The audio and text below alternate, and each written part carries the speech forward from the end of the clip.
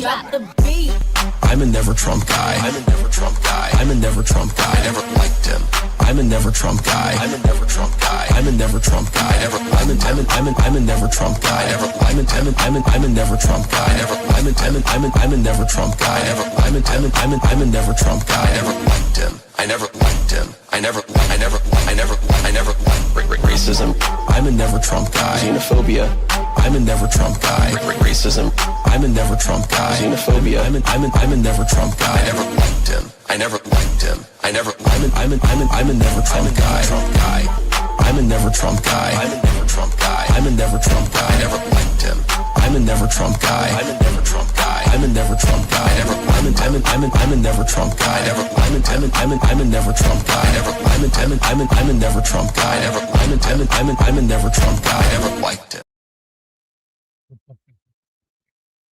Good morning. Patriarch says, hello. Send Patriarch says, good morning and grill shala, y'all. Indeed. Well, QC John did tag me in a Discord thing saying he's not going to be here, so I'll go ahead and say the morning benediction without him.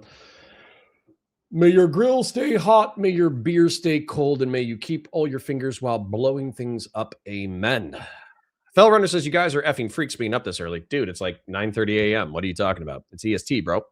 Yo, Giga Chad Smith, true. Anonymous Chatter says, prepare yourself to see more spineless Senate Republicans rewriting history on January 6th for the 500,000th time or 4 millionth time. I know having a job is rough. I know, right? I know. Solidus says, proud freak. Christian Blair says, good morning. Jen Winkler says, Connor morning flex. Amen. Yes. The notifications are coming in late from my telephone. Okay, well, my apologies. I just went live, by the way, so, it might not be that late. We'll do that. Okay. Christian Blaris wants me to announce in Discord the the streams or whatever, but of course I'm live 9:30 a.m. approximately to 2:30 p.m. approximately Monday through Friday. Either on Valor Media Network or on Counterpoints Politics, and then the night streams I haven't been announcing, but I think I've announced most of them so far. This Sunday I am excuse me. This Sunday, I think I'm supposed to be debating on Raging Tomato. I can check the topic if you wanted me to check the topic real quick. But I think Raging Tomato, 9 p.m. EST, something like that. Let me take a look. She just sent me a DM the other day. I'm trying to get back into the right-wing sphere. The topic is police are trained to violate the Constitution of the United States. So, So that's the debate. That'll be on Sunday. And then, excuse me, I'm sorry for yawning in your earballs. I'll drink caffeine momentarily. But there's another debate. I think maybe on Tuesday. Can I tell you something horrifying? On Tuesday, I might be debating Israel with JF Gary Epi.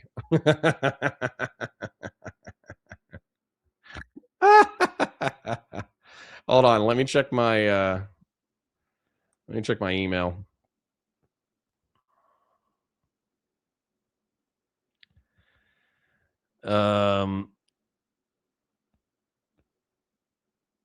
Yeah.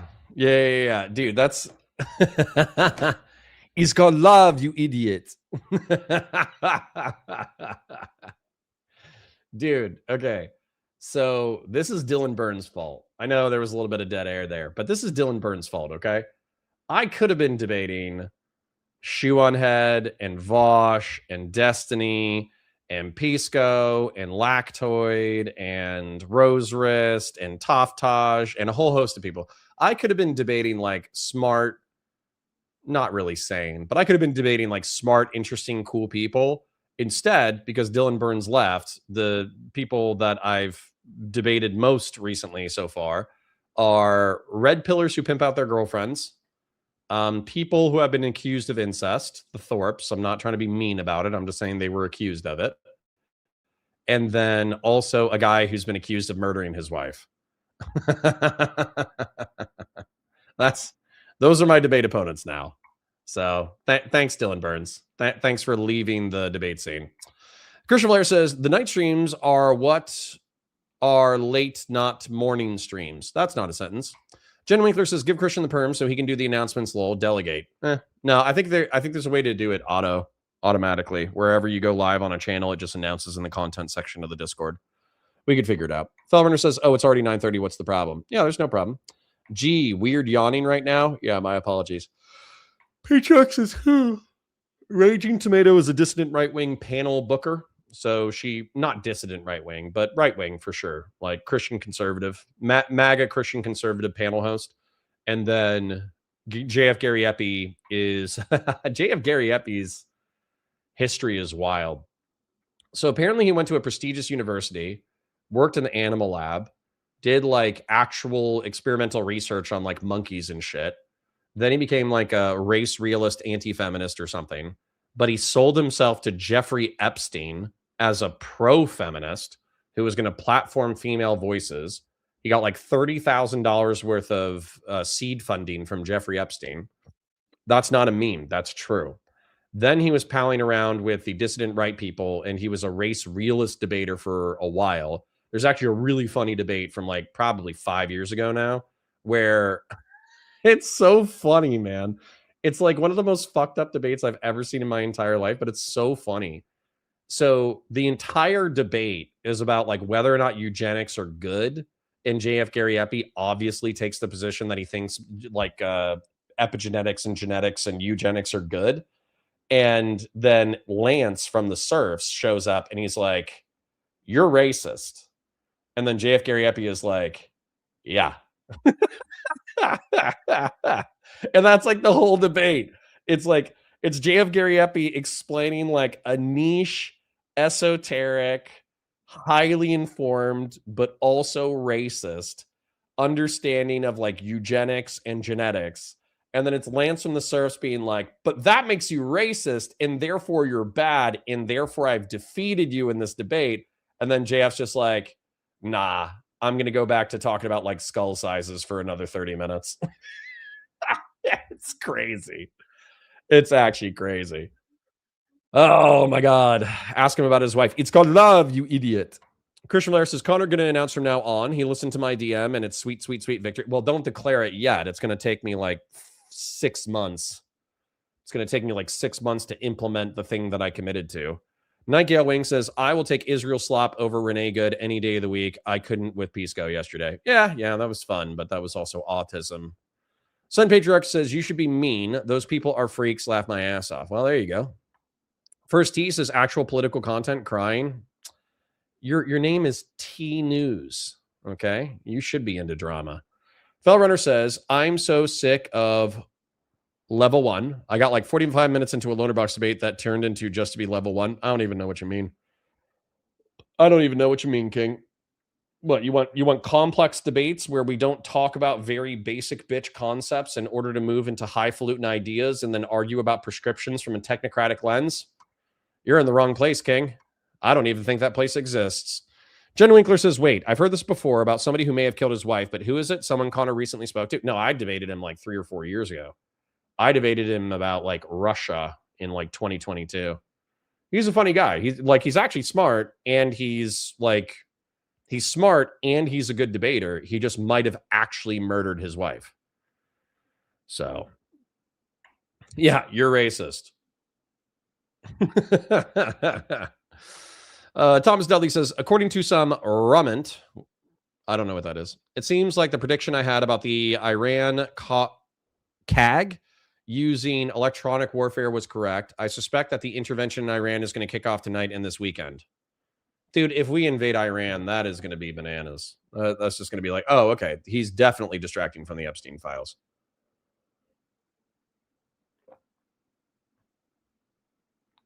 Excuse me. If we invade Iran without congressional authorization, that's just like straight up. That's just straight up like Donald Trump raped children, and there's evidence of it. Thomas Dudley, according to, oh, wait, that's the one I just read. Vorpal says, "Seeing that the left are starting to pick up gun ownership because ICE wants to be able to do mass warrantless home invasion. What a time to be alive. The left slowly becoming pro-gun. Don't worry, the liberals will go soy the second they win real political power again." Christian Lair says, what the F, how, laugh my ass off? Because it's me. It's me. I have plenty of good ideas. Execution takes a while. Nightgale Wing. Dude, it's like being married, right? You ever seen the tweet? You ever seen the tweet where it's like, There's no need for women to ask their husbands to keep doing the same thing 3,000 times. They'll get, and I forget what it is. It's like, it's something about 6 months. There's something about a 6-month timeline where it's like, don't worry, they'll get to it sometime in the next 6 months. I'll Google it because it's actually, the play on words is better than that. Women don't need to keep reminding men 6 months. 6 months tweet. I thought it was a tweet. Yeah. Ladies, if a man says he'll fix it, he'll fix it. No need to remind him every 6 months.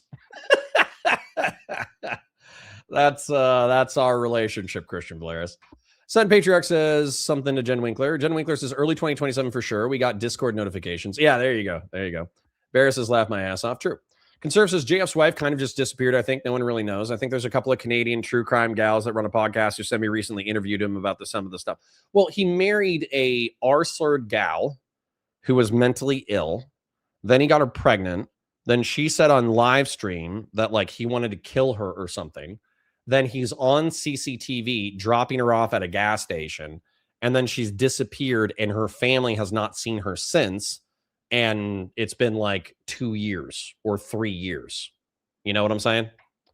Christian Blair says the number of far writers Lance has helped by being dog walked is amazing. Ray says it's cold as F in Minnesota. Hope the rest of you are doing warm. Actually, yeah, Florida picked back up. It's still like 50 or 60 degrees down here, but it's going to warm up by the summer. Jim Baker says, greetings, Connor and the fellow cog. Hello, Jim Baker, my favorite FBI employee. Thomas Dudley says, I don't check it. It's unreliable. True. Fashion 40 says, late, gay, girl, shala. Indeed. Christian Lair says, I either need to start paying Mr. Points or hire a DI for Connor to get his stuff together. Oh, paying. Yep. All right. Not weird at all, Conserve. What did Conserve say? That Arsler has a name. It's Mama JF. Not weird at all. It's called loved, you idiot. Yeah, exactly. Christian Valera says, I stand the word Arsler, but let's not use it in the context of an actually mentally ill, probably murdered woman, lol. Okay, well, my bad. Just being descriptive. Anyways, I got my caffeine. I'm trying not to have a heart attack. I've had a heck of a 24 hours. I tell you what. I've had a heck of a 24 hours, but it's all personal bullshit, so I'm not gonna bore you with the details. It's all annoying too. Drewby says, dude thinks it's cold in the 50s. It's negative here in the mitten. Morning? Is that what you're trying to type? Yeah, I get it. I'm in Florida, dude. I'm in perpetual summer. That was close. During my summers, it's 95 degrees. During my winters, it's 60. Those are my summers and winters. So, yeah, it's nice. Give me a second. Pulling stuff up. Okay, let's try not to be upsetty spaghetti. Let's just do what we got to do. Jack Smith testimony. I got a 5-hour and 14-minute video. I got an 8-minute CNN.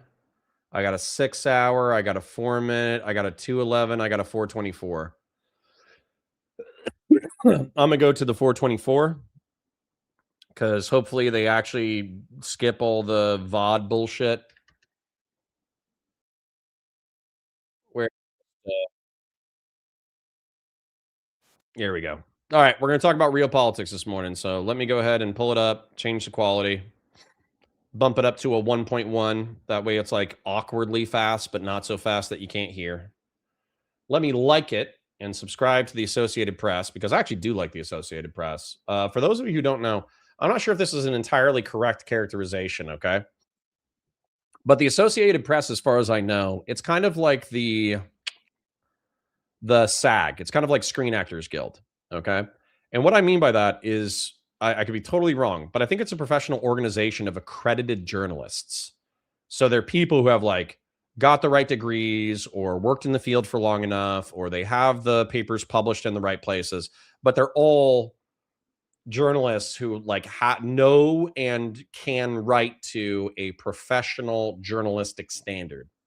And what they can do, I think the AP does have employees, both administratively and not, they have it administratively and they have journalists that they're hired for. But I also think that the AP does, they'll accept stories from any associated journalist that's accredited. Okay. Yeah. There you go. There you go. Chort says it's not. It's a wire service that sells articles to other outlets. But hold on, Chort. Hold on, Chort. Same as Reuters. Okay, hold on. You're going to have to explain wire service to me, though, because it's my understanding that they effectively take like accredited journalists and then collate the news and put it in a single location. So tell me more about wire service.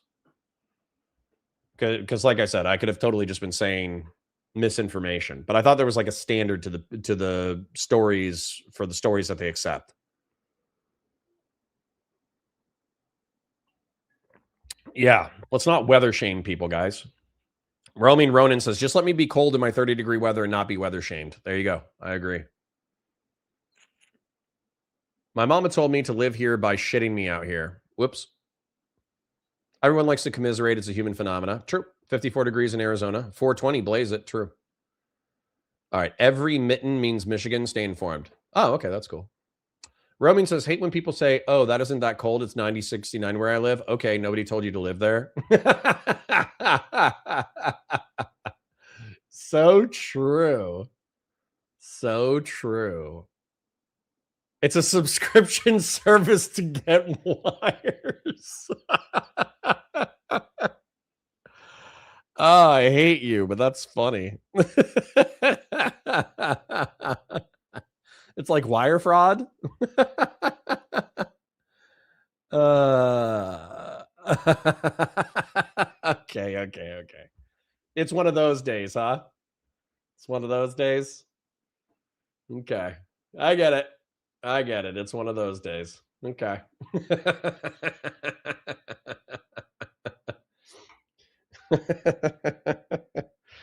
Oh, wait, sorry. What did you say? It's a subscription service to get wires, you idiot. It's a subscription service to get wires, you idiots. Ray Sunlight says, I'll be in Florida next month, planning to steal as much sun as I can. Excellent. Okay, so let's do an intro, get cracking. Guys. Hi, guys. Welcome to Counterpoints. My name's Connor. I'm a science fiction, politics, and philosophy nerd, Marine Corps and law enforcement veteran. I would argue a real Republican. And against my butter judgment. All right, we're gonna take that from the top. Let's try that again.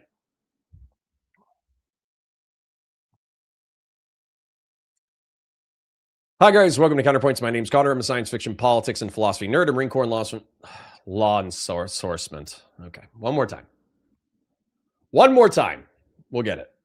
Let me slow down a little bit. Hi, guys. Welcome to Counterpoints. My name's Connor. I'm a science fiction, politics, and philosophy nerd, a Marine Corps and law enforcement veteran, and I would argue a real Republican. I have a special treat for you. Against my better judgment, we're going to be doing real politics. Okay. Jack Smith, who I believe was like the federal state attorney, special prosecutor, something, appointed to investigate January 6th in the Trump administration. He testified before Congress. And from what I've heard from outside the story is he said, I had a good case. F you. I'm not going to be intimidated by Donald Trump. I'm not going to let his sycophants bully me. I don't care what they said. Based off of the evidence I had probable cause to believe that these people committed a conspiracy to overthrow the Republic of the United States. As a result, eat a bowl of wieners. And then what happens is a bunch of Democratic congressmen glaze him, and a bunch of Republican congressmen try to rewrite their narrative. That way they can get good clips that'll go on to Newsmax and Fox News. So we're going to be taking a look at it because overthrowing the Republic of the United States and one of the guardians of our republic standing up to corruption and telling the corrupt people to go F themselves, even if it's not like national news that stays in the cultural zeitgeist for that long, it should be, right? So let's take a look. Chair is now recognized for an opening statement. It was always about politics. And to get President Trump, they were willing to do just about anything. January 7th, 2023, Kevin McCarthy becomes Speaker of the House. 16 days later, Jack Smith issues a subpoena for his phone records. Phone records from 2 years prior for a 2-month time frame, Election Day 2020 to January 7th, 2021. Jack Smith and the Biden Justice Department get the phone records of the top Republican in government, the guy second in line to the president. They know who he called, who called him, when the call took place, and how long it lasted. You can pattern an individual's life. They know who the speaker talked to before big votes, who he talked to after big votes, when he calls his colleagues, when he calls his family. This being a complaint from Republican congressmen who passed the Patriot Act is actually really funny. It's really, really, really, really funny to me. And to add insult to injury, they go to the judge with a subpoena for a gag order on the carrier. AT&T, don't tell your customer, the Speaker of the House, that you just gave his phone calls to Jack Smith and Joe Biden. And here's the kicker. They say to the court, we need this gag order because he's a flight risk. Someone might tamper with witnesses or with evidence. Are you kidding me? The Speaker of the House is going to run? They got my phone records for 2.5 years. Even the Democrats said this was wrong. But of course, we shouldn't be surprised. Democrats have been going after President Trump for 10 years, for a decade. And the country should never, ever forget what they did. Okay, just doing a little reaction here. One thing that Republicans consistently do not reply to me on Twitter, okay? Whenever they say, oh, they've gone after Trump and they arrested Trump and they were investigating Trump, I ask, was he guilty of the underlying crime? Was there probable cause that he had committed a crime? I don't get an answer. I've asked Phil Labonte that. I've put that into Tim Pool's replies. I put that into Jack Posibek's replies back before he blocked me. None of these motherfuckers answer because they already know. They all know the answer. They all know that Donald Trump has done criminal shit and they're sweeping for it. It's fucking evil, dude. It's actually just like it's like spineless and evil.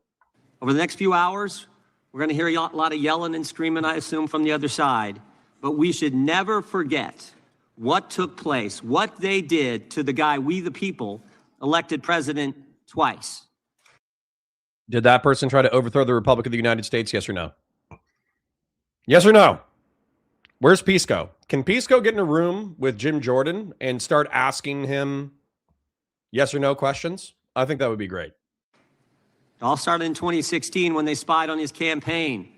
The Clinton campaign hired the law firm Perkins Coie, who hired the public relations firm Fusion GPS, who hired a foreigner, Christopher Steele, to put together the fake dossier. Bunch of garbage in that document, but that was used by Jim Comey's FBI. And we all know Jim Comey. He was the guy who just last year was strolling along the beach. Honestly, man, at this point, okay, I know this is conspiracy brain. I know this is hyperbolic. But at this point, why wouldn't I believe the Steele dossier? Okay. If Donald Trump is willing to participate in crypto scams to the tunes of billions of dollars, if he's willing to take foreign bribes through crypto for billions of dollars, if he's willing to impugn the Bidens who are doing 1% of what he's doing, which, by the way, if the Bidens are still bad for doing that, but they're still 1% of what Donald Trump has done in the past 2 years.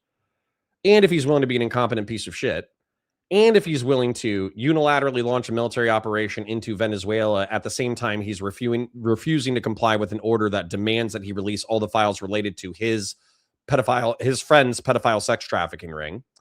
And then if there's rumors that he's on the verge of, either doing some kind of kinetic operation in Iran to distract from the pedophile ring, then why wouldn't I believe that he hired 2 Russian prostitutes to pee in the bed that Barack Obama was going to sleep in the next night? He does sound petty enough to do that. He does sound mean enough to do that. He does sound gross enough to do that. So I understand, like, extraordinary claims Extraordinary claims require extraordinary evidence. So I'm not going to believe it without seeing the evidence. But based off of like the inference of how bad of a douchebag this guy is, why wouldn't I believe that story?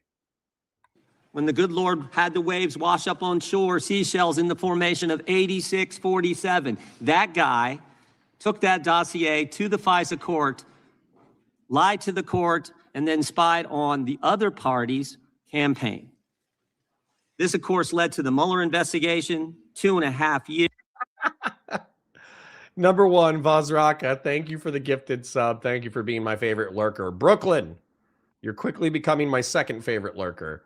But Darth Panzer says, yes or no doesn't hit with the youth these days. Got to start abbreviating it. Start yelling, Anyan, in your debates. Perfect. Perfect. Here's 19 lawyers, Wait, 6'7"? Shut up. 40 agents, $30 million to find nothing. No conspiracy, no coordination whatsoever. Then it was impeachment 1, anonymous whistleblower. We couldn't even know who was bringing the charge against the guy they were trying to take it, the guy we elected, who were they trying to kick out of office. We couldn't know. Secret hearings in the bunker, in the basement of the Capitol. Again, nothing. Then it was impeachment 2. No secret hearings here because they didn't have any hearings. It was a snap impeachment. And the Senate trial actually took place after President Trump wasn't in office. Then, of course, it was Alvin Bragg, who said before he got elected district attorney that there was no case here. Then he gets elected and changes his mind when the left starts pressuring him to go after President Trump. He hires Michael Colangelo, former Democrat National Committee consultant, and the number 3 guy at the Department of Justice. And then, of course, it's Fonnie and Nathan, Fonnie Willis and Nathan Wade in Fulton County, Georgia. We actually deposed Mr. Wade, one of the most interesting depositions I've sat through. We said to him, you bill taxpayers in Georgia thousands of dollars for meetings in D.C. with the January 6th committee and with the Biden administration. And we asked him some questions. Who'd you talk to, Mr. Wade? He couldn't remember. We said, where'd you meet? Did you meet the Capitol? Did you meet the White House? Where'd you meet? Couldn't remember that either. We said, were these meetings in person, on the phone, or did you have a Zoom meeting? Couldn't remember, couldn't remember, couldn't remember. We finally just asked him, did you really come to D.C. and meet people? He said, oh yeah, I came. And I billed the taxpayers. I know I came. Just no idea who he talked to or what he did. And then there was the raid. All right, just saying it. That is mad shady. And this is where I don't, I'll tell you straight up. This is where I like Josiah just fine. I think Josiah Pondering Politics is an excellent content creator. I'm really proud of him. And I love that, he was a 50 viewer Andy 2 years ago, 3 years ago. Then he just found his niche. He found his lane. He started grinding the fuck out of it. And then he turned that into a beautiful, amazing, lucrative career. I could not be more proud of Pondering Politics, honestly. And he seems like the same guy.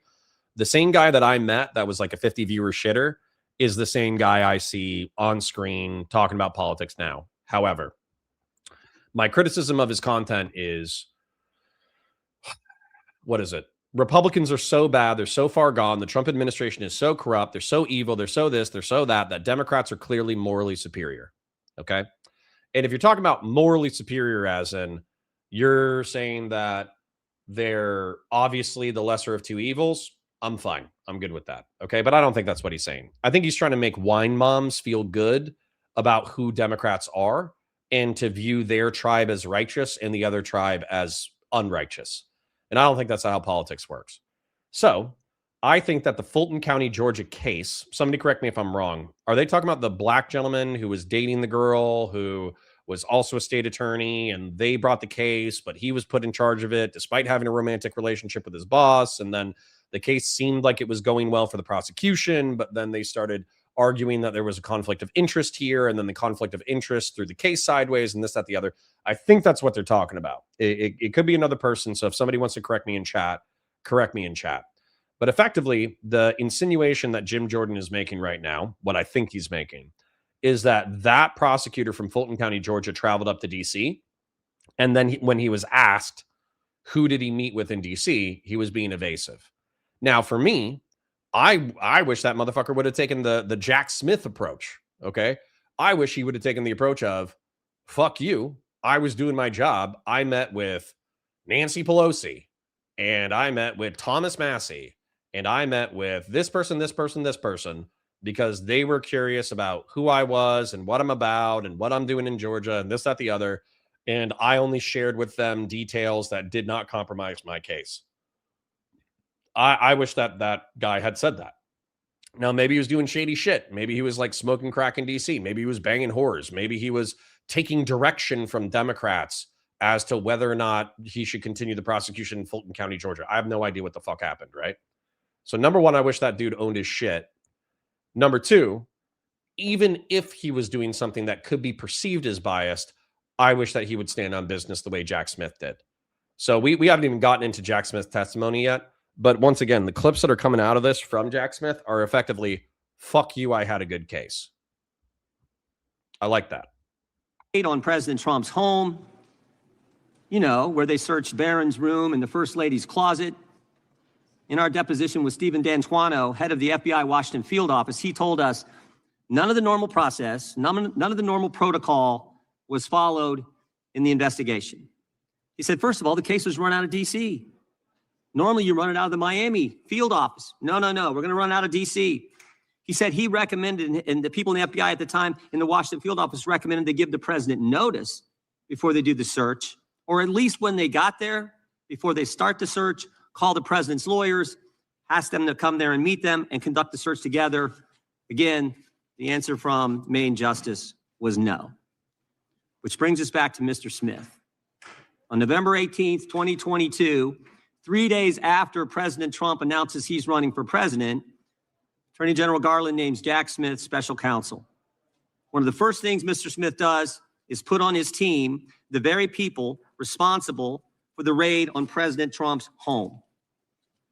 The very people. And then Jack Smith also puts on his team the people responsible for getting the phone records of dozens of members of Congress. He dared to put people onto his team who were investigating criminality. What a piece of shit. People like Thomas Wyndham, who when we deposed him, took the fifth 71 times. We've actually referred him to the Justice Department for obstructing our investigation. Jack Smith then gets a gag order in his investigation on President Trump from Judge Chutkan without filing a single affidavit with the court from a witness or a potential witness that they felt threatened by statements from the president. Stop and think about it. Jack Smith restricts the speech of the former president while he's a candidate for president. Thank goodness Mr. Smith was slapped down on appeal and the order was changed. In fact, just 2 weeks ago, let me get some live chat up in this bitch. I almost missed Khazra coming back. Hey, Khazra. What are we on? We're live on Valor Media Network. Khazra, tell us things. I know it's terrible. I'm sorry for laughing, but I'm just happy you're alive. For those of you who are VOD viewers, we have a community member named Khazra. Khazra lives in a spicy country, that country being Iran. Iran, for those of you who don't know, has had a lot of civil unrest recently. And effectively, there's been accusations that between like 2,000 and 20,000 people have been shot and killed by the government. And my advice, Khazra was saying like, hey, protests are starting. If you don't hear from me in a month, it's probably because I'm dead. And I was like, okay, stand in the back of the protest, please. Do not get shot. And so far, I don't know if Khazra's been shot yet. I haven't checked out the chat, but I obviously need to know if Khazra got shot. But I'm actually just really excited to see Khazra alive. So let me pull up Valor Media Network so I can see live chat so I don't miss, you guys aren't having like a full-blown conversation with Khazra. And I'm just like, so I don't miss. I'm just like over here like 30 minutes ago playing 30-minute old tennis, I suppose. I'm going to set a goal. Thank you to Vazraka and Deus Halcyon for gifting a membership. Thank you guys for kicking us off. The goal is going to be the same goal that it always is, which is over 2 hours, 10 super chats, $2 or higher. You guys oiled the shit out of the Counterpoints Politics channel, which comes to me directly on Tuesday. So I Dare not ask for more money from my oilers or my chippers. If you are chipped out, if you are oiled out, I do not care. You guys have been incredibly kind, incredibly generous this week, and I could cry. I could actually cry right now because of your generosity. But you know, this is kind of like something where I have to make money every day. So once again, your chips and oils are appreciated but not required. Oh, we've all been so worried about you. Thanks, guys. I lost a best friend. I'm sorry, dude. I'm sorry. I am sorry. I know it fucking sucks. Don't cry. Just make announcements in Discord. Cosner says, thanks, guys. It means the world to me. I wish you the best. Dude. Like, I know we're just like digital friends, right? Like we don't even know what your face looks like, right? But yeah, you're a member of the community. We care about you. We want you to do well. We don't want you to get killed. And do it, cry right now. No, I'm just getting tired. I'm getting man tears. Okay, I'm not gonna get like the sad tears where I'm like, no. I'm just gonna have tears. I cry like a man. Okay, so I get frustrated and I get angry, and then tears like kind of like well up at the corner of my eyes, and then like one of them will like jet down my face. You know, that's how I cry. I don't cry like the ugly cry. I cry like my face is the same, but tears are, you know, shooting down the sides of my face. I almost clicked on Kazra and said, put user in a timeout. Kazra comes back. I ban them. No. Okay. Kazra, you have more than earned your wrench in the cog. Okay. You have more than earned your wrench in the cog. I'll be reading old chats. But once again, I am proud to know you as a person. I'm happy you're a part of the community. I'm happy that you have survived the past 30 days. And I'm sorry that you lost one of your friends. Connor about to enforce the internet blackout. It's fucked up. It's not funny. It's not funny, Darth Panzer. That is funny, though. Grassroots. Kazra's back. So Kazra's in Iran. There was, the protests over the past couple of weeks, months, month basically. And they estimated between 2,000 and 20,000 people have been killed by the government as a result of their protests. And Kazra is saying that one of their friends got killed in the protests. Anyways, okay. I parasocially love you guys. Like the stream, share it with your friends, engage with chat, super chats if you got them. I'm going to keep scrolling through the historical chat to see if there's anything that I want to engage with. But Kazra, I'm going to say it again. I'm happy you're alive. I'm sorry you lost a friend. You're a member of this community. And if there's something that we can do, if there's anything that we can do, please tell us. And if it's within our power, we'll do it. So welcome back. The Washington Post editorial page.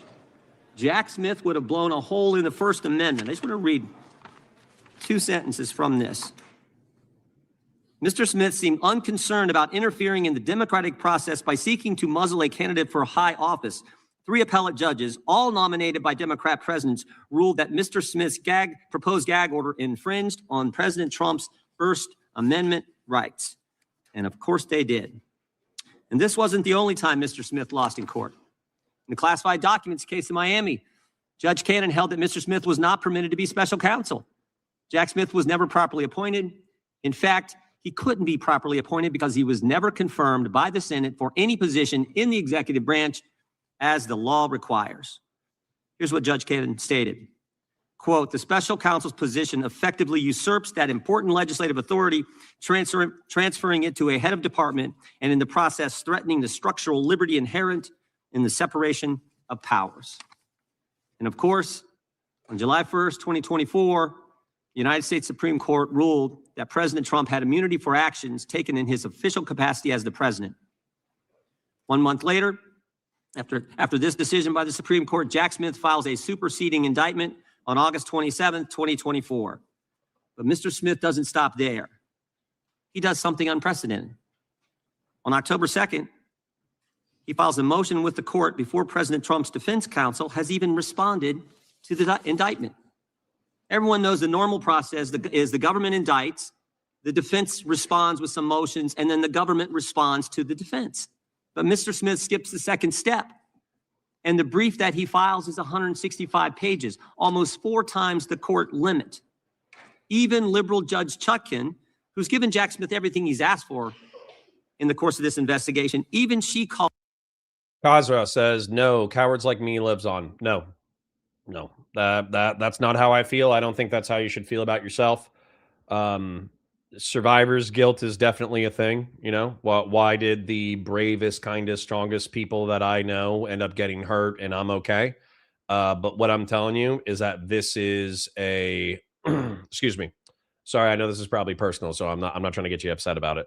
But for me, there's a difference between being a martyr for a cause and being like a soldier for a cause. And I would say that martyrs oftentimes lose their lives in causes and they don't always know their impact. They of course can be important and they're important symbols. So I'm not trying to demean any martyrs in any cause, but a soldier basically fights when it's appropriate to fight. Okay. And you know, if you don't take, I'm not even talking about taking up arms, right? Like that's not what I'm talking about. What I'm talking about is you do what you can when you can, and you protect you and yours first.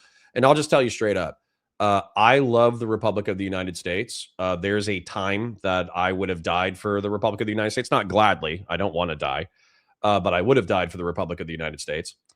And but I'm not a young man anymore, and I got kids and I got a family. So if there was civil war in the United States, I'm not going to be on the front line of the protests. I'm not going to be on the front line of the Civil War. I'm not joining the first militia that I see. What I'm doing is I'm taking my family up to fucking Canada, and then I'm deciding if I actually think that there are enough pro-Republican forces in the United States that are actually fighting for the Republic and the Constitution to join. But if it's fascists versus communists, I'm not joining fascists and I'm not joining communists. I'll let them kill each other. I'll come back when they're done. I'm a Republican, meaning that I care about a republic. I care about rule of law. I care about balance of power. I'm not going to die for some fucking right-wing dictator, fascist fucking dickhead. And I'm not going to die to usher in some fucking shitty authoritarian dystopian police state lefty bullshit. So if your position is that you're like, hey, I want pro-democratic forces to win, but realistically, we don't have the strength to overthrow the authoritarian regime. And so all that's going to happen is a bunch of martyrs are going to be created in a valiant cause, but I have family and I have friends that I need to take care of. That's not cowardice. That's just being human. And don't throw your life away unless you know that you can get something out of it. So that might be a little selfish. I don't know if that's selfish, but as a 40-year-old man, I think throwing your life away is for 19-year-olds. Throwing your life away is for 19-year-old men. Okay. Protecting your family and protecting your friends is for everybody else. So protect your family, protect your friends. And then if you can make an impact, make an impact. Grassroots with a 20. Thank you, King. I would oil more today, but I impulse purchased a $1,000 coat at the airport in Milan, and I think I'm going to tip the hottest waitress in the world, roughly $500,000. I'm considering mortgaging my house. I hate you, but I love you. So thank you, Grassroots, for your chips and for your oils. Thank you for continuing to be a community member. Thank you for kickstarting our community, and thank you for the constant financial support. And I hope that you sign a prenuptial agreement before you marry the hottest waitress in the world. Okay? Parasocial love, King. Called it atypical and irregular. Now, why would Jack Smith do that? Why would he abandon proper procedure? Why would he ignore court rules? Why would he do that? Because he's running out of time. There's an election around the corner. It's coming in 33 days, and he's got to get President Trump. He's got to stop President Trump from running, tie him up in court. He's got to get to trial, or at a minimum, insert an 165-page political document into the presidential campaign. It was. Are you guys okay if I fast forward, Jim Jordan? I'm gonna jump to the Democratic response, which I'm sure is gonna be super fucking soy. Oh, we only got like 30 seconds left. Never mind. Always about politics. The good news is The American people saw through it. They saw through it. For so long, the left has controlled so much in this country. The left controlled big media, the left controlled big tech, the left controlled academia, Hollywood, certainly the Democrat Party, and I think all too much the federal bureaucracy. But the left doesn't control we the people. And in spite of the left and the weaponization efforts of Jim Comey, Alvin Bragg, Fonnie Willis, and Jack Smith, we the people saw through it all. And we elected President Trump twice. Before That has nothing to do with whether or not he committed crimes, you douchebag. God, I wish I was a congressman. I wish I was a congressman, not because I think that I would be particularly good at getting policy done, but I would love to talk to, like I said, I would love to talk to Bernie Sanders, AOC, Maxwell Frost. As a matter of fact, I just need to go talk to Maxwell Frost. I just need to set up a thing with Maxwell Frost. Maxwell Frost, I don't think is my representative. He might be. Either way, he's super close. And he talked to the PV people, which is how I know him. He's either in my district or he's in the next district over. I forget. But I just need to go talk to Maxwell Frost because they're the only people who actually like come up with like legislation, which is frustrating. So anyways, yeah, I need to go talk to Max. But the point is, I see that super chat. I'll get to that in a second. That Republicans are not going to answer the question about whether or not Trump is actually guilty of the underlying crimes of which they're accused, because that would actually totally give this away. It's like, we elected this guy twice. That has nothing to fucking do with whether or not he committed crimes. Nothing to do with it. And anybody with above 80 IQ should be smart enough to see through that smoke screen. Anonymous chatter says, I'm dressed up as the hottest waitress in the world, and this absolute Giga Chad just left me a $500,000 tip. So here's your cut. Well, thank you, Anonymous chatter, for thank you for sharing the wealth. Sierra says Adolf Trumpler is a pedo MAGA cult, allow and support pedo MAGA, making America grotesque again. All right, Sierra Brew. Slow down on the Sierra Brews, okay? Pace yourself, all right? It's like 9 a.m. Anyways. Okay, Sierra Brew, seriously, like, chill. Okay, like, we're all on the same team. We all don't like Adolf Trumpler, but you don't need to spam, okay? It's kind of soy. Relax. Take a chill pill. Have another Sierra Brew. But anyways, I'm going to show you Canada real quick on Google Maps. Because if you look at Canada, all right, Quebec is, I speak French. Yes, I can speak in caps. Oilers can speak in caps. Chippers can speak in caps. Random spammers cannot speak in caps, okay? Now, apparently there's a problem with food where the topsoil in Canada is not that great. But look at all this green, man. Like, I get there's like a lot of gray. There's like a lot of mountains, and it's probably cold as shit right now. But there's a lot of green, man. So I have to assume that you can grow sufficient food, that Canada is still a decent place in order to do it.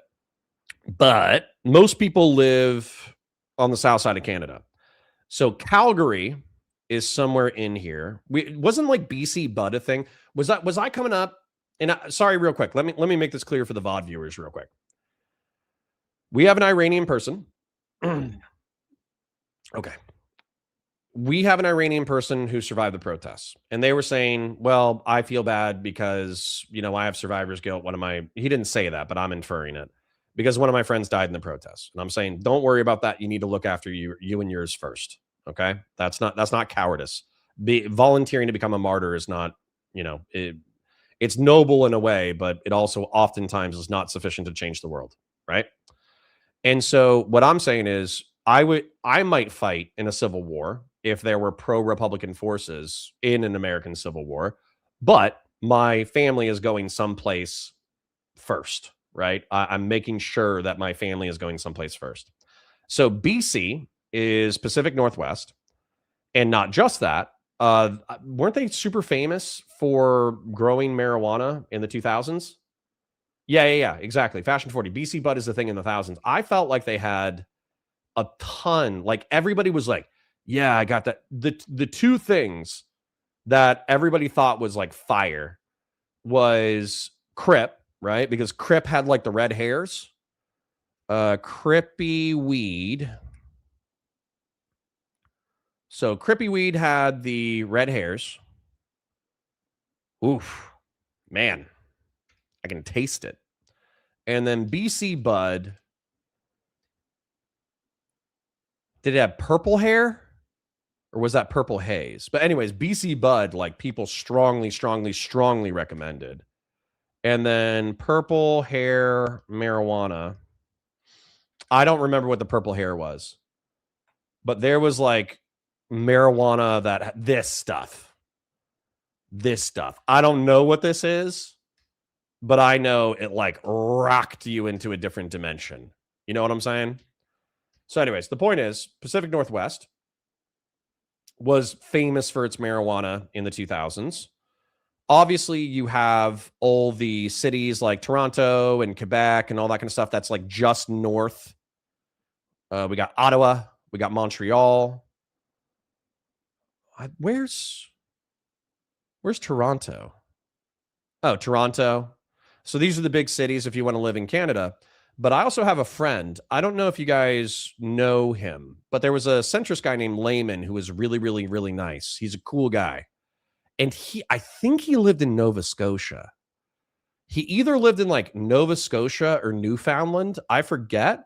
But he basically said like, hey, nobody lives here and it's cheap as hell and it's peaceful.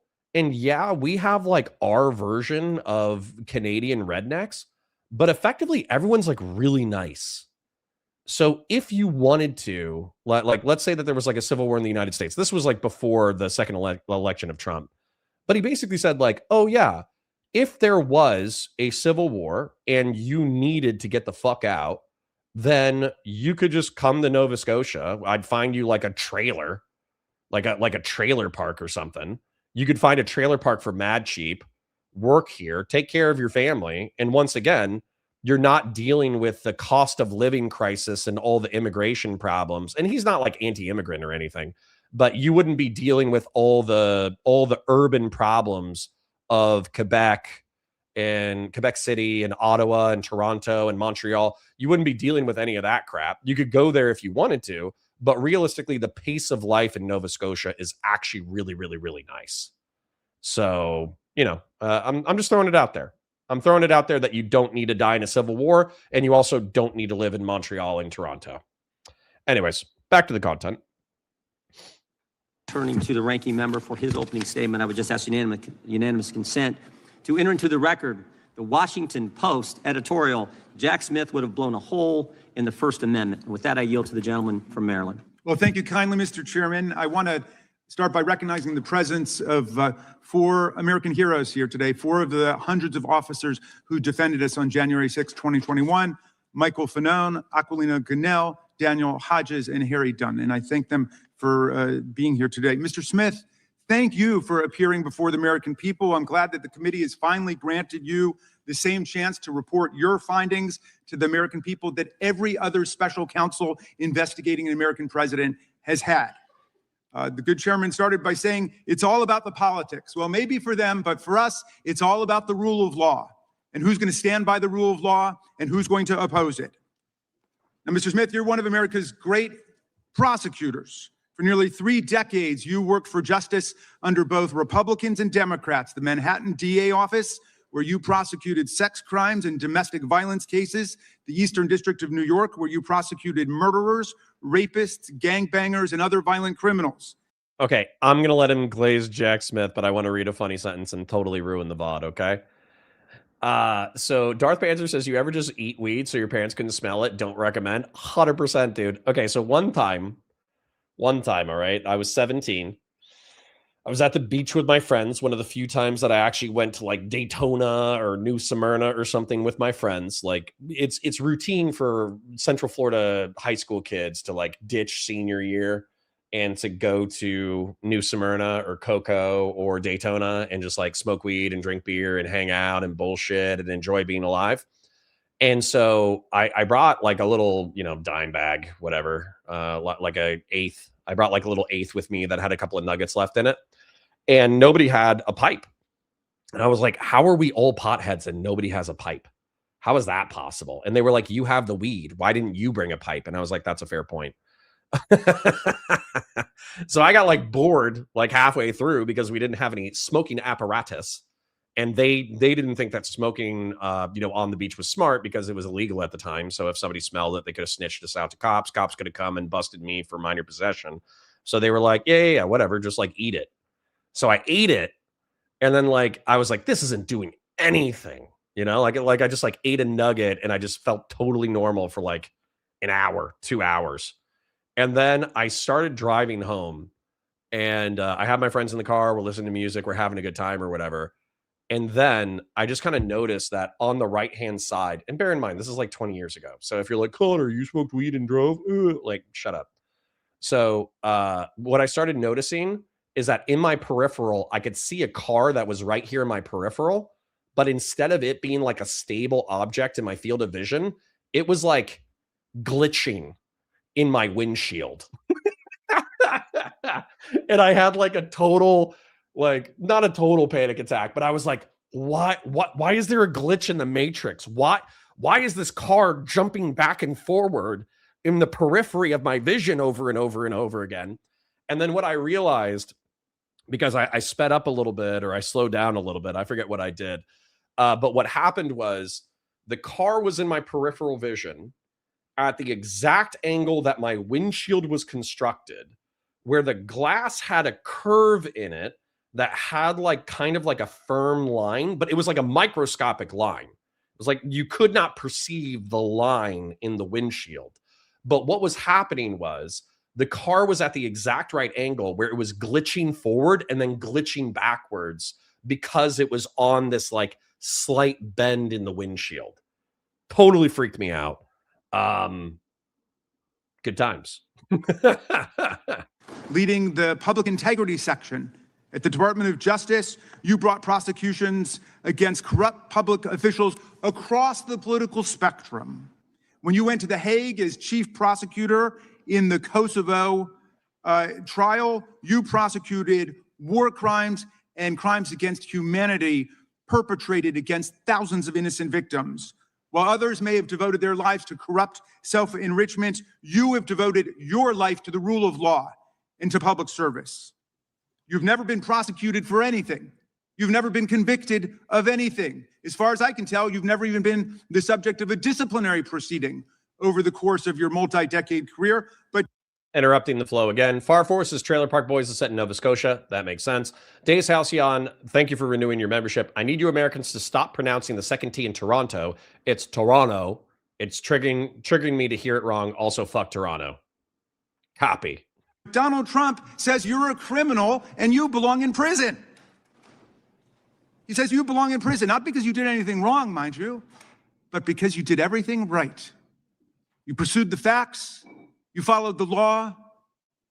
You stuck with extreme caution to every rule of professional responsibility. You had the audacity to do your job. Everybody here knows what you did wrong in Donald Trump's eyes and why he says you belong in prison. You found, and I quote from your sworn testimony before the committee, you found proof beyond a reasonable doubt that President Trump engaged in a criminal scheme to overturn the results of the 2020 election and to prevent the lawful transfer of power. When asked whether you believe the evidence was enough to obtain a criminal conviction against Donald Trump at trial, you had a one-word answer: yes. When asked if Donald Trump was responsible for the violence that took place at the Capitol on January 6th, you said, our view of the evidence was that he caused it and that he exploited it and that it was foreseeable to him. You found that Trump knew he had lost the election. How? Well, his own Attorney General, William Barr, repeatedly told him so and described all of Trump's theories as BS. Trump's top campaign advisors told him he lost the election. Vice President Pence told him he lost the election. More than 60 federal, state, and court decisions, including 8 rendered by judges he appointed to the bench rejected every outlandish election fraud and corruption claim that he made. Trump himself even privately acknowledged it, gesturing to Joe Biden on TV and saying, quote, From "Can you Terminator? believe I lost to that effing guy?" He knew he lost, but he threw everything into his big lie, which some people, even in this room to this day, will stand by and swear by. Well, when the big lie wasn't enough to convince officials like Georgia's Secretary of State Brad Raffensperger, a Republican, to commit election fraud and just fine Trump 11,780 votes, when it wasn't enough to convince Trump's DOJ to, quote, "just call the election corrupt and leave the rest to me" in the House Republicans, when it wasn't enough to force Vice President Mike Pence to announce and then exercise lawless powers to reject electoral college votes and use counterfeit slates to anoint Trump the winner, that's when Trump incited mass violence. General Balsack, I'm a neocon as well, but this is one of the things, man, where I think that we're just in this weird moment of time that's going to be looked at in history books as kind of like, oh, well, of course you were going to make it, right? Like, of course you were going to make it. But at the time, it feels really precarious. So as an example, in the 1950s were thought of as like a pretty stable and happy and materially successful time because we were post World War II. Everybody was happy to be alive. We had the baby boom where everybody was having kids. The industrialization in reference to the war left all this civilian capacity that allowed people to have decent jobs while they were increasing the economy. And so as a result, the 50s was thought of as a good time. The 60s and 70s was thought of as a good time when people were doing drugs.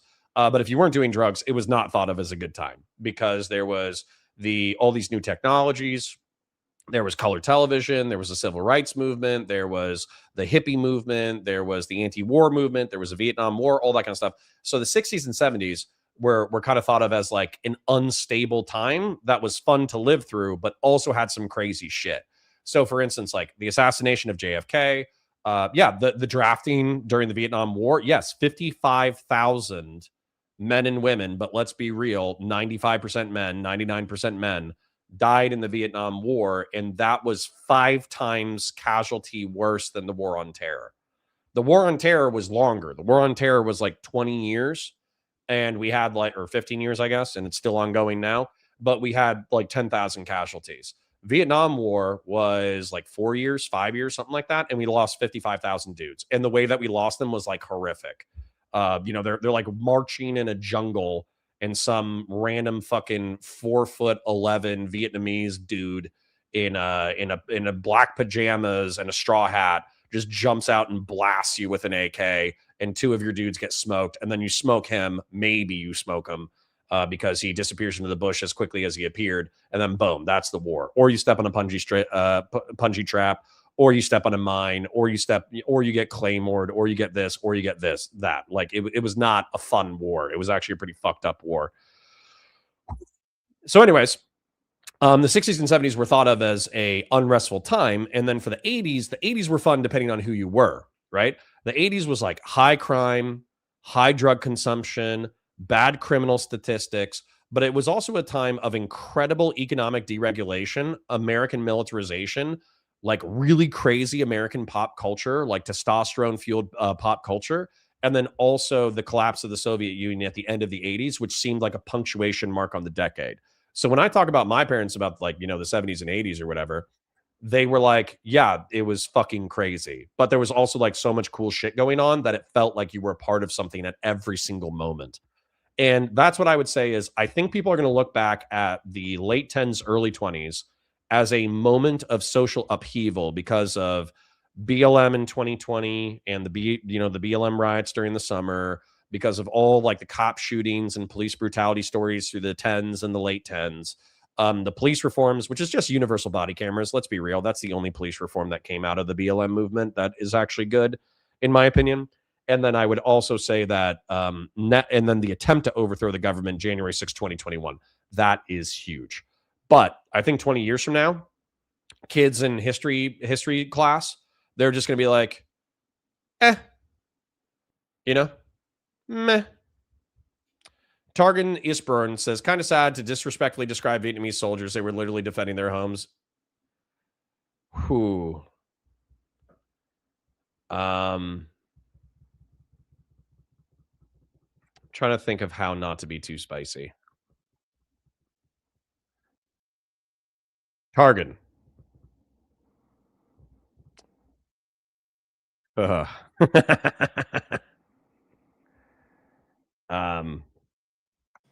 January 6th, while more than 140 officers were being brutally assaulted by Trump's mob, while rioters beat them with flagpoles and sprayed them. Targan says you kind of sound like you see them as subhumans. I said 4'11", to be clear. I said 4'11", not 4'1". Did I say 4'1"? They're short. Okay. Vietnamese soldier standing next to American soldier. I think there's obviously a Korean. I know there's Korean pictures. Hold on. I'll find a picture for you. This is a modern one, but that's a short American soldier, you can tell. There you go. This is what I was talking about, okay? This is the guy. This is the guy who fucking shoots you. Okay? Here's an American guy. He's 5'11". He's 6 foot. Here's the guy that kills you. He's 4'11". Okay? So you can say, "Oh, Connor, that's racist.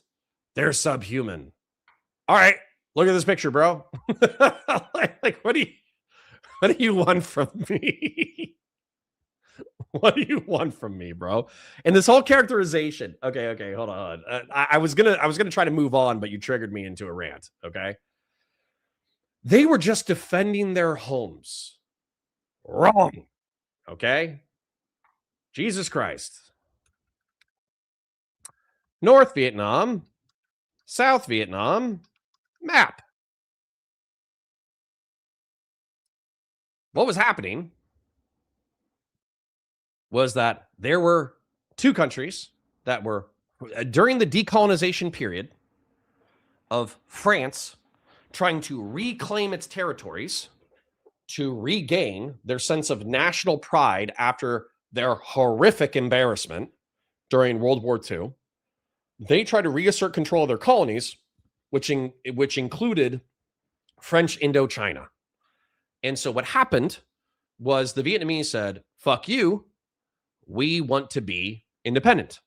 And there were realistically two places that were relatively independent.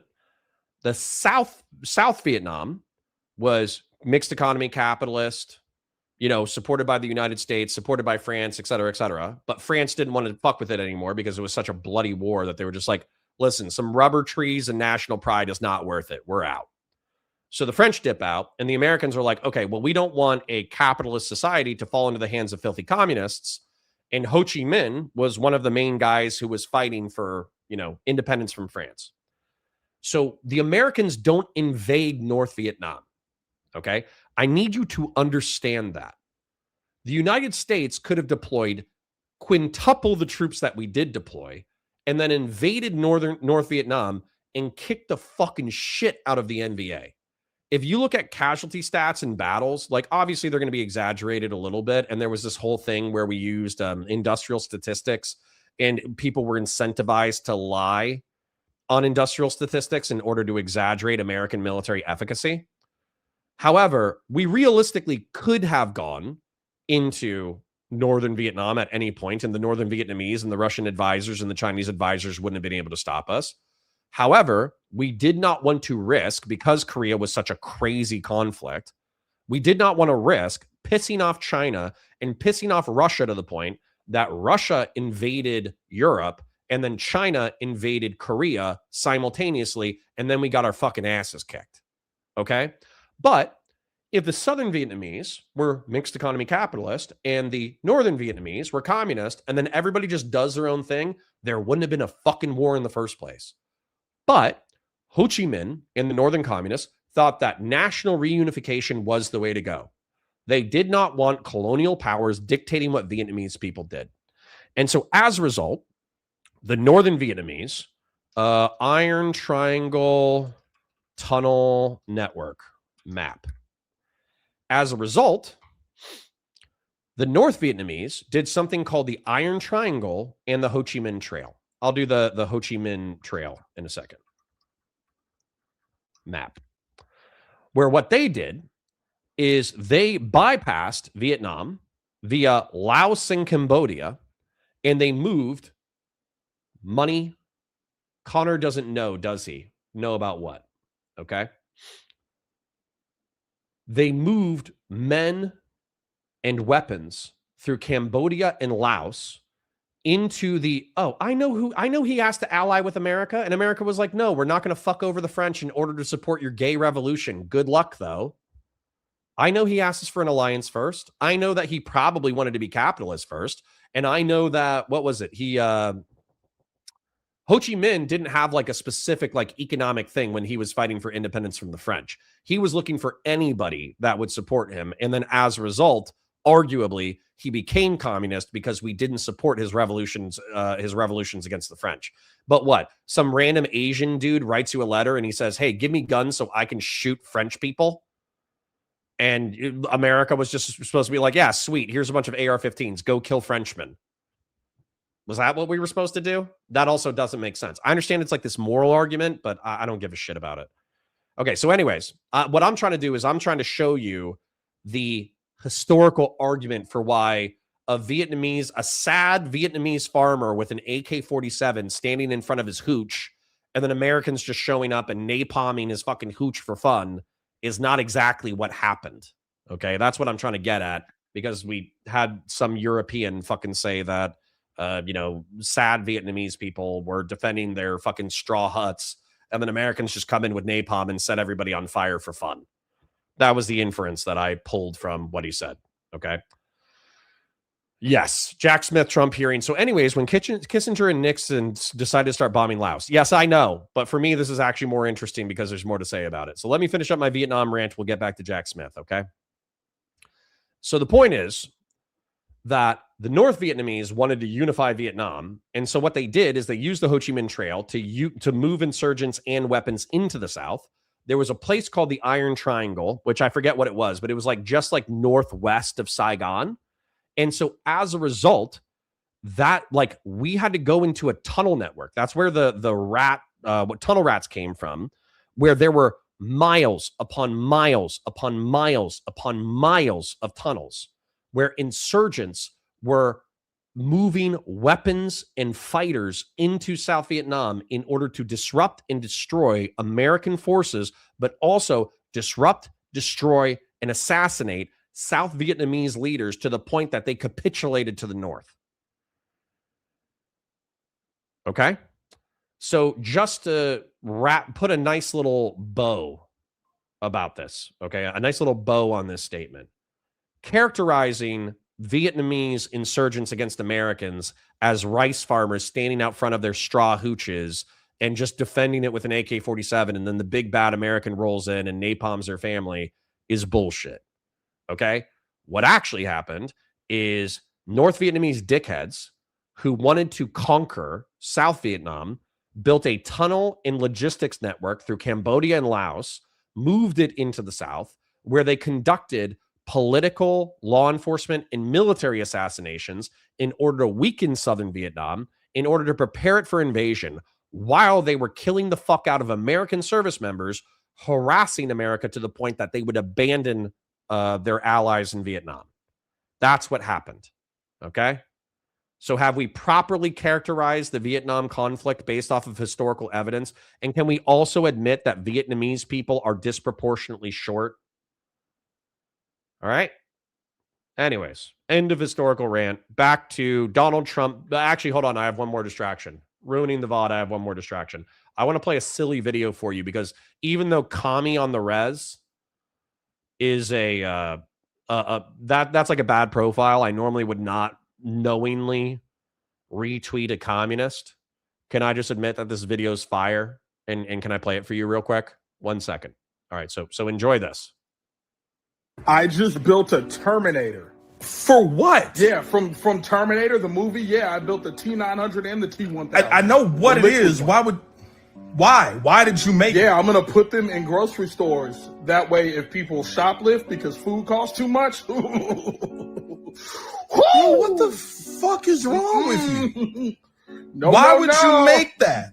Those robots cost millions of dollars. You could have just bought Millions of everybody dollars food to instead make. of this. Hey, I just developed a Gundam that hates black women. A Gundam? Yeah, that it hates black women. Yeah. Angela Davis? No, not anymore. My Not God. anymore. What? Why do you have money? Davis until I Angela. Why do you have money? She Angela on my Davis till I. She Ann on my Jilla till I Davis. Hey, I built Megatron. Megatron that wants to destroy all Yeah, humans? I built Megatron. Yeah. And why? Why would you do that? Innovation. What Duh. the fuck? Look, bro, can you please just use your money to like help people, like make prosthetic limbs or give people food or something? I help made the a crops. drone that will suplex you if you've ever thought anything bad about Israel. Oh my God. Why? Are you thinking bad right now? I can go get the drone. I can go turn it on. Yo, I just made a time machine so that we can go back into the 1840s and stop Harriet Tubman. What the fuck is wrong with you? What is wrong with you? Why are you like this? And why do you have money? Who gave you money? Who let Satan cook? So, number one, I love that clip. Number two, I want a soundboard eventually. Okay. Like I'm going to spend $200. I'm going to replace these lights. Okay. These lights keep falling on me. They keep falling on the dogs. They're nice lights, but I'll set them up for like a Warhammer studio play thing or whatever. I'm going to get lights that are squares, that are nice, that are good for streaming, that are soft, that don't hurt my eyes, and I'm going to put it on the desk. The other thing I'm going to get eventually is I'm going to get a soundboard. And I want to add obnoxious things to the soundboard. And whenever I'm being a little bit racist, like funny racist, I kind of want to play the clip. I made a Gundam that hates black women. I got to say, like, I don't know what your guys' favorite phrase out of that skit was, but I made a Gundam that hates black women, had me laughing so hard that I had like tears coming out the sides of my eyes, and I watched that video 2 or 3 times. So you know what I'm saying. All right, anyways, let's continue. Them with chemical agents and crushed them in doorways. And while they chanted, "Hang Mike Pence," and chased the vice president out of the Capitol, Trump and his team worked the phones, calling not the National Guard, which was under the direct unilateral control of Donald Trump, but calling members of Congress, urging them to delay certification and to nullify the election results. Special Counsel Smith, you pursued the facts. You followed every applicable law, ethics rule, and DOJ regulation. Your decisions were reviewed by the Public Integrity Section. You acted based solely on the facts, the opposite of Donald Trump, who now has purported to take over the Department of Justice. He's in charge of the whole thing under his unitary executive theory, and he acts openly, purely based on political vendetta and motives of personal revenge, and he doesn't deny it. Our colleagues have complained about the special counsel's review of toll records, which are phone records like a phone bill, showing only the timing and duration of calls and containing no content, no substance whatsoever from the calls. But those records were lawfully subpoenaed because Donald Trump made those members of Congress relevant to the investigation. It was Trump who chose to call them to advance his criminal scheme. As you testified, Mr. Smith, if Donald Trump had chosen to call a number of Democratic senators, we would have gotten toll records for them too. I trust our colleagues get the point because America certainly gets the point. There is much Mr. Smith still can't talk about, though we know he badly wants to. His investigation developed what he calls powerful evidence that Trump stole documents containing our country's most sensitive secrets, hoarded them in the ballrooms and the bathrooms of his well-trafficked Mar-a-Lago social club. He showed them off to visitors, and then he obstructed a federal investigation by instructing his attorney to pluck out anything really bad before turning materials over to the FBI. Sorry, it took me a second to understand this. Eric Dom said, "Oh, I am so ruining this VOD. This VOD is going to be unwatchable. Oh no, but I'm having fun, and I hope you're having fun." Okay, so Eric Dom says, your soundboard needs the sound that the Tau-like aliens make, especially the one holding her child in the simulation in episode 4 in Space King. I already knew what you were talking about. So listen to this sound. Yeah, the ADD is winning today. The ADD is winning today. So this is Space King. It's clearly a play on the Tau. The Tau in Warhammer 40K are viewed as like the nicest aliens. Like they're the closest thing. If there was a sane faction in Warhammer 40K, it would be the Tau. And so in Warhammer 40K, but also in Space King, they use the Tau proxies as a punching bag. And they have this like ridiculous sound that they make, and it's amazing. And so this is a Tau woman holding her dead child, and she's crying because the Psycho Warriors just like killed and bombed and destroyed her village. So let's take it from there, okay?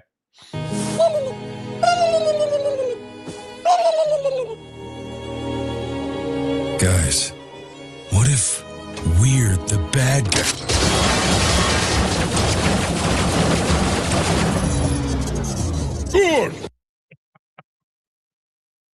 All right, that's enough ADD. And having his staff delete incriminating security tape footage. But today, we're not going to hear a lot about that because you are gagged by an absurd judicial order rendered faithfully by Trump's most servile and sycophantic appointee to the federal bench, Judge Eileen Cannon. This order not only blocks release of Volume 2 of your report, which is unprecedented, about the classified document scam, it also gags you from discussing the report or its contents with us, with America. And so we don't know what's in it, but it must be pretty devastating because Donald Trump is desperate to keep Mr. Smith or any other DOJ official for all time from ever releasing it to Congress and to the American people. Now, Mr. Smith, if any of our colleagues foolishly choose to attack you and vilify you today, and I know that's not going to happen from some serious prosecutors over there like Mr. Knott and Mr. Schmidt, who understand what federal prosecutors do and what the rule of law means. But if anybody decides to attack... I did. Well, QC John, did I lead the chat in the morning benediction? I did, but I'll say it again. May your grill stay hot, may your beer stay cold, and may you keep all your fingers while blowing things up. Amen. Good to have you back, King. Grassroots says, I want you calling Indy fat and dumb on the soundboard after he disconnects your monitor for the 3rd time. Well, I mean, that's Bo. Bo is fat. Indy's dumb. Bo is fat. Evil streamers electrocute their dogs. Good streamers verbally abuse their deaf dogs. This is the way. True. But Bo is the deaf one. Indy can hear me, but she doesn't speak English. She's from Puerto Rico. Attack you personally, they will only be revealing their own ignorance of what prosecutors do and their own indifference to what the rule of law requires in America. They will only be stroking the wounded ego of a lawless, twice impeached, convicted felon president who not only unleashed a mob against Congress and his own vice president, but is now pardoned and released into our communities hundreds of extremists, insurrectionists, and cop-beating felons who have proceeded to commit dozens more crimes against the American people since they were pardoned. Mr. Smith, I understand you are a long-distance marathon runner. I read that you're a triathlete who's done more than 100 triathlons and 9 Ironman competitions. You are in the fight for justice and the rule of law for the long distance, for the long haul, and I thank you for that. And we should all try to follow your example. America looks forward to your testimony today. I yield back to you, Mr. Chairman. The gentleman yields back without objection. All of the opening statements will be included in the record. We will now introduce today's witness. Mr. Jack Smith was appointed as special counsel on November 18th, 2022. He served until January 7th, 2025. We welcome our witness today. We'll begin by swearing you in. Would you please rise and raise your right hand? Do you swear or affirm under penalty of perjury that the testimony you're about to give is true and correct to the best of your knowledge, information, and belief, so help you God? I do. Let the record reflect that the witness has answered in the affirmative. Thank you. You can be seated. Please know that your written testimony will be entered into the record in its entirety. Accordingly, we ask that you summarize your testimony. Mr. Smith, you may begin. Chairman Jordan, Ranking Member Raskin, members of the committee, thank you for the opportunity to discuss my work as special counsel. I love my country and believe deeply in the core principles upon which it was founded. For nearly 3 decades, I've served as a career prosecutor in both Republican and Democratic administrations. I've handled cases ranging from domestic assault and gang violence to public corruption and election crimes across the United States, and I prosecuted war crimes overseas. Can we only clip on Tuesdays? Probably, but just write down a timestamp or something. Put it in the Counterpoints, whatever video channel. I am not a politician, and I have no partisan loyalties. My career has been dedicated to serving our country by upholding the rule of law. Throughout my public service, my approach has always been the same: follow the facts and the law without fear or favor. I love that. I wish that without fear or favor, I think is a quote from Merrick Garland. I don't know if it's a common saying in the legal profession. When I Googled it, it didn't seem like there was any kind of like formal thing. But I think that without fear or favor should be added to like the way that law enforcement officers or military members, they like swear an oath to the Republic of the United States that has like a predictable thing in a clause that says they're loyal to the Constitution more than they're loyal to any individual politician effectively.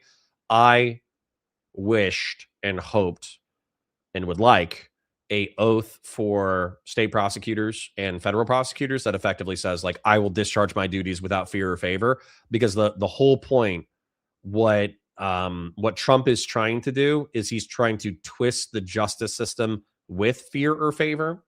And even in the accusations, let's say that there was something really inappropriate like 10 years ago that I really hated. It was Hillary Clinton was being prosecuted for her emails. And then the prosecutor went on to a private plane with Bill Clinton. And according to them, they just shot the shit for like 40 minutes because they're like old friends who have known each other in DC or whatever. Wildly inappropriate. And nobody could prove that Bill Clinton and her had like a specific conversation about the case and how she needed to just go softball for Hillary or whatever. But basically, like, it is wildly inappropriate for the former president of the United States to hang out with the lady who's prosecuting his wife. You know what I'm saying? So it applies to Trump infinitely more, but I think it just needs to be a standard in our culture. Experienced prosecutors know that specific case outcomes are beyond our control. Our responsibility is to do the right thing, the right way, for the right reasons. These principles have guided me through my career, including as special counsel. I'm proud of the work my team did, and I appreciate the opportunity to appear here today to correct false and misleading narratives about our work.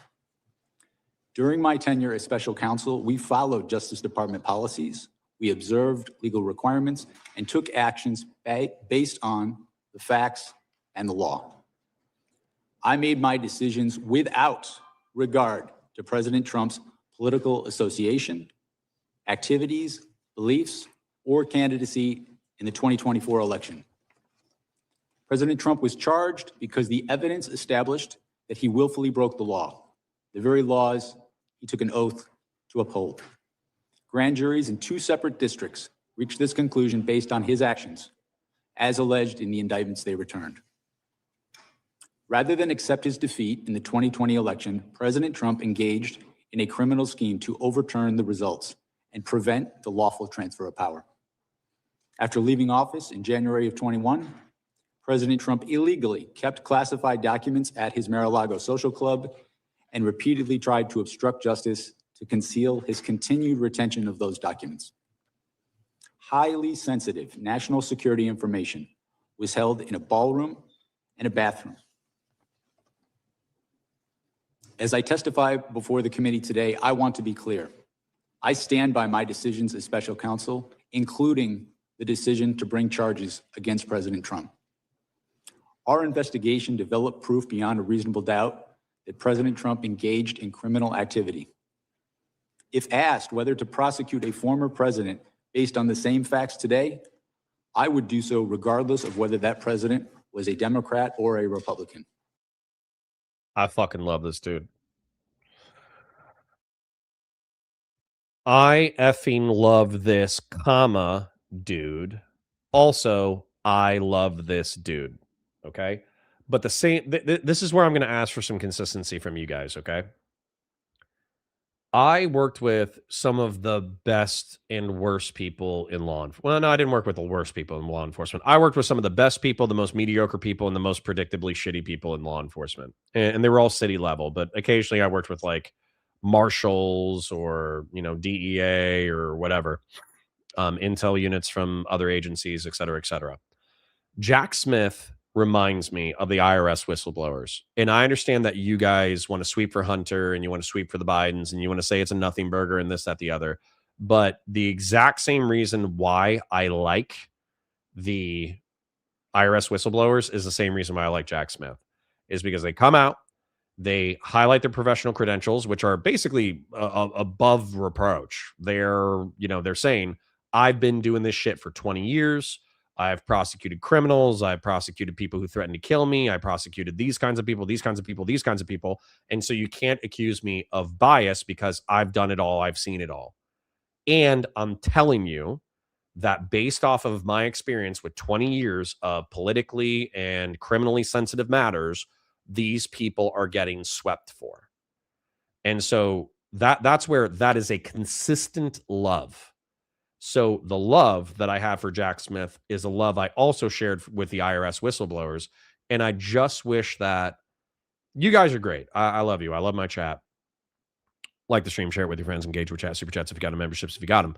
But sometimes when these kinds of people, these people who like show their character through their professional accomplishments, the way they conduct themselves, the way they articulate themselves or whatever, you always assign malice if it's inconvenient to your personally held narrative. And I just don't. I not only do I understand these people, I think to some degree I am very much like these people. I do lean conservatarian or Republican in virtue, but if you gave me a choice between a MAGA Trump cultist Republican who was going to burn the Republic and some soy Democrat who pissed me off every time I talked to him, I'm obviously going to pick the soy Democrat because I care about the Republic of the United States. I care about rule of law. I care about mixed economy capitalism. I care about having technocratically competent people. I care about not allowing corruption to take root in America to the point that it actually destroys our society. And not only do I exist, there are more people like me that exist, particularly in the law enforcement profession, but they're quiet because they want to do their jobs and they want to go home and they don't like the politics. So God bless Jack Smith. No one should be above the law in this country, and the law required that he be held to account. So that is what I did. To have done otherwise on the facts of these cases would have been to. AK Batusai, you're gonna have to get more specific than that. It's malice when prosecutors allow testimony they didn't know is false. Say something specific, please. Shirk my duties as a prosecutor and as a public servant, of which I had no intention of doing. I remain grateful for the counsel, judgment, and advice of my team. President Trump has sought to seek revenge against career prosecutors, FBI agents, and support staff simply for having worked on these cases. To vilify and seek retribution against these people is wrong. Those dedicated public servants are the best of us, and it has been a privilege to serve with them. After nearly 30 years of public service, including in international settings, I have seen how the rule of law can erode. My fear is that we have seen the rule of law function in our country for so long that many of us have come to take it for granted. Correct.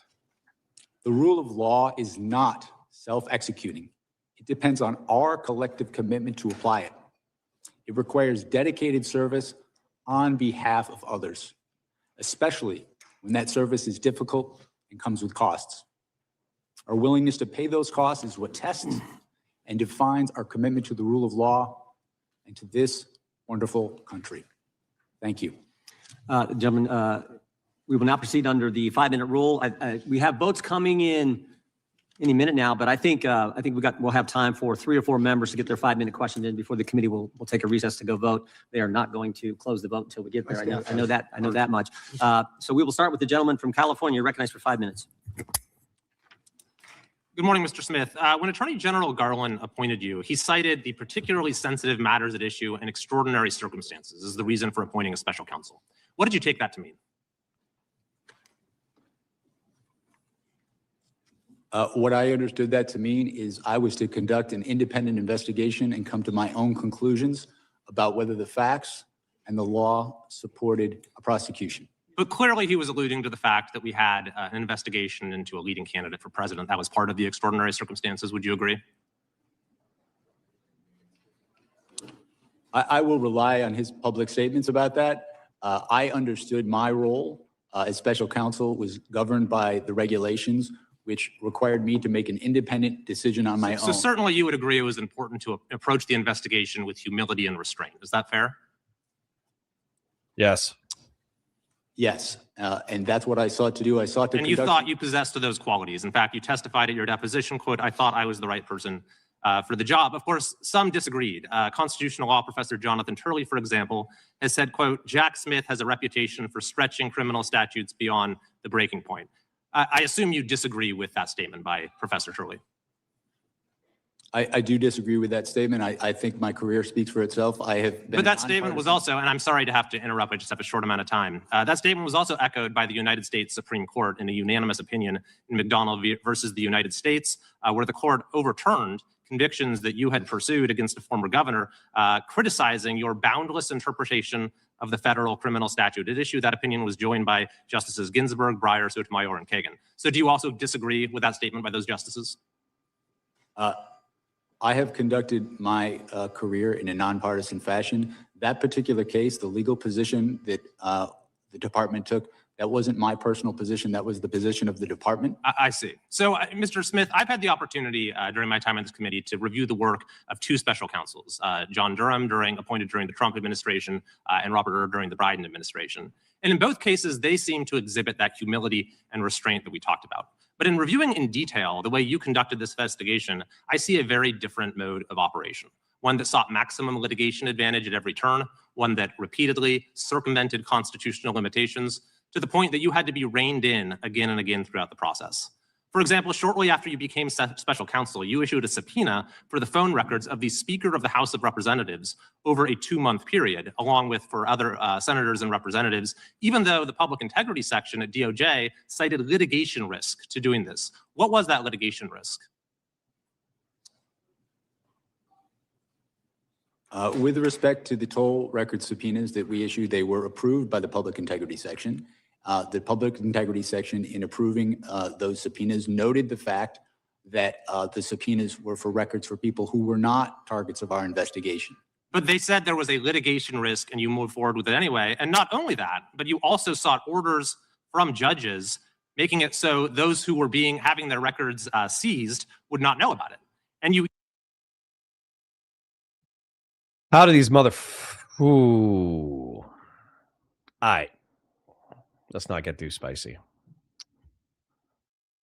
My frustration with this line of questioning from Republicans, who are all supposed to be about rule of law, is that the procedures for investigations are important so that the state doesn't overstep its bounds, of course. But what they do is they consistently appeal to an overstep by the state prosecutor's office and Jack Smith in reference to investigating and prosecuting an attempt to overthrow the federal government of the United States by preventing the peaceable transfer of power through the fake elector scheme. There is not a thing that has happened since 1865. Hold on. Corbin Sales. Hi. I stream from 9:30 to 2:30 p.m., 9:30 a.m. to 2:30 p.m., Monday through Friday. So if you call me between 9:30 a.m. and 2:30 p.m., I'm going to be on stream. So can you call me after 2:30 p.m.? Okay, love you. Bye. All right. Sorry. Corbyn's just like unironically done that 3 times now. Okay. Anyways, so so the point is that when it comes to this scenario, they're not asking whether or not there was actually an existential threat to the Republic of the United States and whether or not that warranted an aggressive investigation. They're saying we are a privileged class of people. Okay. We are a privileged class of people. And therefore, how dare you look at the records of congressmen in the, you've heard them say the word Speaker of the House like half a dozen times. You dared to investigate the Speaker of the House when he might have been party to overthrowing the Republic of the United States. Why would I give a fuck about that argumentation? Dude, I wish I could be Jack Smith's anger interpreter. Do you remember that during the Obama days? The Key and Peele guy, I forget which one's which, but the Key and Peele guys had like the Obama anger interpreter where, you know, the Obama would say something like normal and boring, and then the anger interpreter would say what he really meant. That's what I want to do for Jack Smith. I want to say, hey, you vicious twats, why don't you care about these motherfuckers trying to overthrow the government of the United States? And if there's something that's going to be aggressively investigated and prosecuted within the United States, don't you think that that action is the one that needs to be investigated? Evan says, do that right now? No, because I'll use the misogynist C slur. AK Batusai for 5 says, Connor, it's been a while since I've heard the starfish story. Yeah, sure. Let me tell it real quick. Anyways, because this guy's pissed me off, so I need a white pill. So there's a young boy. This is a parable, and it's about how you interact with the world. And this is actually something that Kazra, if you haven't heard it before and you're still listening, I would love it if you listen to this, because this is how I live my life, or try to live my life. Okay. There's a young boy, and he's on the beach, and there's like 1,000 or 2,000 washed up starfish. And what he's doing is he's running frantically back and forth, picking up starfish and hurling back into the ocean before they die and dry out. And an old man walks by, and he says, there's thousands of these starfish. There's no way you're going to get to all of them in time, or even that many of them. You're not even going to save that many of them. There's no point to what you're doing. It doesn't matter. And then undeterred, the young boy picks up another starfish and hurls it back into the ocean. And he says it mattered to that one. And that's the way that I think that we have to look at our interactions with the world. Okay. Not every single one of us. Shit, I'm a 100 viewer live streamer, dude. I'm at 80 today because I'm covering something boring, and there's also 2 other people live right now. But I'm a 100 viewer live streamer, man. I am not that big in the scheme of things. Okay. However, I do metaphorically or symbolically or whatever try to pick up my equivalent of the starfish and throw it back into the ocean. So if I can rescue dogs, if I can be a good father, if I can be a failing but as good as I can be husband, if I can be a decent son, if I can, you know, help people out whenever I have the opportunity to do so, either financially, spiritually, morally, whatever, I try to, insofar as the metaphor goes, when I see a problem that is insurmountable and it's too big for me to actually handle, if I can make it incrementally better by focusing on the individuals involved and then just do what I can within the situation to make it good, that's what I try to do. And so that's kind of like the it's like a mantra or a metaphor or a way of perceiving the world that I think actually helps you out psychologically a lot. And so if you haven't heard me talk about that story before, or even if you had, I hope you rededicate yourself to a similar worldview. Another similar worldview that I'll be very brief about is the German parable, or the German statement. If the world were to end tomorrow, I would still plant an apple tree today. And I think that's the mentality of, no matter how bad the world is, or no matter how bad it appears to be happening, you know, it could be the fucking apocalypse, but you still do what needs to be done in the presumption that the world will not actually end, and you keep pushing in the right direction. Okay. Even didn't tell those judges that it was members of Congress whose records you were going after, in apparent contravention of a federal statute. Who gives a shit, you fucking nerd? saying that a telephone provider for a Senate office shall not be barred from providing notice that the records had been requested. Now, if you sought to do that today, would you be able to get away with that, with asking the judges for a non-disclosure order without telling them these are members of Congress? When we secured these toll record subpoenas, it was done consistent with department policy. You're correct in that that policy has since changed. They changed the policy based upon the actions that you took. Similarly, you issued a gag order against President Trump that the D.C. Circuit Court of Appeals vacated as overbroad. Is that correct? Yes. Well, the D.C. Court of Appeals, in passing on that order, found that it was justified. They narrowed the order, but they confirmed that the phenomenon— They narrowed the order because it was overbroad. In addition to that, you sought an early trial date that the district court rejected. And when you presented your prosecution memo to Attorney General Garland, it's been reported that he was visibly unimpressed and expressed First Amendment concerns. So, Mr. Smith, looking at the record, I see that you were reversed and rebuked by the Department of Justice itself, by the Attorney General, by the Solicitor General, by multiple district court judges, by the Court of Appeals, and by the U.S. Supreme Court itself. So Mr. Kiley, I challenge you to fisticuffs. final question is, do you believe that you made any mistakes? Do you have any regrets as to how you conducted this investigation? if I have any regret, it would be not expressing enough appreciation for my staff who work so hard in these investigations. We follow the facts and the law. These people who work for me sacrificed endlessly and have endured way too much for just doing their job. So if anything, I wish that I had thanked them. Time of the gentleman. No mistakes. There's that humility. Mr. Chair, I yield back. Yeah, time of the gentleman's right. The chair now recognizes the ranking member for 5 Well, minutes. thank you, Mr. Chairman. And the good gentleman from California. I think Mr. Riley's trying to make a name for himself. I don't know his background, but my presumption is that he's trying to be a young, smart pit bull for the Republicans because he knows he has the competence to do so. I think that's what that was. That actually had nothing to do with morality. That had nothing to do with the Republic. That had nothing to do with anything. That was him trying to figure out what is the steelman best argumentation that I can possibly make in order to criticize Jack Smith as a character. And then he went with that because he's trying to prove to other members of Congress that he's a pit bull. So, Hedonic for 5 says, the clip of the burly Capitol Police guy telling off the short, bald Proud Boy during one of the breaks was cathartic as F, you are my mortal enemy. Based. California certainly knows, because he was a student of mine, that lawyers go to court and sometimes they win motions and sometimes they lose motions, and there's no crime in any of that. And I'm just sorry that you had to be lectured about humility and restraint by a politician, because we might not be best poised to lecture you on those particular virtues. But let's go to the toll record, since that's been raised, Mr. Smith. First of all, Congress has allowed toll records to be subpoenaed.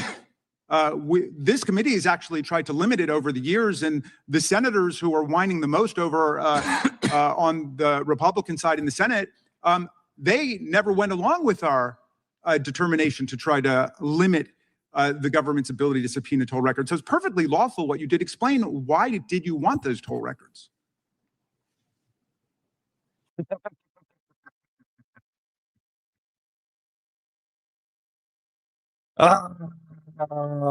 Sorry. Like, listen, I know AK Batusai is not on the same team as everybody else or whatever. His only flaw is loving the country too much. I'm assuming that's sarcastic.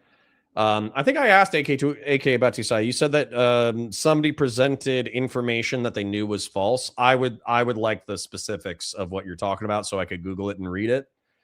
However, I would say that, yeah, I don't give a fuck if you're the King of England or the President of the United States or the Prime Minister of Russia, or name the most, I don't care if you're fucking Genghis Khan, all right?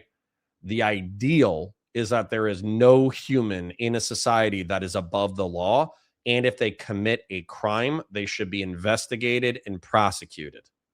Okay? It's that simple. You either believe that and you believe in a republic and you believe in the rule of law, or you don't.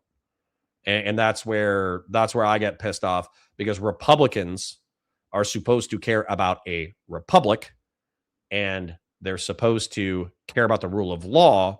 And yet they're doing everything in their power to aid and abet a cult within their ranks that has actively flaunted and broken the law because it's popular with their base. User says, Trump actually said those are democratic values and we didn't sign on for that. What? Evan says, Connor, I can explain it when I get back to my car, but it's a misunderstanding from AKA. Okay, well, I would still like to see what you guys are talking about.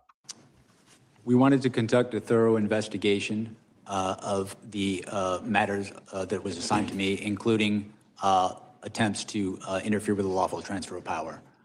The conspiracy that we were investigating, it was relevant to get toll records to understand the scope of that conspiracy, who they were seeking to coerce, who they were seeking to influence, who was seeking to help them. And that's normal investigative practice, right?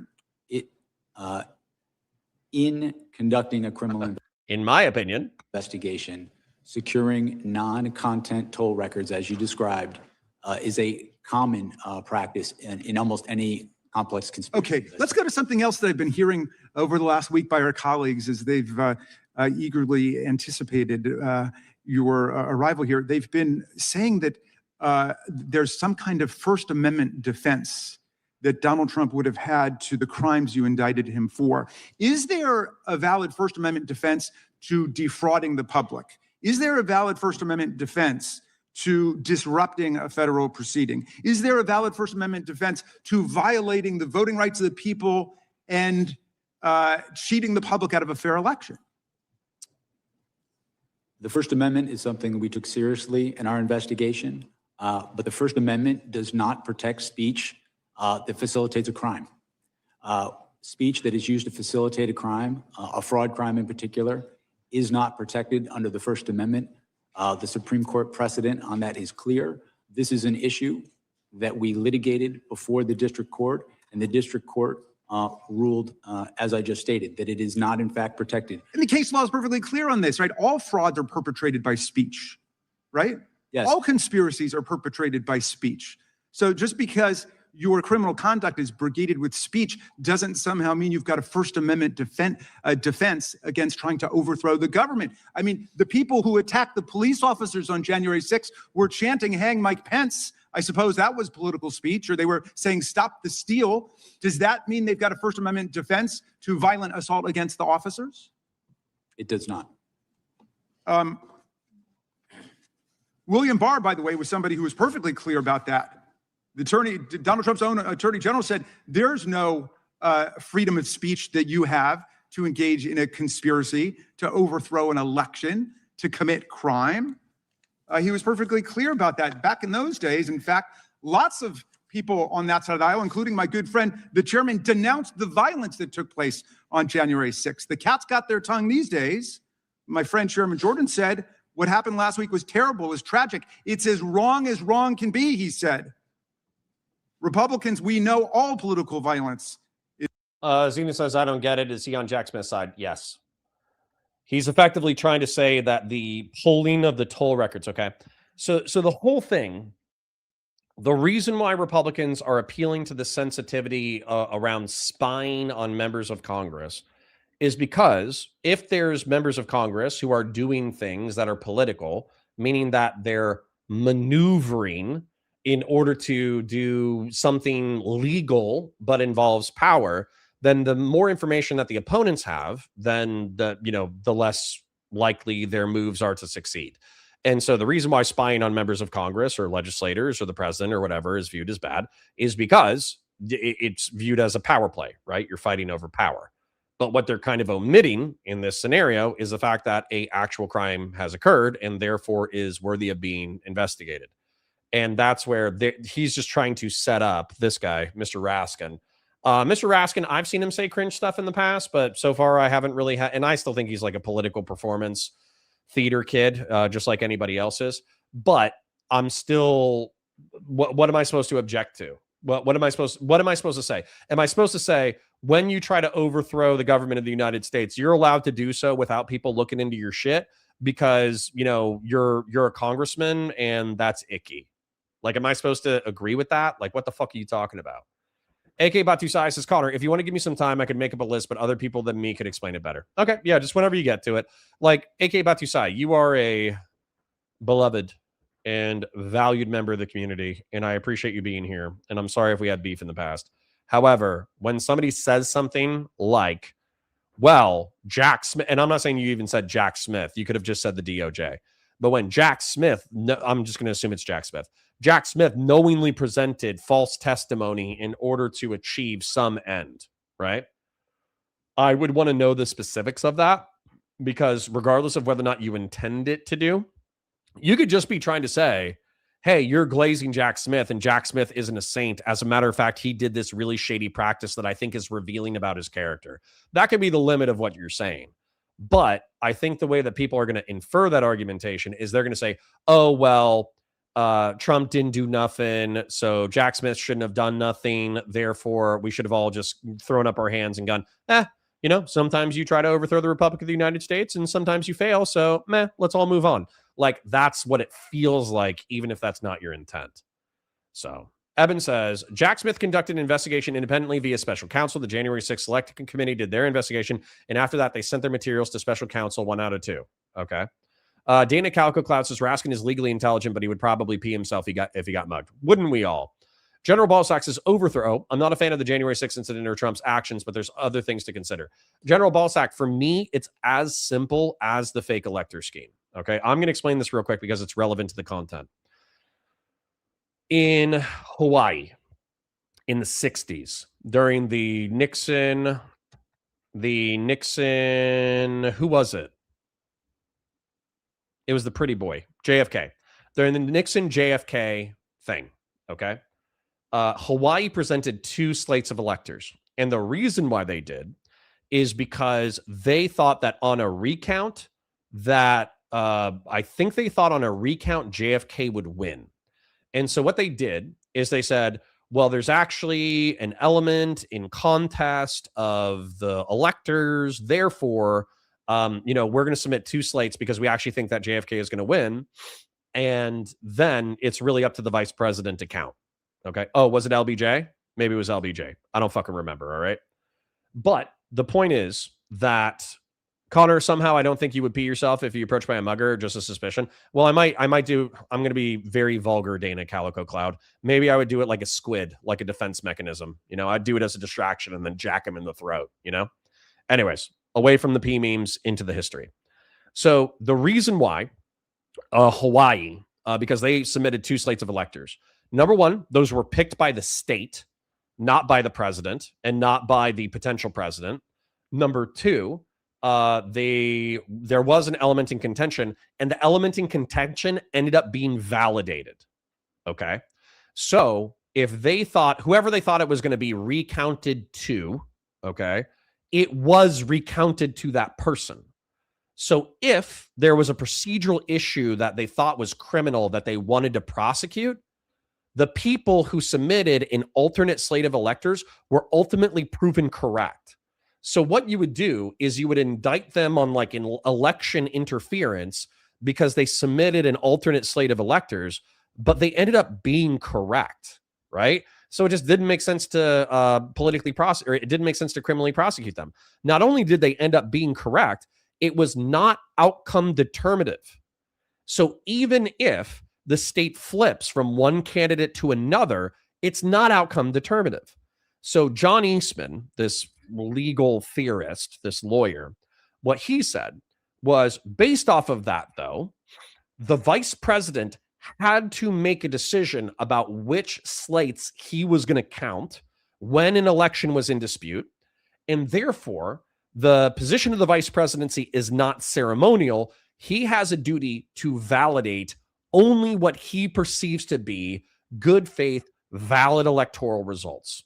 And since the Trump administration is contesting all of these different states in court, and they probably don't believe, they're probably lying, but they claim to believe that they have all of this evidence of outcome determinative election fraud, the vice president can do several things in order to assure a Trump presidency.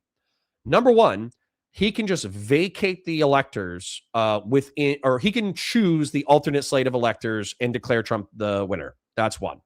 Number two, I think that he could declare that there was contention and therefore he was vacating the votes from the states where there was contention, and then he was only counting the states that were certified or there wasn't fraud or whatever, which also gives Trump the win. Then I think this is actually I think I might be describing all of them. I might miss one, but that's okay. Another thing is he can say, oh, well, I'm going to vacate all these votes, but I'm not going to make the decision on who is president. I'm going to push it because there's some procedural law that says that the House of Representatives during like a tie or something like that can vote on who the president is going to be. Therefore, it would actually be Congress who decides who the president is. And then I think finally, in the very, very, very, very last thing is that if this is challenged, then they can just fight it out in court. But in the meantime, due to Vice President Pence agreeing and going along with the scheme, they're just going to assert that they are the correct winners of the election, and therefore Donald Trump stays in office. That's the Eastman memo. So Donald Trump has had 6 years to prove the outcome determinative voter fraud. He announced 2 months ago that within 30 days, they were going to present the evidence of outcome determinative voter fraud. And by the way, I said that if they did prove the outcome determinative voter fraud, I would change my entire mind. Like, Donald Trump would still be a douchebag. Donald Trump would still be an evil guy. Donald Trump would still have dog shit policies. But I would be like, holy shit, the Democrats were lying the whole time. They stole the election. They did this. They did that. This is crazy, right? Like, that is I would totally change my tune in reference to the 2020 or 2021 election. However, the evidence is just pointing to me that this motherfucker is a liar. He's a liar who loves power, and he doesn't like to be embarrassed, and he wants sycophants around him who will constantly reassure his worldview. And therefore, he was willing to burn the United States of America down as long as it didn't hurt his ego. And he was willing to try to stop the peaceful transfer of power as a result in a criminal conspiracy. Okay? That is the narrative that I understand to be truthful. If you have evidence that changes this calculus, not only would I be happy to hear it, I have been begging to hear it. I've been begging to hear the evidence that changes this calculation since whatever that lady's name is, Simone Powell, whatever her lady name is, Christina Powell, the Kraken lady. Ever since the Kraken lady says, we're going to unleash the Kraken. We have all the evidence of outcome determinative voter fraud. We're going to nail these people to the wall. They've overthrown the government of the United States. She said that shit in like November or December of 2020. Okay. I've been waiting for the Kraken for 6 years, either out of court or in court. So show me, right? Show me. General Balsack says, I don't have evidence. Neither do you. Come on, man. What the fuck does that mean? What does that mean? I'm not the one making an extreme claim. Have you ever heard like extreme claims require extreme evidence? I'm not making an extreme claim. My claim is that we had the pandemic. The pandemic allowed states to do emergency procedures where they accepted vast swaths of mail-in voting. Because it was a contentious election during a contentious time, there was disproportionate voting during that election. And that until you can prove to me that the votes are actually fraudulent, I'm not just you can't just say, oh, the votes are fraudulent. And then I go, oh yeah, super duper. You're right. It's totally fraudulent. I can't prove how. Don't have any evidence. Don't have any dead people who voted. Don't have any of that kind of stuff. Like I don't have any of that. So it's incumbent upon the party making extreme claims to provide evidence for said extreme claims. General Balsack says that's not my contention. Well, I would appreciate you clarifying your contention to see if there's something that amends my worldview. But what I've articulated to you for the past 5 minutes is exactly my worldview. Anyways, back to the content. But that's why I get pissed off. That's why I get pissed off, because people say, oh, no, it was outcome determinative voter fraud. And we have all the evidence, and Donald Trump's already published it. And then like you look at the evidence, like the 315,000 votes out of Fulton County, Georgia, that didn't have the correct like signatures from the ballot people or whatever. And as a result, Donald Trump and all those people wanted it thrown out. But if you actually look at what happened in Fulton County, Georgia, they recounted the votes, signed the tapes, and then said, hey, we didn't find any outcome determinative of fraud in our recount. Therefore, the stats remain the same. Right. Okay. So anyways, I would... Connor, on top of it about Georgia, thank you. Yeah. So if anybody, Tezzy Boy, thank you for the $10 supporting the stream. Much appreciated. We are at number one, let me like and love Tezzy Boy for donating. Thank you, King and or Queen. You say Tezzy Boy, so I assume you're a boy, but the world's weird. We have 30 minutes left on the goal. We got 3 goals left. So if you guys want to do $2, $5, $10, that's fine. We're actually going to be dipping out in about an hour and a half because we're going to be doing Valor Reacts over on Twitch. Let me thank the people who have donated real quick. Tezzy, Hedonic Samuel, AK Batusai, Grassroots Hegemon, Anonymous Chatter, Deus Halcyon, Anonymous Chatter, Grassroots, Deus Halcyon, and Vazraka. Thank you for your super chats and thank you for your memberships.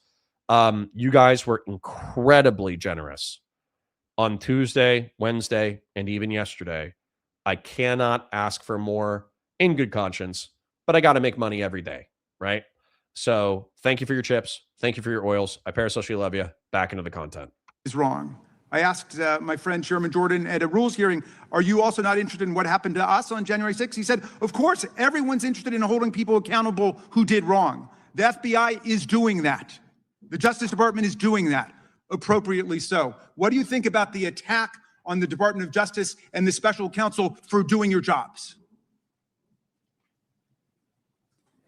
I think the attack is unjustified. I think the people who worked with me as career public servants are people, they're part of the reason I've been a prosecutor for so long is to work with people like that, not just the prosecutors in my office, but also the agents, FBI agents who are heroes, who have served their country not only. Christian Valeris with 3 separate $2 super chats. Thank you for kicking us off. Post announcements in Discord. Thank you, King. I'm going to reset the goal. Nice. Well done. As agents, but also overseas. I think those attacks are unwarranted based on the facts. And I think that they have no basis in who we are as Americans, as a country. I don't see attacking people like that as anything appropriate. Thank you. And Mr. Chairman, I yield back to you. Gentleman yields back. Mr. Smith, is Cassidy Hutchinson a liar? She was their star witness. January 6th committee, their star witness in one of those staged and choreographed hearings. Oh, snap. This might be the AKA Batusai thing where it's like they knowingly presented and used a liar as foundations for their prosecution. So let's take a look at this. They paid the former president of ABC News to put together. She was, in fact, the only witness at this special primetime hearing, Tuesday, June 28th, 2022, 8 o'clock in the evening. And she told some stories. I mean, these were some stories. She talked about President lunged across the back seat, grabbed the steering wheel, tried to drive the car to the Capitol. And I just want to know, you think she was lying? Chairman Jordan, my assessment of that particular issue is that with respect to the testimony about the president lunging towards the driver, my recollection of her testimony about that is that it was secondhand. She said she'd heard that from somebody. You familiar with the name Tony Ornato? I'm sorry. You familiar with the name Tony Ornato? Yeah. Anonymous Chatter says, oh, hey, Connor, did you know you can post announcements in Discord? No, but thank you for telling me. Now I know. I appreciate you. Yes. White House Deputy Chief of Operations, Deputy Chief of Staff for Operations, right? Remember, you remember what he said about it? As I sit here right now, I do not. Yeah, he said it didn't happen. How about Bobby Engel? You familiar with that name? Yes, I am. Secret Service agent who was actually in the car that day. You know what he said? He said it didn't happen. And they both said the first time they ever heard this story was when Ms. Hutchinson testified in the primetime hearing as their star witness of the January 6th committee. What does that have to do with the fake elector scheme? in the riot. Listen, I'm perfectly fine. Let's say, let me tell you the line of argumentation that I would actually accept from Jim Jordan, okay? Let's say Jim Jordan said, this person who testified that Donald Trump lunged towards a car and then twisted the wheel or whatever, that person was necessary for you to get said warrant, and you use this probable cause affidavit that used them as key evidence for said warrant. Therefore, that warrant is bullshit and should have been thrown out, right? Like, that is the line of argumentation that I would accept. But within the body of the Eastman memo, Bill Barr resigning, Mike Pence basically saying that he wouldn't be a part of this scheme, like 30% of the Department of Justice resigning in protest over Trump's plan to forward this scheme, and the January 6th protest / riot. What does some random person from the January 6th committee saying, hey, Trump did something crazy, and then somebody else said, hey, that never happened? What does that have to do with fucking anything? And that's where I feel like Jim Jordan has to be like if he does the warrant thing, I'll be like, oh, okay, I'll think about that. I'll add that to my calculus. If he goes for one of the witnesses on January 6th was either a liar or exaggerated or whatever, then I'm going to view him as like a bad faith, lying through omission, political piece of shit. So, surprise me, Jim Jordan. Give me something good. By the way, did you ever confirm her testimony about this particular incident?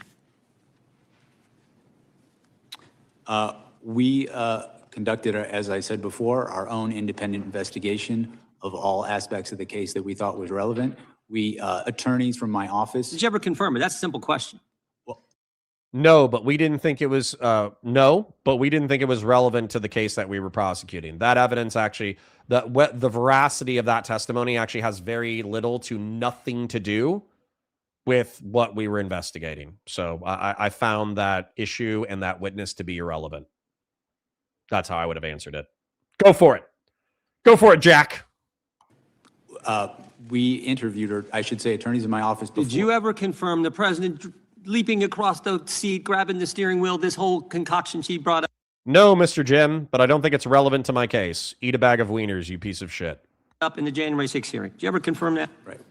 We interviewed another firsthand witness who was in the car who did not confirm that had happened, but also in your deposition to the committee last month, Mr. Smith, you said this: my recollection with Ms. Hutchinson was a number of the things that she gave evidence on were secondhand hearsay. You remember making that statement to us last month in the deposition?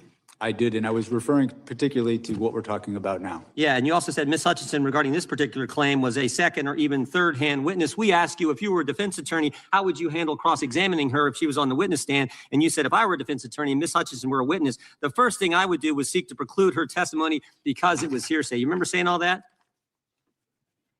Yes, that's correct, sir. That's correct, right? Were you going to put her on the witness stand if you ever got to trial? I'd rather run naked backwards in a cornfield than listen to Jim Jordan.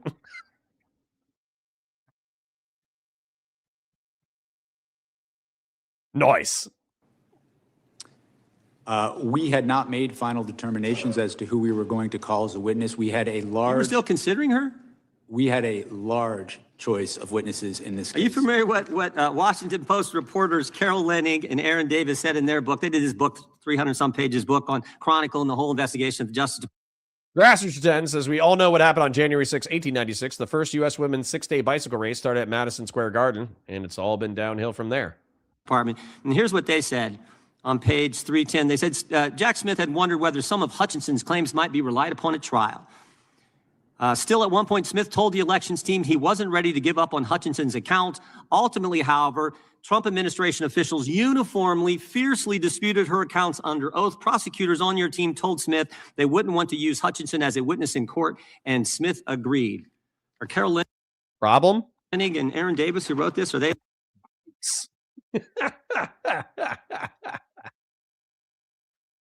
Oh, my God. Sorry, real quick. Distracting from the stream again. I'm gonna see if there's a YouTube short. There's this thing. Oh, by the way, boom. There's a new Counterpoint Sci-Fi episode for you. Bikes. I'm gonna see if there's like a 5-second thing. Okay, so there's this thing where Tom Segura, the stand-up comedian, talks about this Scared Straight clip, where effectively what happens is there's like teenagers and they're put in like jail or prison to hang out with like hardened criminals, and there's like one of those guys who's like, I'm in here for murder, I'm in here for rape, what'd you do? And then the teenage kid is like, I stole some bikes. And then the black guy is like, bikes. So I probably maxed out my mic. I don't even you heard me screaming bikes. But apparently Tom Segura, like 10 years ago, he would ride around, California, and whenever he would see a guy on a bike, he would scream out of his window, bikes, at said bicyclist, which I thought was hilarious. Hey, Lion? My recollection is that I certainly had not made any final determinations about who we were going to call. And that's the point. That is the point. The fact that they used her in a primetime hearing and you won't rule out using her, didn't rule out using her, putting her on the witness stand when everybody knows she wasn't telling the truth. What the fuck does that have to do with my case, dumbass? God, I wish I could be his anger translator. That says it all. No, it doesn't, Jim, you fucking tool. The left and Democrats were willing to go to get President Trump, putting on the witness stand someone everybody knows is making it up. Everybody knows that. And you were willing to do it. By the way, you know how many times Cassidy Hutchinson was mentioned in their report, the January 6th report? Any idea, Mr. Smith? I do not. 185 times. Someone that the whole country knows wasn't telling the truth, and you were still considering putting her on the witness stand because you had to get President Trump. And everybody can see that. Okay, kill yourself. We better take a recess for votes. We will resume as soon as votes are over. Back here 10 minutes after. Mr. Smith, you guys can go back to the room that you were in.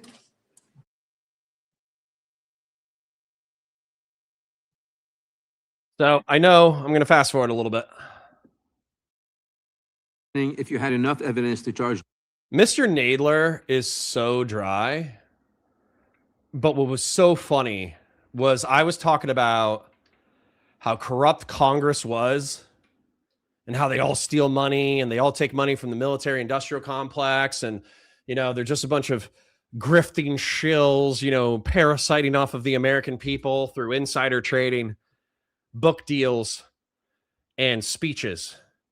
And what was so funny about Mr. Nadler, I was talking shit about Mr. Nadler because he was being annoying to me in the, I think it was in the IRS whistleblower content.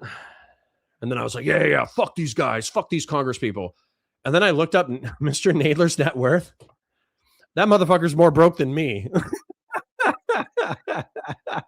He's been in Congress for like 30 years. He's only taken his salary. He's never traded a stock. He's barely paid off his house. He drives a Volvo. It's actually so funny. Nancy Pelosi has been insider trading to the tune of like $250 million. And fucking Mr. Nadler was like, oh, I make 170 grand a year. That's perfect. I'm just going to pay my bills. It's so crazy. Now I'm like exaggerating a little bit. I'm exaggerating a little bit, but it was like mad funny to go on like a 10-minute Congress is corrupt and needs to be like reined in for their evil insider trading. I bet this dude's like a tax evading douchebag and he's rich as hell. And he was like the poorest congressman in Congress. Multiple cases of prominent members of Congress that we investigated who were Republicans who, upon reviewing the law and the facts, I decided not to go forward in those cases. And the same can be said with people on the Democratic side. I've always tried to follow the facts and the law in my career. When it comes to deciding whether to pursue a criminal prosecution of an individual, what factors do you consider? The primary factors are the facts and the law. As a federal prosecutor, and making a prosecution. Dude. Look at this. Okay, now this is an AI summary. So if it was wrong,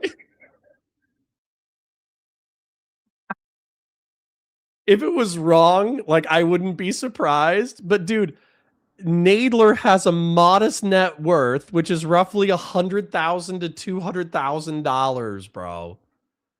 He hasn't even paid off his mortgage, man. This dude has been like,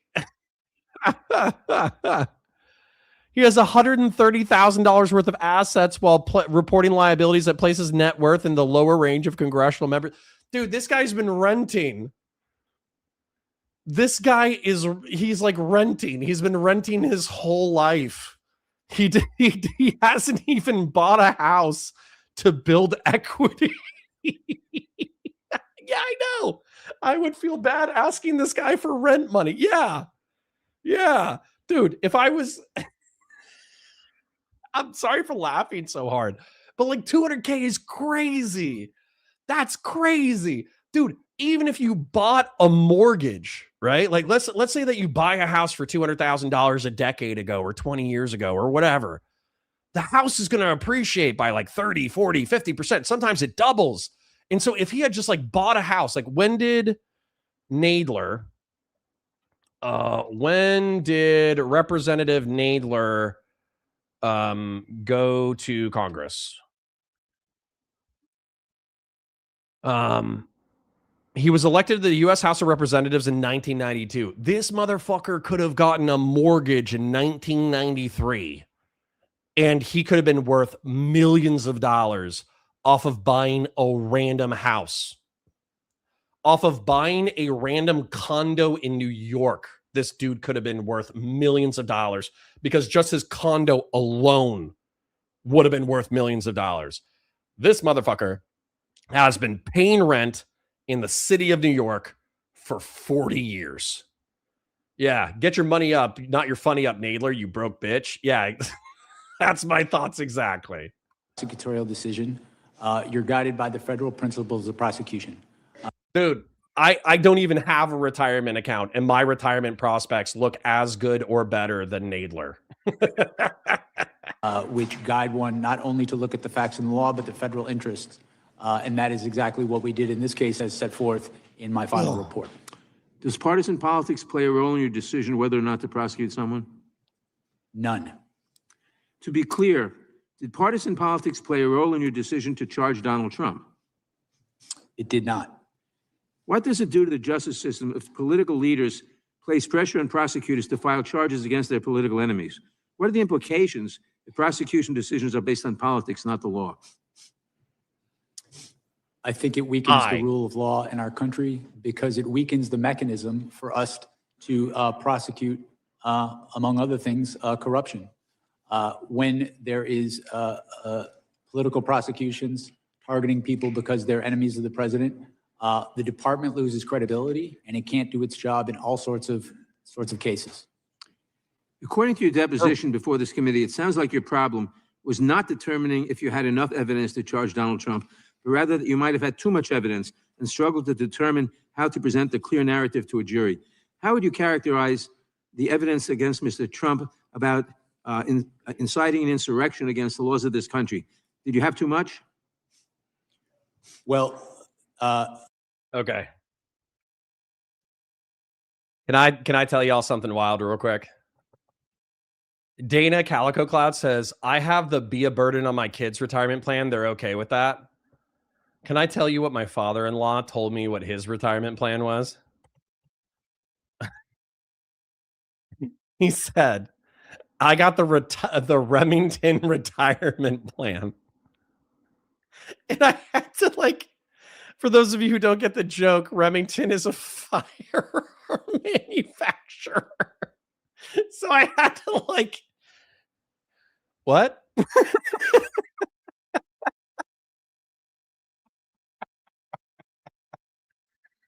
Oh shit, that was fire.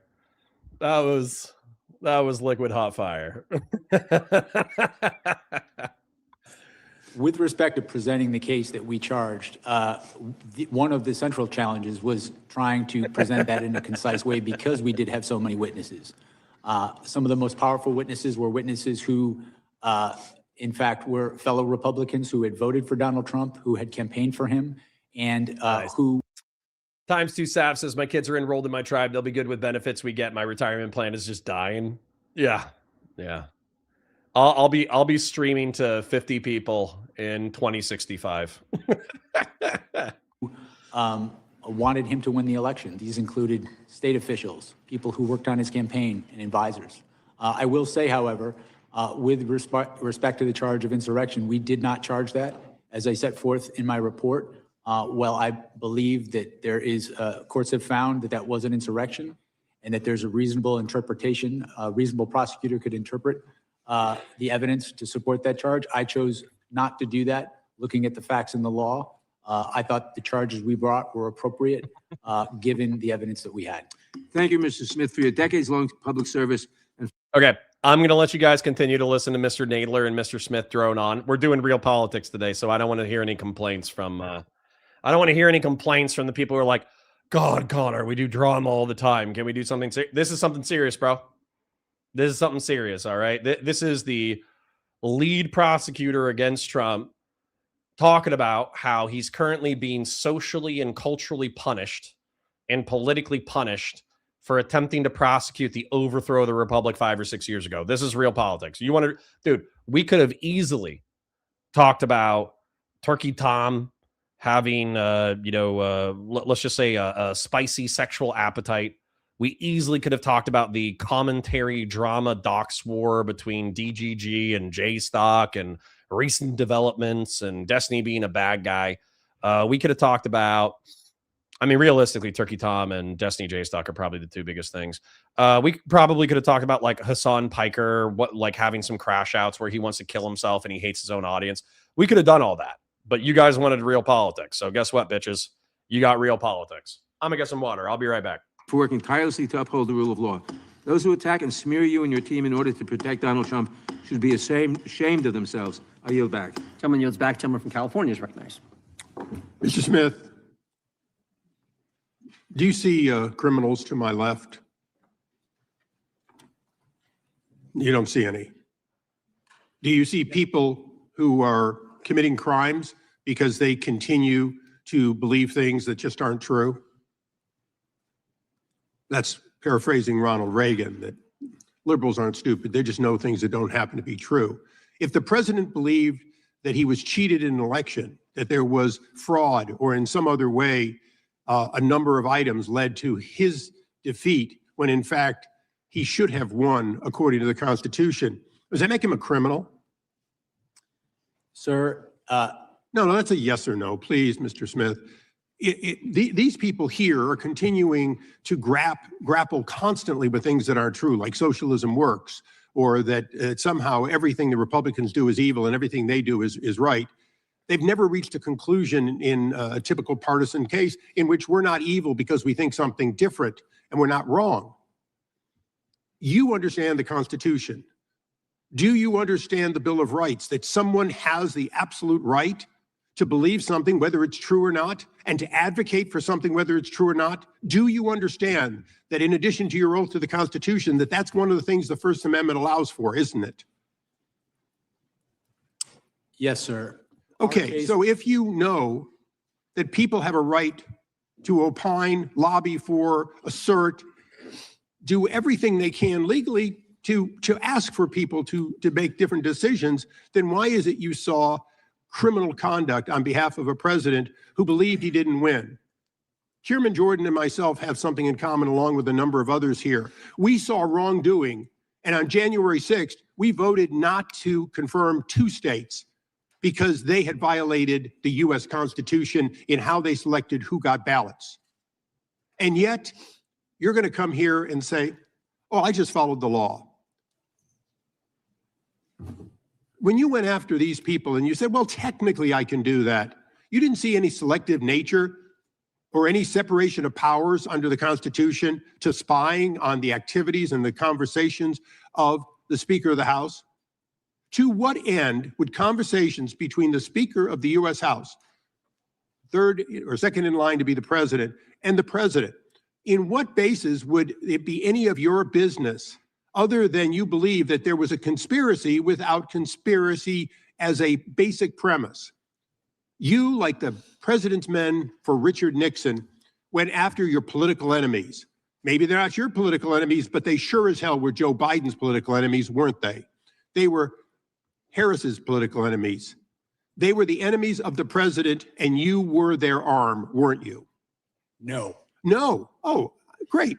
So you spied on the Speaker of the House and these other senators and so on, and informed no one, and in fact put in a gag order so they couldn't discover it. If they were not subjects of a conspiracy investigation, why did Congress, a separate branch that you, under the Constitution, have to respect, why is it that no one should be informed, including the judges? As you went in to spy on these people, did you mention that you were spying on seeking records so you could find out about when conversations occurred between the U.S. Speaker of the House and the president? Did you inform the judge, or did you hold that back? My office didn't spy on anyone. Wait a second. The question I asked you, Mr. Smith, was pretty straightforward. Did you withhold that information from an Article III judge in the process of taking the records of the Speaker of the House? We complied with Department. Did you hold back Mr. that Chairman, would you information? please instruct the gentleman to allow the witness to answer the question? It's not your time. I'd like my time back. Mr. Chairman, again, you have please. repeatedly done that in the past. The witness has the right to answer the question. And there'll be due time to answer the question. Would you please put my time back and let me finish this? Mr. Smith, I asked you a question and you were not responsive to it, and I want you to be responsive to it. Did you, whether you think it was legal or not, whether you think it was right or not, did you withhold the name of Kevin McCarthy, Speaker of the House, when you were seeking records on Kevin McCarthy, the Speaker of the House, or Jim Jordan, the chairman of this committee? The time of the gentleman is. No, is- you please got give a me few more back the seconds. time and take it away. Time has expired, but we're going to let the witness answer your question because it's an important question. The witness can respond. We did not provide that information to the judge when we requested a non-disclosure order, consistent with the law and consistent with Department. Mr. Chairman, the amazing thing here today is that we have an admission that an Article Mr. Chairman, 1 the gentleman's time has Come on. expired by now 34 seconds. It gets more than 5 minutes. How many 'cause it's a times you good can interrupt question? me? The time belongs to the gentleman from California, but it has expired. I will be brief in my address to the chairman. We have the evidence that an Article 1 representative on behalf of the president withheld from Article 3. Mr. Chairman, our that witness granted the information. same leniency. And with that, I yield back in disgust of this witness. Sticking with California, the gentlelady from California is now recognized. Mr. Smith, thank you for being here today. Earlier the chairman spent a lot of time talking about Cassidy Hutchinson, who we know was just one of many witnesses. It's important to note that there was testimony that she was told something by Mr. Ornato, not that she had personal knowledge.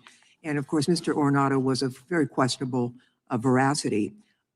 We had a testimony from a Metropolitan Police Department official about an argument, a big argument that the president was having about going to the Capitol. And in fact, the vehicle was delayed going back to the Capitol while that argument occurred. But having said that, I want to focus on something my colleagues across the aisle seem to want to ignore.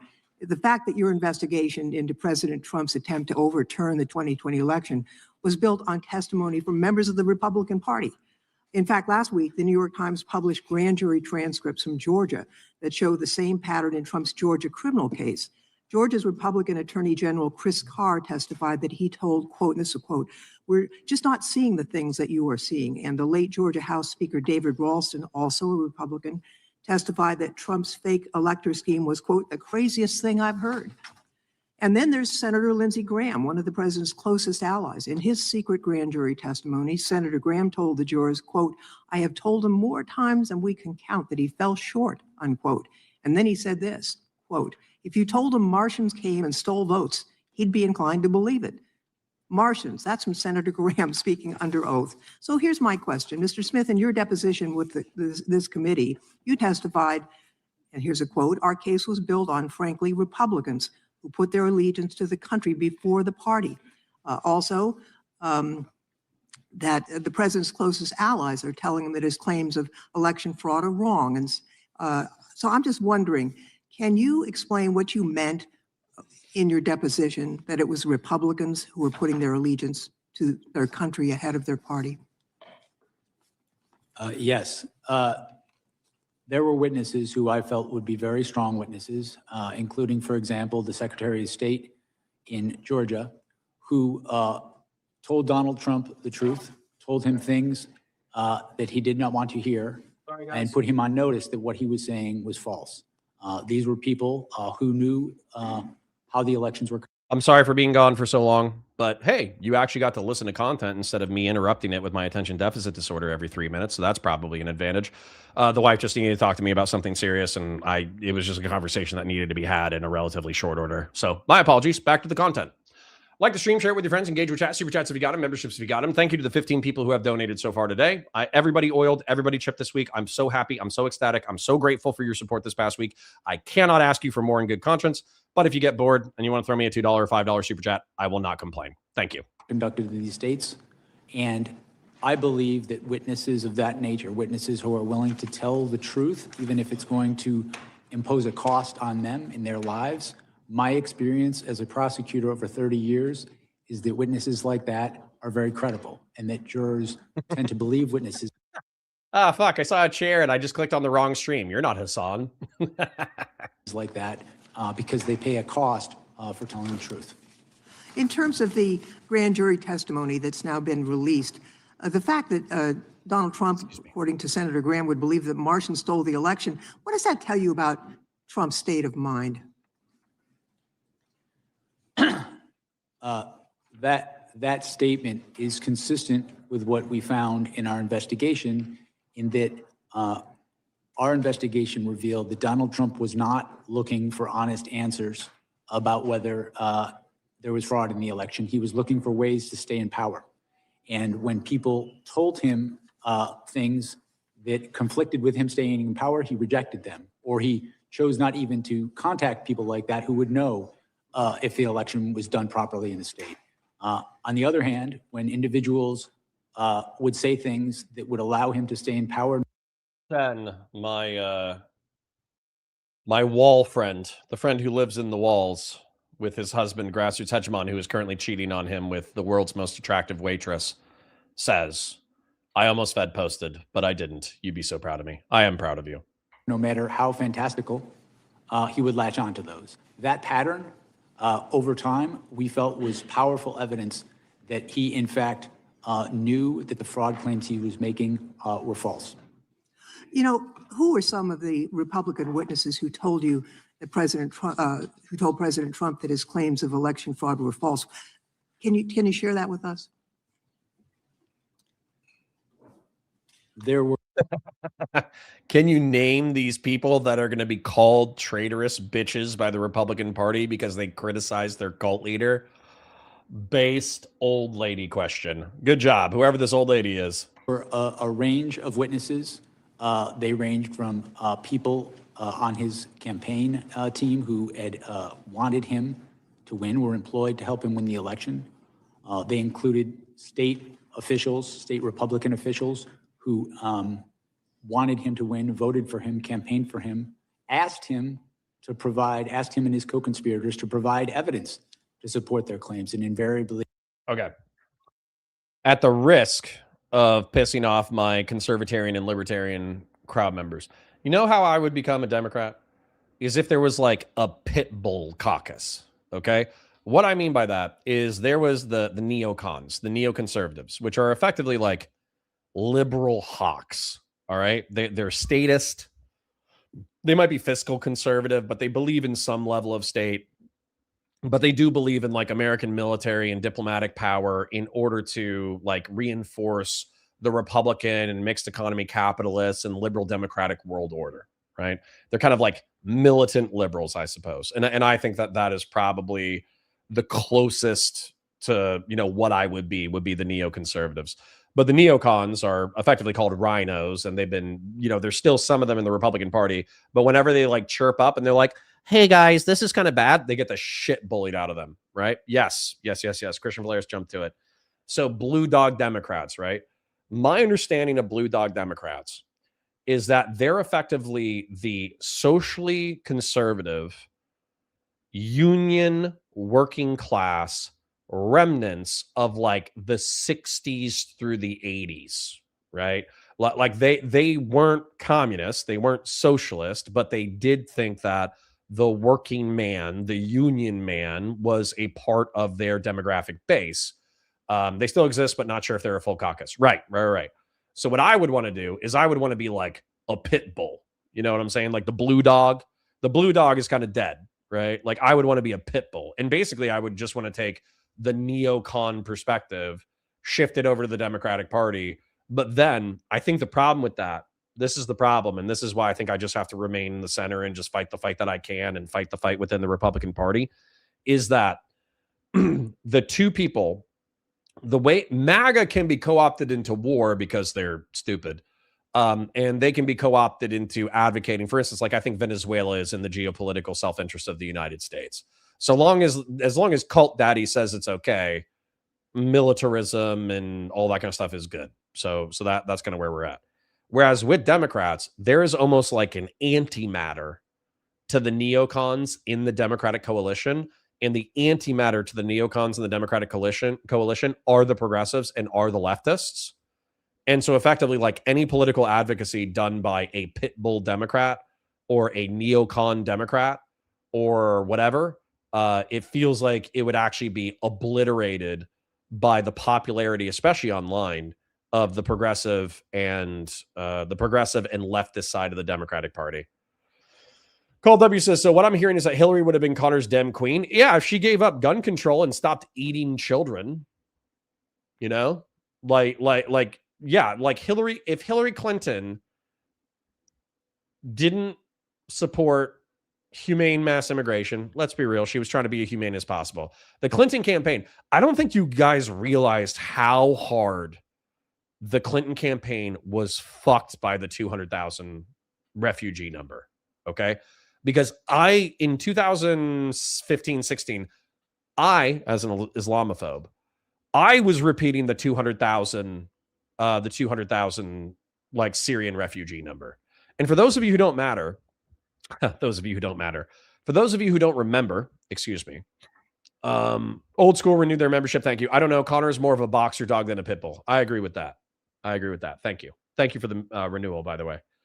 But Hillary Clinton, her campaign was running effectively on like the neocon position, I would say, but they were pro-gun control. They were like pro-immigrant. They talked about like the immigrant crisis in Europe and how they were going to help out our brothers and sisters in Europe and how it was important to show solidarity and this, that, the other. But realistically, they were talking about like a refugee cap of like 60,000. But what happened during the campaign is some like human rights organization advocated that the Clinton campaign endorsed like 250,000 or 200,000. And then that statement was seized upon by right-wing propagandists. And then it was blasted into the news. And then it was not challenged by the Democrats. So effectively, my perspective was that we had like Pulse nightclub like a month ago. We had the Bastille truck attack like 2 months ago. We had the Bataclan mass shooting 3 months ago. We had like ISIS like rampaging in the Middle East and North Africa. And we had just started doing airstrikes against them. And then like Hillary Clinton is like, oh yeah, but like, you know, terrorism is just because Sadiq Khan had that horrible quote that made me want to like fly overseas and choke him out. Okay. Sadiq Khan, the mayor of London. Sadiq Khan, worst quote in like political history was that terrorism is just a risk that everybody takes and it's part and parcel of living in a big city. Holy shit, the amount of damage done was Sadiq Khan Pakistani, but the amount of damage done to Islamophobia by having a like Pakistani Muslim mayor say that terrorism is part and parcel of living in a major cosmopolitan city, that was fucking insane. That was like legitimately one of the things where people were just like, what the fuck are you talking about, man? So anyways, yeah, the point being, probably from like a neoconservative perspective, yeah, Hillary Clinton probably, I would have loved Hill Dog. I would have loved Hill Dog when it came to geopolitics. But the fact that she was characterized as throwing the gates open for mass immigration from the Middle East and North Africa, And you had the whole Benghazi thing, you had the email server thing and all that kind of stuff. And then also she does eat children, right? You know what I'm saying? Like Donald Trump has done untold damage to the American Republic, but Hillary Clinton has like adrenochrome fetuses in her fridge and freezer that she like, you know, does. She like cracks them open like the way that people cut open coconuts and then they drink coconut juice. She cracks open the spines of fetuses and then drinks their adrenochrome. You know what I'm saying? Have you guys ever seen? I'm gonna show you this. I'm totally gonna derail the content, but have you guys ever seen the Chris Reeves South Park fetus? Okay. There was this episode about, I forget what they call it. What did they call it? Was it stem cells? I think it was stem cells. Okay. Because there was this like huge innovation in the middle of the 2010s, late 2000s, something like that, where stem cells became a thing. And what stem cells are like default cells. And so whatever cells you put them around, they kind of like form and heal the tissue around said thing. Oh God, it's the Crip episode. I fucking love the Crip episode. Dude, South Park has had some bangers.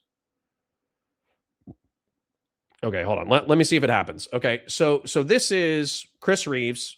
He was Superman. He died in the past 5 to 10 years. But he was paralyzed either in like a horse riding accident or a ski accident. I forget. But stem cells are derived from, they're not totally derived from fetuses, but they were like substantially derived from fetuses. And you could derive stem cell tissue from like umbilical cords and shit, right? Yeah, it was a horse. So the way that South Park decided to deal with this is they just showed Chris Reeves busting out an aborted fetus and then cracking it open like that, and then drinking the interior.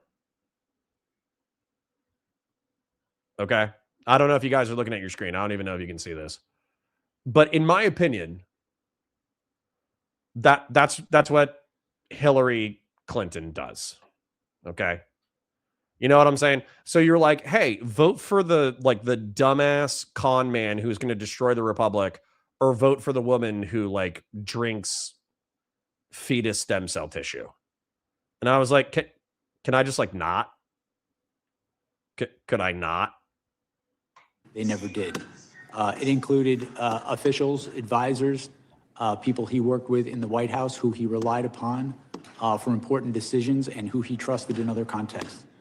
We felt we had strong evidence from a variety of sources. Time of the gentlelady has expired. Mr. Chairman, with my fellow Californian, you were allowing the witness. Yeah, it's a good question. Isn't that grounds to let him answer? I've given him 30 seconds extra, the gentlelady 30 seconds extra. If the gentleman can be concise and finish up here quickly, we will allow him to finish. Yes, sir. And just conclude saying we felt that let girls have fun. Oh my God. That was the Kamala Harris line. That was the Hillary Clinton line. For real. Okay. It's like Hillary Clinton eats fetuses. And then like the Democrats would be like, yeah, but can't a power suit wearing feminist girl, can't she have a little fun? That was those were the days. constituted powerful evidence of the knowing falsity of his statement. Yes. Sorry. Somebody keeps bringing up South Park references.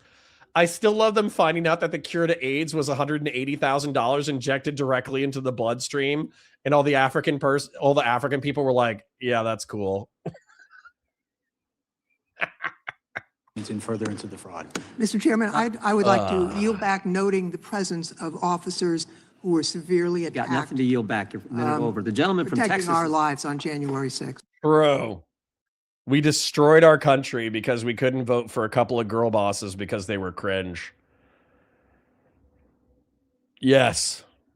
I mean, but all you had to do was not let women have political power and we would have been just fine. But no, the liberals and the progressives had to be like, it's her turn. Yes. Old school. The Hillary Clinton line, which bothered me, was we came, we saw he died, and then laughed about it maniacally about Gaddafi, who we had a weapons of mass destruction agreement with. Yes. She actually is like a sociopath. Like, I'm not even saying that to be mean. You know how I describe Steven as a sociopath sometimes? Because he does like sociopathic shit, like, I don't know, doxing J-Stock and then making fun of his dead dad. That's pretty sociopathic. That's pretty fucked up. That being said, still his friend. I just think he's a fucking asshole sometimes, right? That's the way that I think liberals should feel about Hillary Clinton. Like, Hillary Clinton should like crack open a fetus and like drink its interior contents and then be like, ha, ha, ha, we killed Gaddafi, you know? And then, you know, like Democrats, they shouldn't have been like, it's her turn. She's a girl boss. They should have been like, no. She's actually like a blood drinking vampiric sociopath, but she's our sociopath. I think that would have been like legitimately a better marketing strategy. The gentleman from Texas, Mr. Gill, is recognized for 5 minutes. Who's rooting for Hillary right now? No one. We were just talking about like the actual. Okay, so let's be real. What would have happened if Hill Dog had won? Is we would have gotten more progressive justices. We might have gotten gun control, which would have been viewed as like cataclysmic on the right. But I understand, like, you know, dude, I buy guns and I shoot guns like once a quarter or like once a month because guns are so fucking expensive. Guns are cool. Guns are important. I think they're important for the balance of power. But realistically, most people are still going to like eat shit, work, and go to sleep. And even if there was stronger gun control in the United States of America, people would still eat shit, go to sleep, work and go to sleep. You know what I'm saying? So anyways, like, so if Hill Dog had won, we probably would have continued with like the neoconservative, neoliberal status quo, right? We also probably would have gotten, let's be real, like if 200,000 was the NGO position and 60K was the official Clinton position, we probably would have taken like 100K Syrian refugees. And then also the tenor of the country would have been, when a terrorist attack happens, you can't be Islamophobic. Therefore, like, we would have just tolerated like another 2 or 3 terrorist attacks. Now, what's funny about that is that the terrorist attacks would have happened because I think of the cultural tolerance towards like, you know, jihadism and Islamophobia and mass immigration and this, that, the other. But realistically, the funny thing about Hillary Clinton is Hillary Clinton would have been bombing the fuck out of ISIS at the same time, right? She arguably would have been just as, if not more ruthless to ISIS than Donald Trump. Like, one of the funniest anecdotes about Hillary Clinton, and by the way, I know I'm on a Hillary Clinton thing, but dude, we're watching like a congressional deposition, right? Like, okay. One of the funniest things about Hillary Clinton, okay, is that she knew that Bill had cheated on her, okay? Knew that Bill had cheated on her with Monica Lewinsky. They had this embarrassing affair. They weren't sleeping together anymore. They weren't hanging out together anymore. They could barely talk to each other at all, right? But like, Bill Clinton and Hillary Clinton were on the rocks and she was thinking about divorce. And Bill Clinton, this is one of the funniest stories I've ever heard. The first time that Hillary Clinton talked to Bill Clinton in months was she called him asking him to militarily intervene in Kosovo. And then he did it and they reconciled. That's one of the funniest things I've ever heard about Hillary Clinton. That like, she was not going to have sex with Bill Clinton. She was not going to stay with Bill Clinton. Hated fucking Bill Clinton. Was about to leave Bill Clinton. And then she saw like a geopolitical event where she's like, we could bomb some people. And then she called up her husband and was like, hey, could we bomb some people? And that was the basis of their relationship reigniting. I think that's fucking hysterical. Does the Discord have a gun picks channel? No, but you can create it for sure. Dude, I don't buy that. That's wild. I don't care. I'm going to keep repeating it as if it's gospel truth until I die. Mr. Smith, in January of 2023, did you subpoena then Speaker of the House Kevin McCarthy's toll records? Yes, sir, we did. Yes, you did. And the subpoena covered the time period between November 2020 and January 2021. Is that right? I'm sorry, sir, could you say that again? We're not going to delay like this. The subpoena covered the time period between November of 2020 and January 2021. How many days after Kevin McCarthy was sworn in as Speaker did you subpoena his records? I don't recall, but those two things had nothing to It do was with one. 16 days after becoming the highest ranking Republican in the House of Representatives. You subpoenaed his toll records. Do you agree?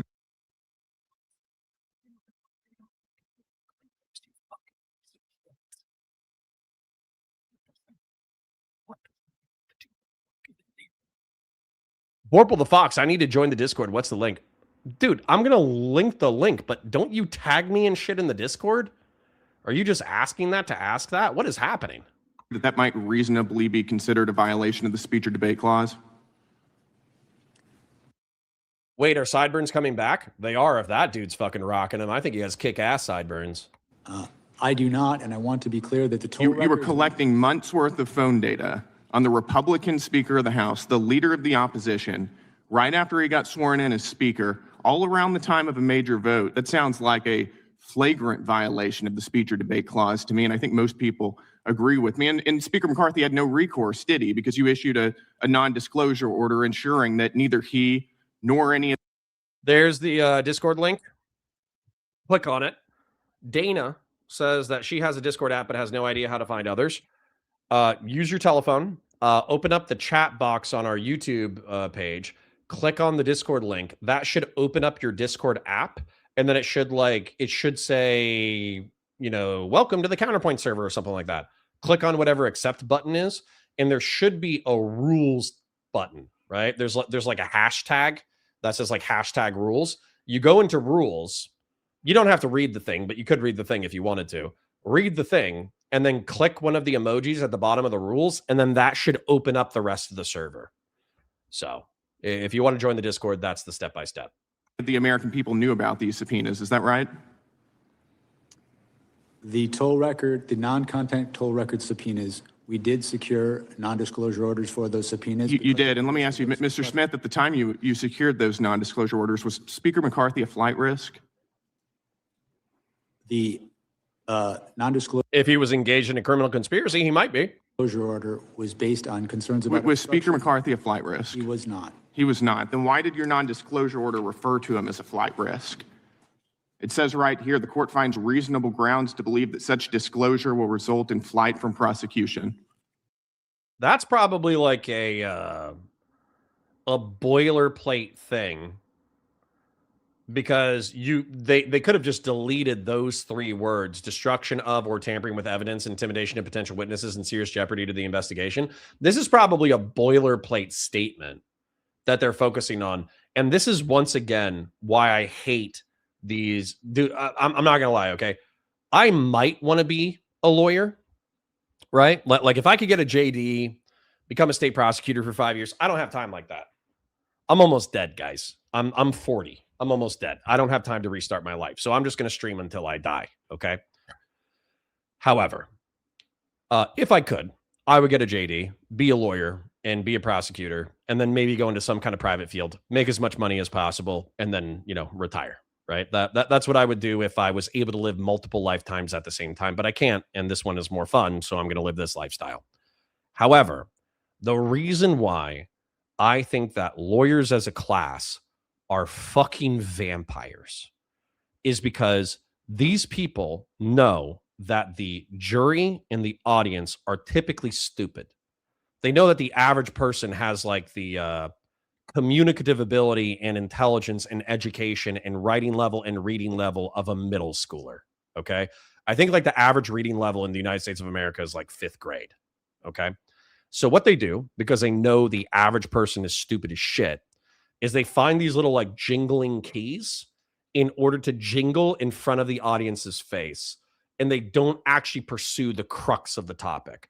And I think that's what pisses me off about real politics. This is what pisses me off about Congress. This is what pisses me off about our legislators, is they waste so much fucking time and energy jingling keys in front of the audience because it's necessary for them to get elected, instead of coming up with actually technocratically competent legislation that makes the United States of America a better place to live in. That's what fucking pisses me off.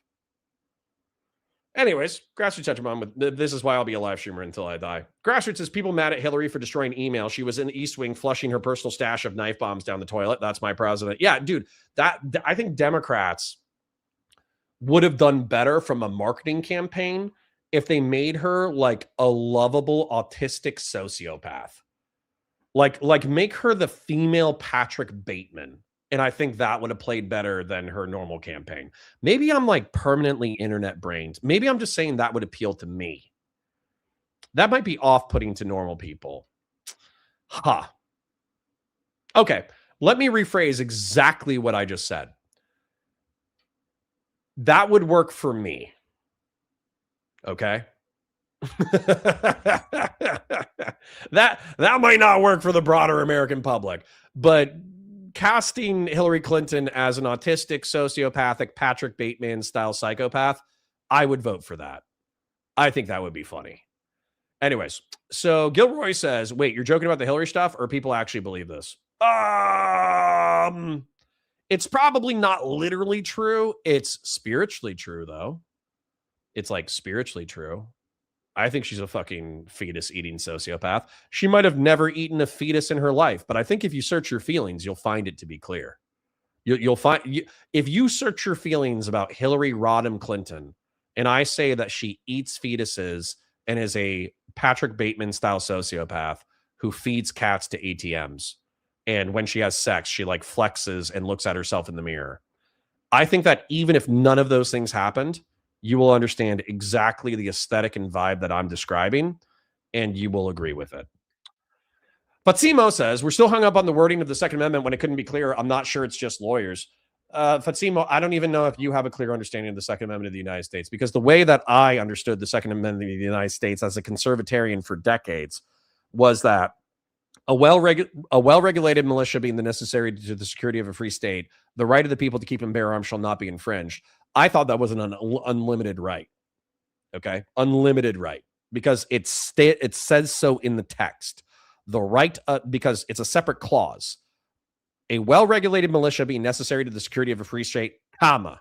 Okay, it's not the militia that's being granted the right to keep and bear arms. It's the people. So the people are given the right to keep and bear arms that are not specified. Okay. And so therefore, based off of that reasoning, since infringement is a negative word, you would presume that Congress can't regulate any kind of firearms. That's never been true. And if you actually go to Federalist 29 and Federalist 46, which were written, I think, before the Constitution was adopted, they talk about how they would actually try to get a balance between the states having appointed officers. Okay, so the way that I understand it, this is the way that I understood it. The founding fathers never wanted a standing army. They wanted no military whatsoever.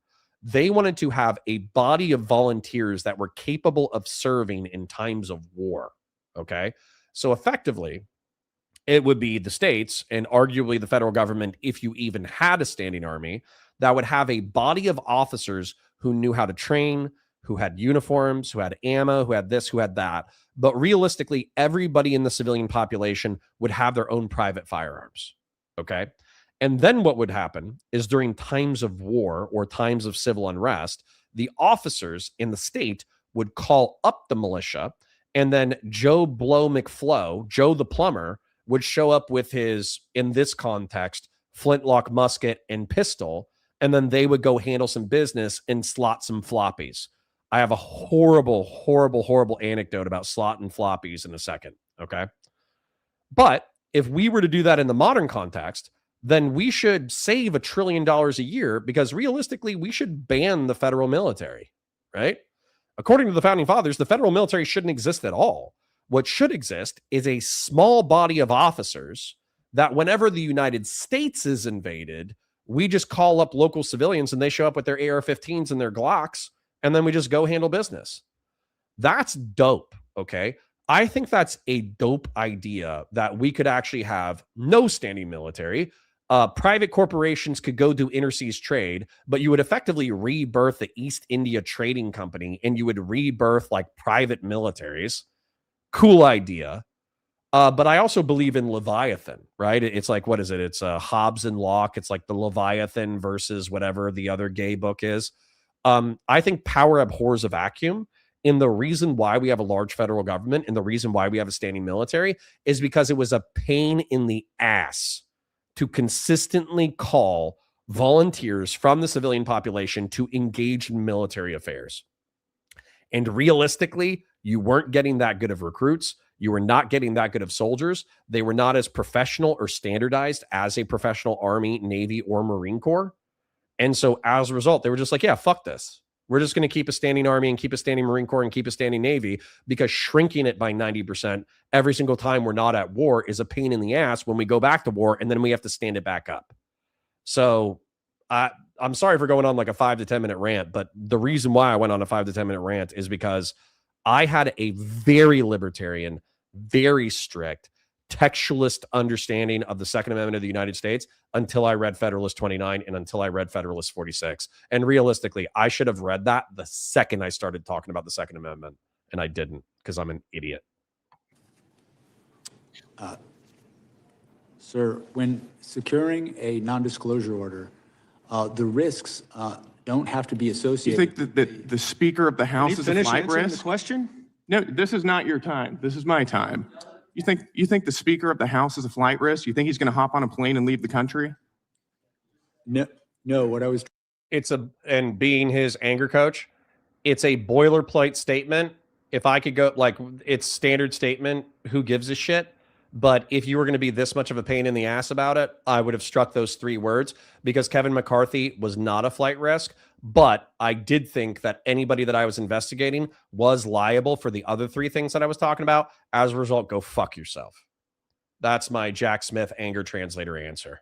Trying to explain is, with respect to a non-disclosure order, the risks aren't necessarily associated with the subscriber to the phone. They're the risks to the investigation. I think that you were using, this was clearly in reference to Speaker McCarthy, and you were using clearly false information to secure a non-disclosure order to hide from Speaker McCarthy and from the American people the fact that you were spying on his toll records. But I've got more, so let's move on. In May of 2023, you also issued subpoenas for toll records of 9 U.S. senators and an additional representative. Is that right? In May. AK Batusai says, you could have shortened everything you just said by just saying you wanted Democrats to be honest. Could you imagine that? Could you imagine like the Hillary Clinton 2015 campaign gets announced and they're like, Hillary Clinton, she's a sociopath, but she's good at her job. She might eat children, but she'll protect America.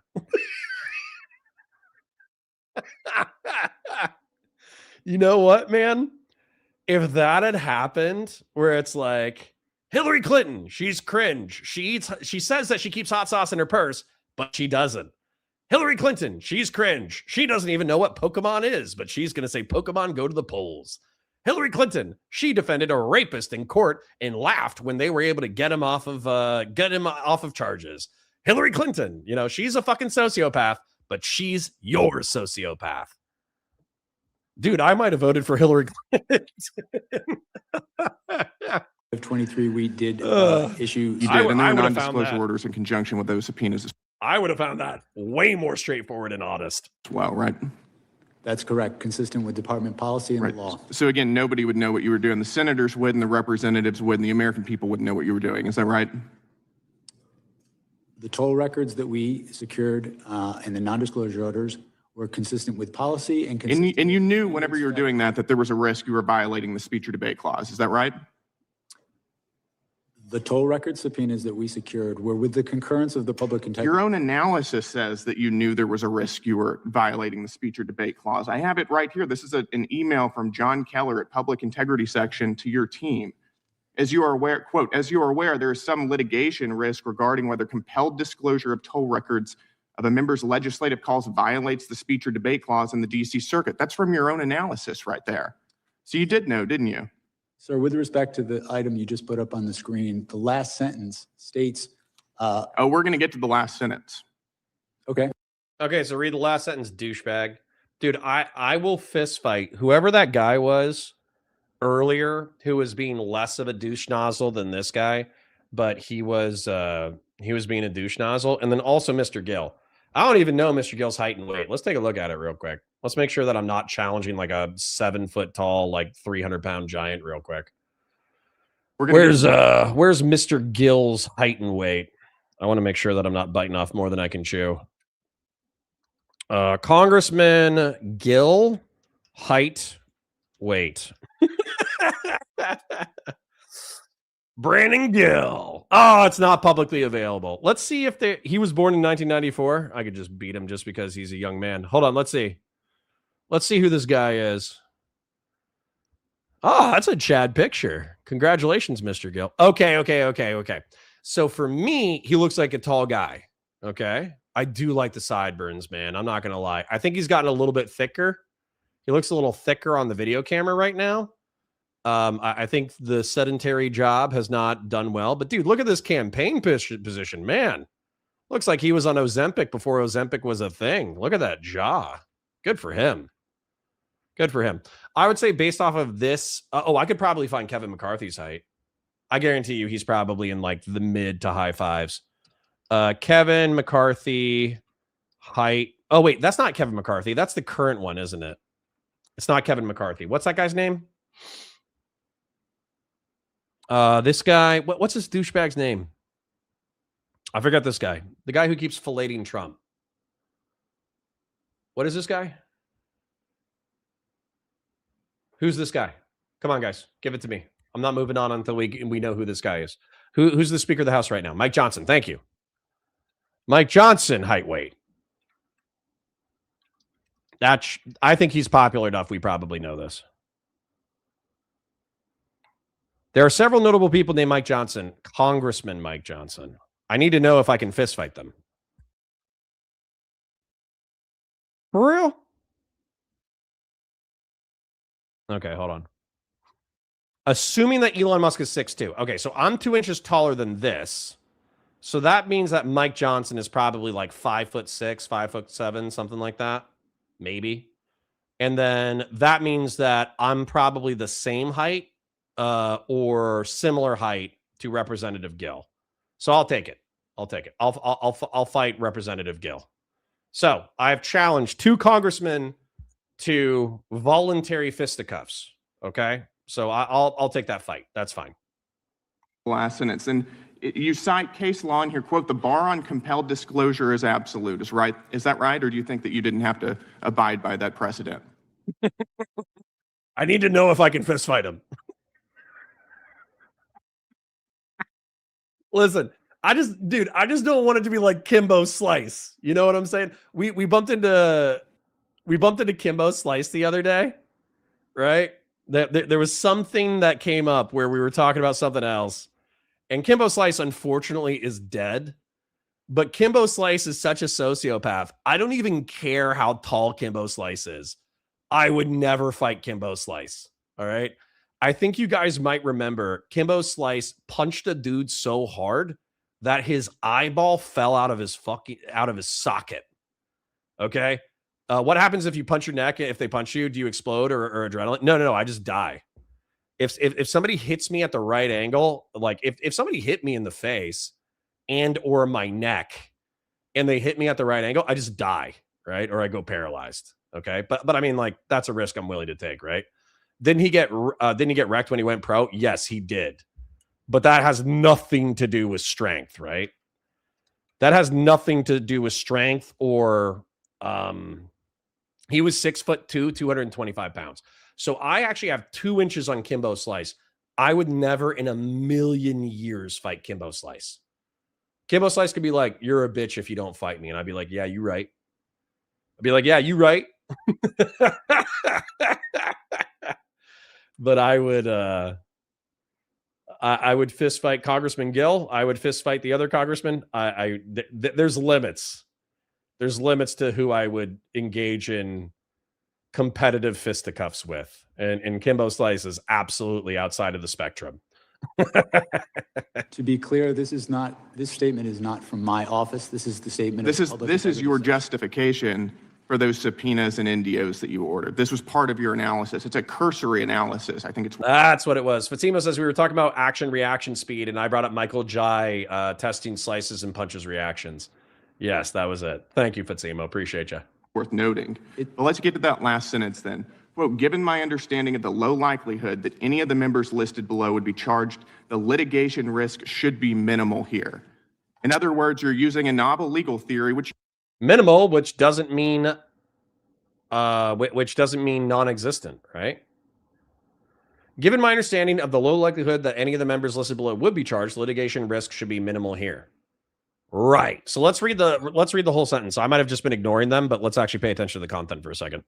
Even putting aside the government's potentially meritorious argument that the calls over the relevant period, especially unsolicited incoming calls, would not constitute protected legislative acts, given my understanding of the low likelihood that any of the members listed below would be charged, litigation risk should be minimal here.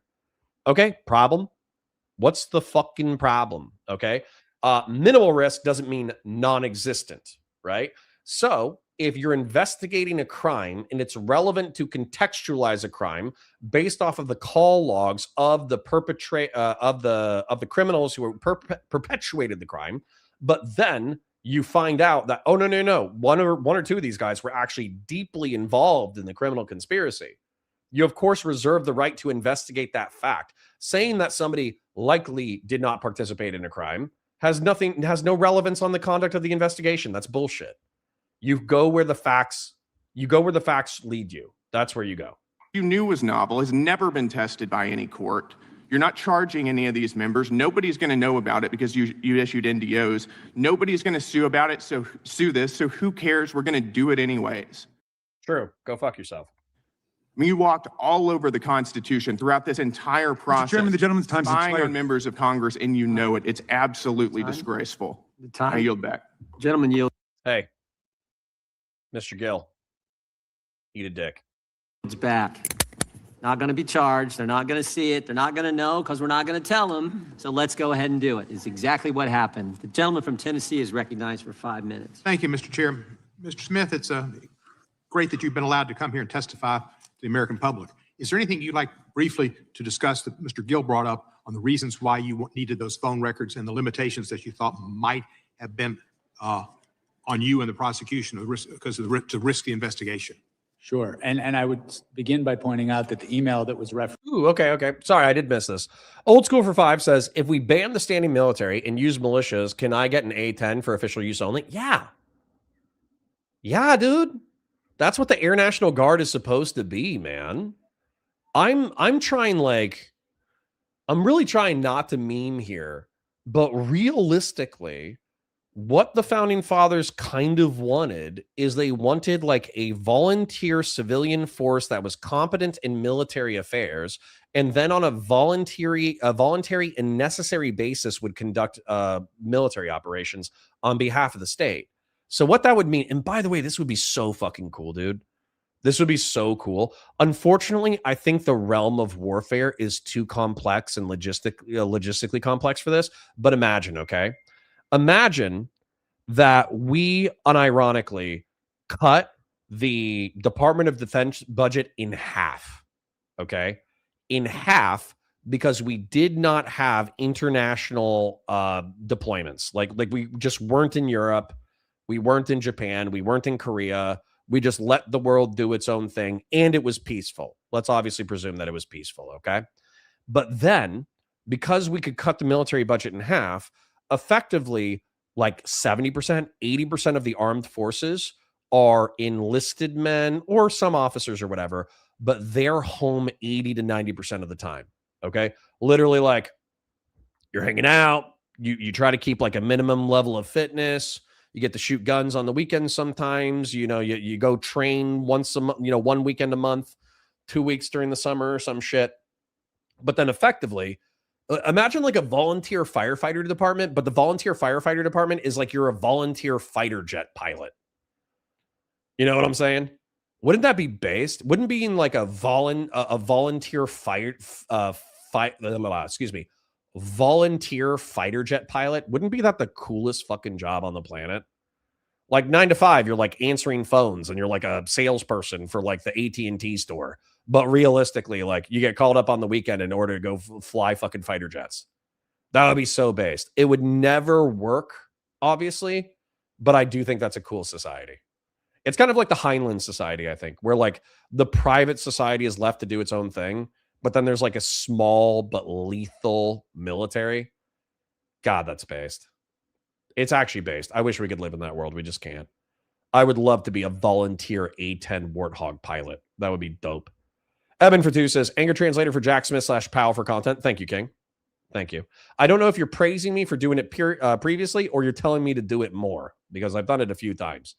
Although I'm just chatter for 5 says, ICE being instructed to forcibly enter homes with just administrative warrants instead of requesting judicial warrants. Very, very, very good.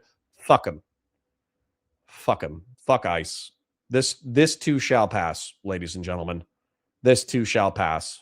Do not give in to the black pill. Wasn't a justification from my office. It was an email from the Public Integrity Section to my office approving the subpoenas. The subpoenas that we... And then Rob says in Federalist 41, there's an argument for a standing Navy. I'm sure, because probably much like you can't be a competent part-time fighter pilot, right? Like you should probably be a professional fighter pilot. You probably cannot be a part-time sailor. Sailing is probably something that requires professionalism that cannot be done on a volunteer basis. So, yeah, I hear that. Thank you. We secured with non-disclosure orders from a judge because I had grave concerns about obstruction of justice in this investigation, specifically with regards to Donald Trump. Not only did we have the obstruction of justice that we were investigating in the classified documents case, but I was aware during the course of our investigation of targeting of witnesses during the course of the conspiracy itself. There were election workers who had their lives turned upside down and received vile death threats because they were targeted by Donald Trump and his co-conspirators. I had a duty to protect witnesses in this investigation. That risk, that threat to witnesses was only confirmed when we went forward in this case and Donald Trump suggested that one witness should be put to death and then also issued a statement to the effect of, if you come after me, I'm coming after you. In my mind, I can't think of a more direct threat to witnesses and individuals involved in that proceeding. Given that sort of threats, it was, in my view, completely appropriate to protect the integrity of the investigation, to protect against destruction of evidence, and to protect the witnesses in our case. Okay, I'm going to summarize that as the anger translator for Jack Smith. Eat a dick F slur, Mr. Gill. Right? That is what Jack Smith just said. And to summarize, okay, he was investigating a criminal conspiracy in order to overthrow the United States. Just because you're a politician doesn't mean you have privilege against criminal investigation, particularly if you're an accessory to said crime or if you're aiding after the fact. So Jack Smith investigating that is perfectly reasonable. And not only that, what he just said is that through the course of the investigation, Donald Trump proved his fear. And I don't know if you guys remember that, but there was the alleged election fraud in Georgia where there were 2 poll workers that pulled out votes from underneath the desk and then put them on the desk after everybody had left due to like a water leak, quote unquote. Well, the Republicans, for Trump's 2024 win, they still use that footage in promo material for the Trump 2024 win, I think at CPAC. And that clip has been debunked for like years. Like the chain of custody is that like poll workers brought in these votes, put them, there to be counted later. They were underneath the desk. The pipe burst issue happens, and then they go back to work afterwards because it's not so disastrous that it's going to flood the office, and they just keep working. But the allegation from the Trump administration was that these were fraudulent ballots that were hidden by the poll workers on purpose.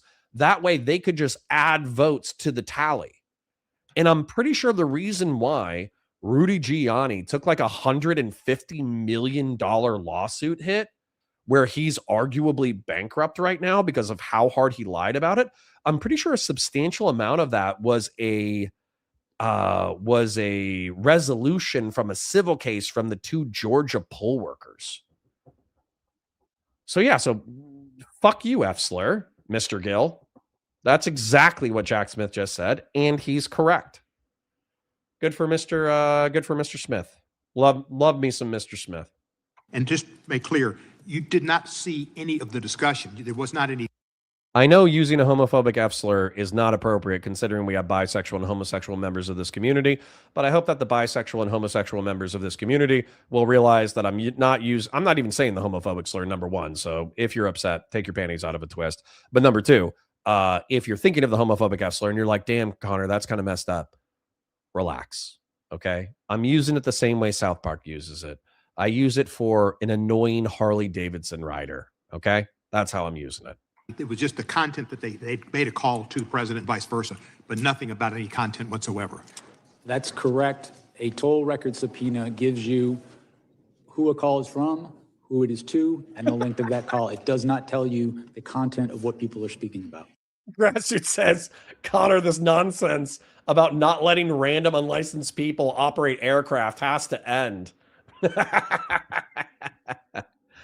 You felt that you had a case that was one that you would win beyond a reasonable doubt, no moral certainty. Is there anything in your facts that you had that you would have used at trial that you believe has not been presented to the public in the past or have been misrepresented to the public? Is there anything essential facts that you had that you felt would have resulted in a conviction of the president on the charges that he was indicted upon? I think my hold report. I think you the report of our misunderstand. case- Bud 123. Is accessory to conspiracy a crime? If yes, and they did not indict these senators, would that put into question how much of a slam dunk of the prosecution of that conspiracy is? No. Let me explain why. So, for instance, the conduct by Donald Trump and Rudy Giuliani and John Eastman and their attempts to convince Mike Pence to conduct a criminal thing, that's not in dispute. That's like that's not even disputed by the Trump administration. They just say that there was outcome determinative voter fraud, so they were justified in doing it. Don't ask me for the evidence, okay? It just exists. So Trump, I'm with Jack Smith on this. Trump, unless we are given contradictory evidence, is guilty of a conspiracy to interrupt the lawful and peaceful transfer of power in the United States. He tried to overthrow the government for his own benefit. That's just true, okay? But through the course of the investigation, you can corroborate information that is non-criminal from other parties.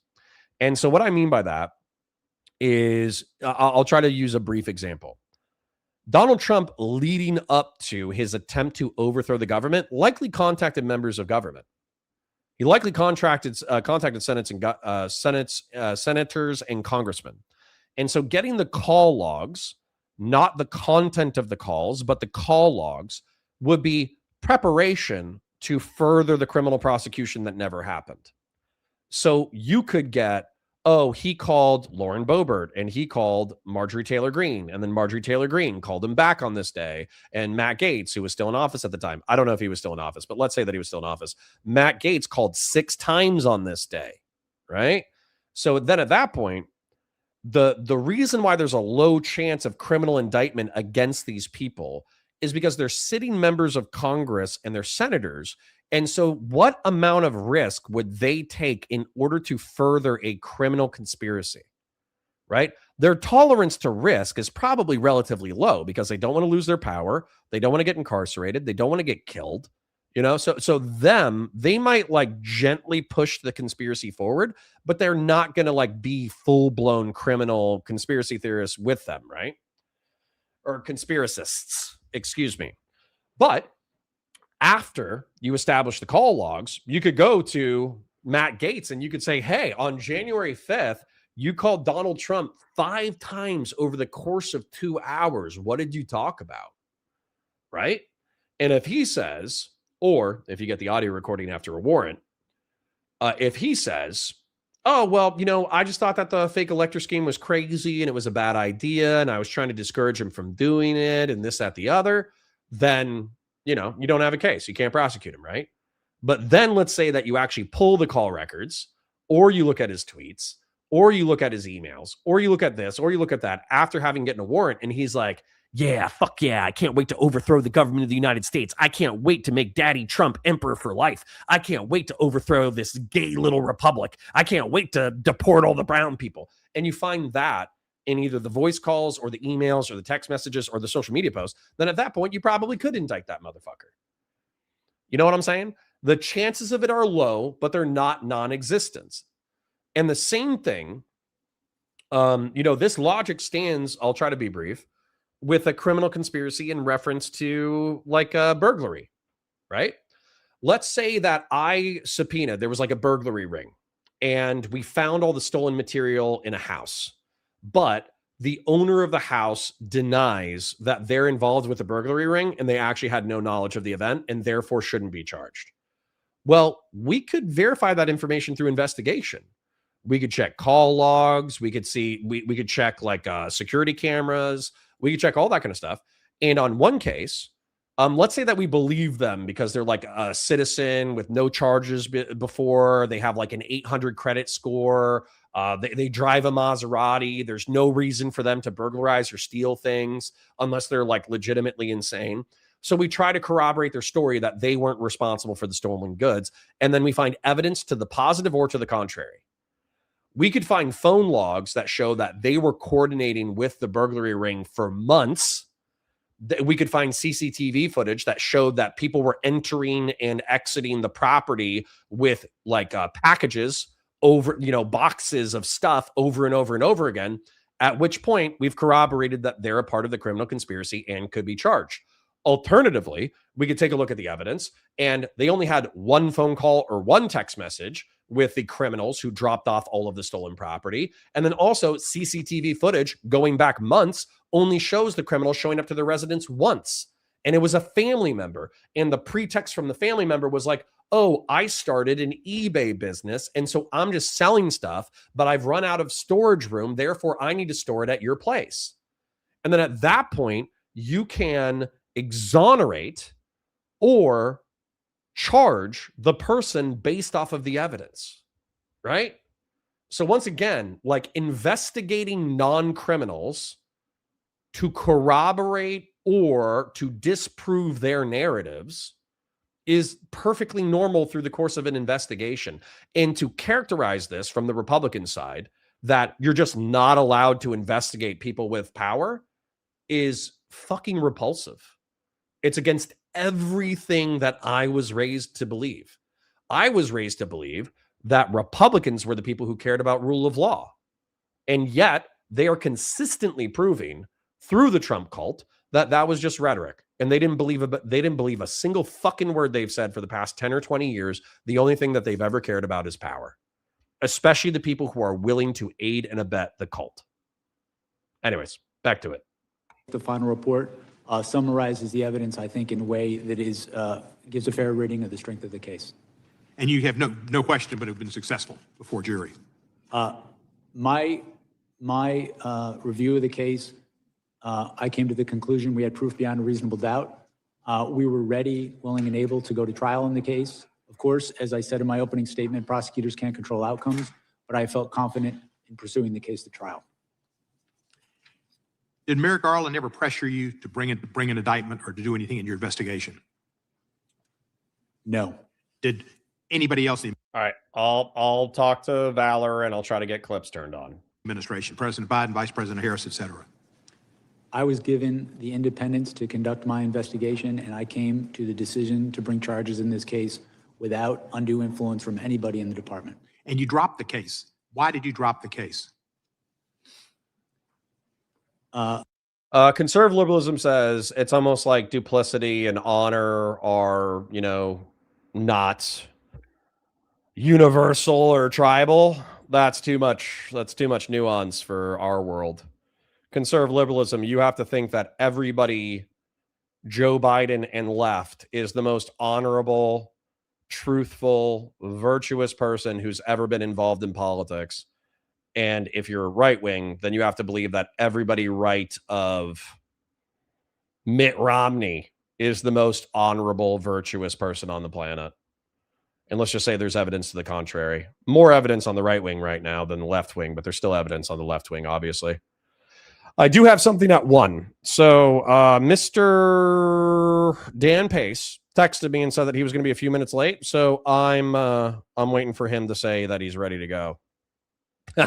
What the fuck is Nuance? Is that like a fast food joint or something? Dude, speaking of which, I'm getting mad hungry. I can taste delicious food right now because I haven't had anything to eat yet today. Or if I have, it was very small. How soon you think? Question mark. All right. I sent that to Dan. We'll see when we wrap up in a second. But I'll just chill. I'll just hang out with chat for a second. The cases against moving to Twitch in a minute whenever Dan's ready. Donald Trump were dismissed pursuant to department policy. Department policy, the Office of Legal Counsel said if somebody's president, you can't bring a charge against them or they can't be held liable. Is that correct? Okay, everyone go to Twitch Counterpoints? Not yet. Correct. He said 10 to 15 minutes, so it looks like we're going to start around 1:30. So hang out for now. That's correct. There had not been a case of this nature ever where someone was elected president with charges pending, and so that was slightly different. So we consulted with with the Office of Legal Counsel, and they determined pursuant to policy that the cases needed to be dismissed. And you weren't pleased with that, but you had to follow the law, and that's what you did. Rugrats, yes. We followed policy throughout my investigation. My job was not to set policy. My job was to follow it, and that's what we did. I want to thank you for your service. I think you're a great American, and you came out of this as being somebody who people can respect and look up to in a fashion that we should be instilling people's desire to go into justice, to go into law, and to go into government. You're an example of the type of person they should follow. I yield back to the balance of the time. Gentleman yields it back. The gentleman from Wisconsin is recognized. Mr. Smith, there's something that's really bothering me since your deposition. It's how and why you got the position of special counsel and your personal relationship with Marshall Miller. Let's go back to 1999 when you were working for the United States Attorney's Office for the Eastern District of New York. Is that when you first met Marshall Miller? Yes. So after ED New York, did the two of you ever work together again prior to becoming special counsel? According to the public bios for you and Mr. Miller, you overlapped at DOJ from 2004. Sorry, Randy Shanks says something really important. Why would you hold on to the sides, man? Why would you hold on to the sides? I'm with you, man. My crown is a little bit thinner than it used to be. My hair is a little bit thinner than it used to be. I am turning 40 in the next few years. If you ever get to this point and you don't have like a totally weird head shape, just shave it, dude. And you don't even have to shave it every day, man. Do the Bruce Willis thing. I think what Bruce Willis did, and somebody correct me if I'm wrong, he took a pair of clippers and he just like hit his head every couple of days, you know? So he had days where you could see his hairline, which was not great. But you could see like his hairline, but he just had like fuzz or pores or whatever. And he had like a decent head shape. So like it didn't really matter. You know what I'm saying? So yeah, if I ever get into this position, I'm just fucking shaving. But 1, 2, 3. Is Connor going to go bald on stream? I think I'm too old for that. I think I'm actually probably going to keep my hair. I just think that as you get older, your hair thins. So I just noticed that my hair thinned over the past like year or so. 14, 15, when you were chief of DOJ's public integrity section. Yeah, exactly. Randy Chang. That's how I roll. Number 1 clipper, 7 minutes. Tricky part is setting up the mirrors so you can hit the back. Exactly. The tricky part is setting up the mirrors so you can hit the back. And Mr. Miller was chief of staff for DOJ's criminal division. Is that accurate? I believe that is accurate, yes. Okay, so were the two of you social outside of work? I would say intermittently, yes. Okay, but after 20 years of knowing each other, it's safe to say you were friends, correct? Yes. Okay, so let's fast forward to 2022. Mr. Miller is appointed Principal Associate Deputy Attorney General at DOJ, the number 3 at DOJ. You call your friend to congratulate him, and according to the deposition transcript, you say you'd be interested in a position at DOJ. Is that correct? Yes, what I recall is that I expressed an interest if the right position came up, I would be interested in. But at that point, there's no discussion about special counsel. Is that correct? This is some time ago, and so I don't have a specific recollection of all these conversations. So you were first approached about special counsel and that role before the 22 midterm elections. And according to the deposition transcript in October of 2022, you fly to DC, meet with the AG and the Deputy Attorney General. Is that correct? Yes, I flew to DC, I believe it was in October, and I met the Deputy Attorney General, and also I met the Attorney General. So in multiple conversations with your friend Marshall Miller, he never once tipped you off that the Attorney General or Deputy Attorney General have you on the short list for special counsel? It never came up? Again, this was some time ago, but my recollection is I'm sorry. I'm just going to say this is like bullshit. This is like orbiter questions. Okay. So let me read this real quick. AKA Batusai says Congress is in charge of highly sensitive info. There needs to be a high standard and more evidence to spy on them without their knowledge. Okay. Is overthrowing the Republic of the United States a sufficiently high crime to investigate? Also, they didn't get the content of said phone calls. They just got the call logs themselves. Dude, this is where this lands so flat. And AK Batusai, I'm not trying to be like super rude about it or anything, but I want to be. Like, in my opinion, there is no higher crime than trying to overthrow the Republic of the United States. This is arguably worse than rape and worse than murder, because an individual rape is going to hurt one person. An individual murder is going to hurt one person. Whereas the anarchy from destroying a society is going to be tens of thousands of rapes, or tens of thousands of murders, or hundreds of thousands of murders, and civil fucking war, or civil unrest. And so through this crime of trying to overthrow society, you are causing hundreds, if not thousands, of violent acts. Okay? So that's why overthrowing the Republic, in my opinion, is worse than like an individual rape or an individual murder. But let's go a little bit further. So I'm saying that overthrowing a society and destroying a society, or attempting to destroy a society, is probably one of the worst crimes that you can do. Okay? So let's move into the next thing. So we already have a high crime. Let's go to the high standard for evidence, okay? The evidence that was collected was a call register, okay? This phone call called this phone call at this time, and the call lasted this long. The content of said phone calls was not obtained by the state attorney's office. It was not obtained by Jack Smith. It is literally who called who, when, and for how long. And that's because they weren't done with the gathering evidence phase, okay? They already knew who the criminal conspiracy theorists or conspiracists were, which was Donald Trump, Rudy Giuliani, John Eastman. Bill Barr dipped out because he didn't want any of that noise. Mike Pence dipped out because he didn't want any of that noise. But those three people committed to the conspiracy to overthrow the Republic of the United States.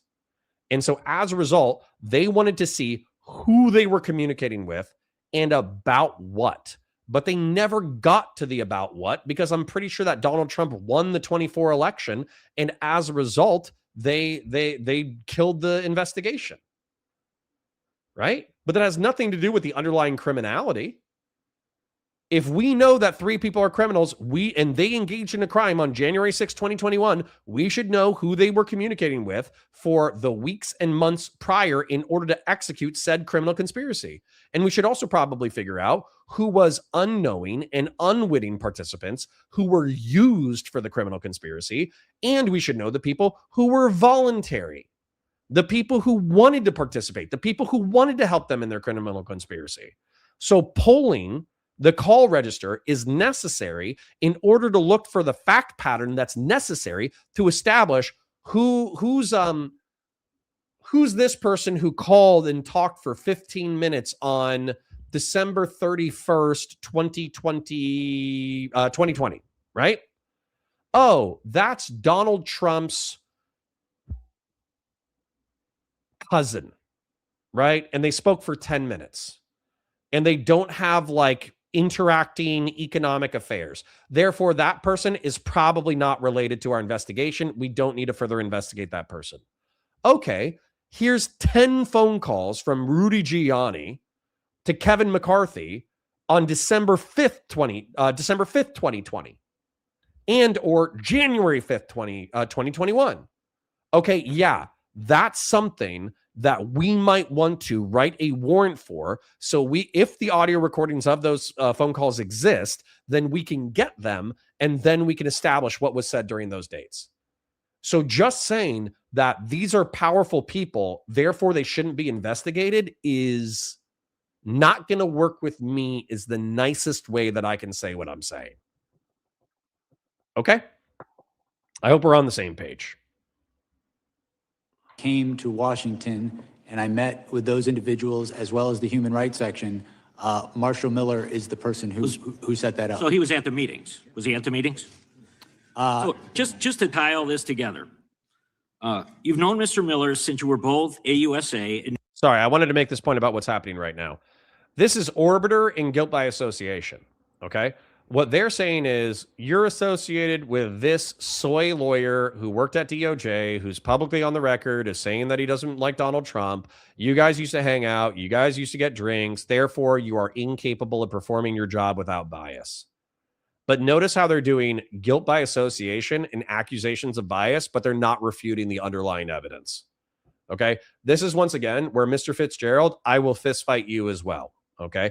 Voluntary fisticuffs, right? Like I'm not trying to like do anything criminal, but if Mr. Fitzgerald was like, how dare you?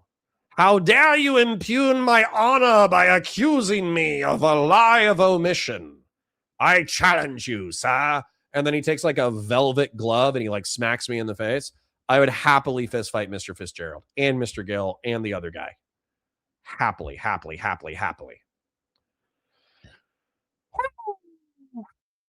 Bellrunner says we need to reactivate clips. That way we can turn that into a clip. True. Xena says logic is backwards. The fact that they are powerful makes it more important to investigate them. Great power and great responsibility. Correct. Christian Blair says Calder Citizen spokesperson explained here. That shit didn't work for me. F that noise. True. Randy Chang says have at thee. Indeed. I would have at Mr. Fitzgerald in a non-sexual way. New York. You stayed in touch over a 20-year career in federal government. He gets a job with the Biden administration, and just a few short months later, you're offered the role of special counsel. I'm having a hard time believing that this is some big coincidence and that there wasn't a back and forth on the special counsel. So maybe you never received directives explicitly from the AG or the Deputy Attorney General, but was Marshall Miller, did he become a two-way conduit throughout the investigation with DOJ?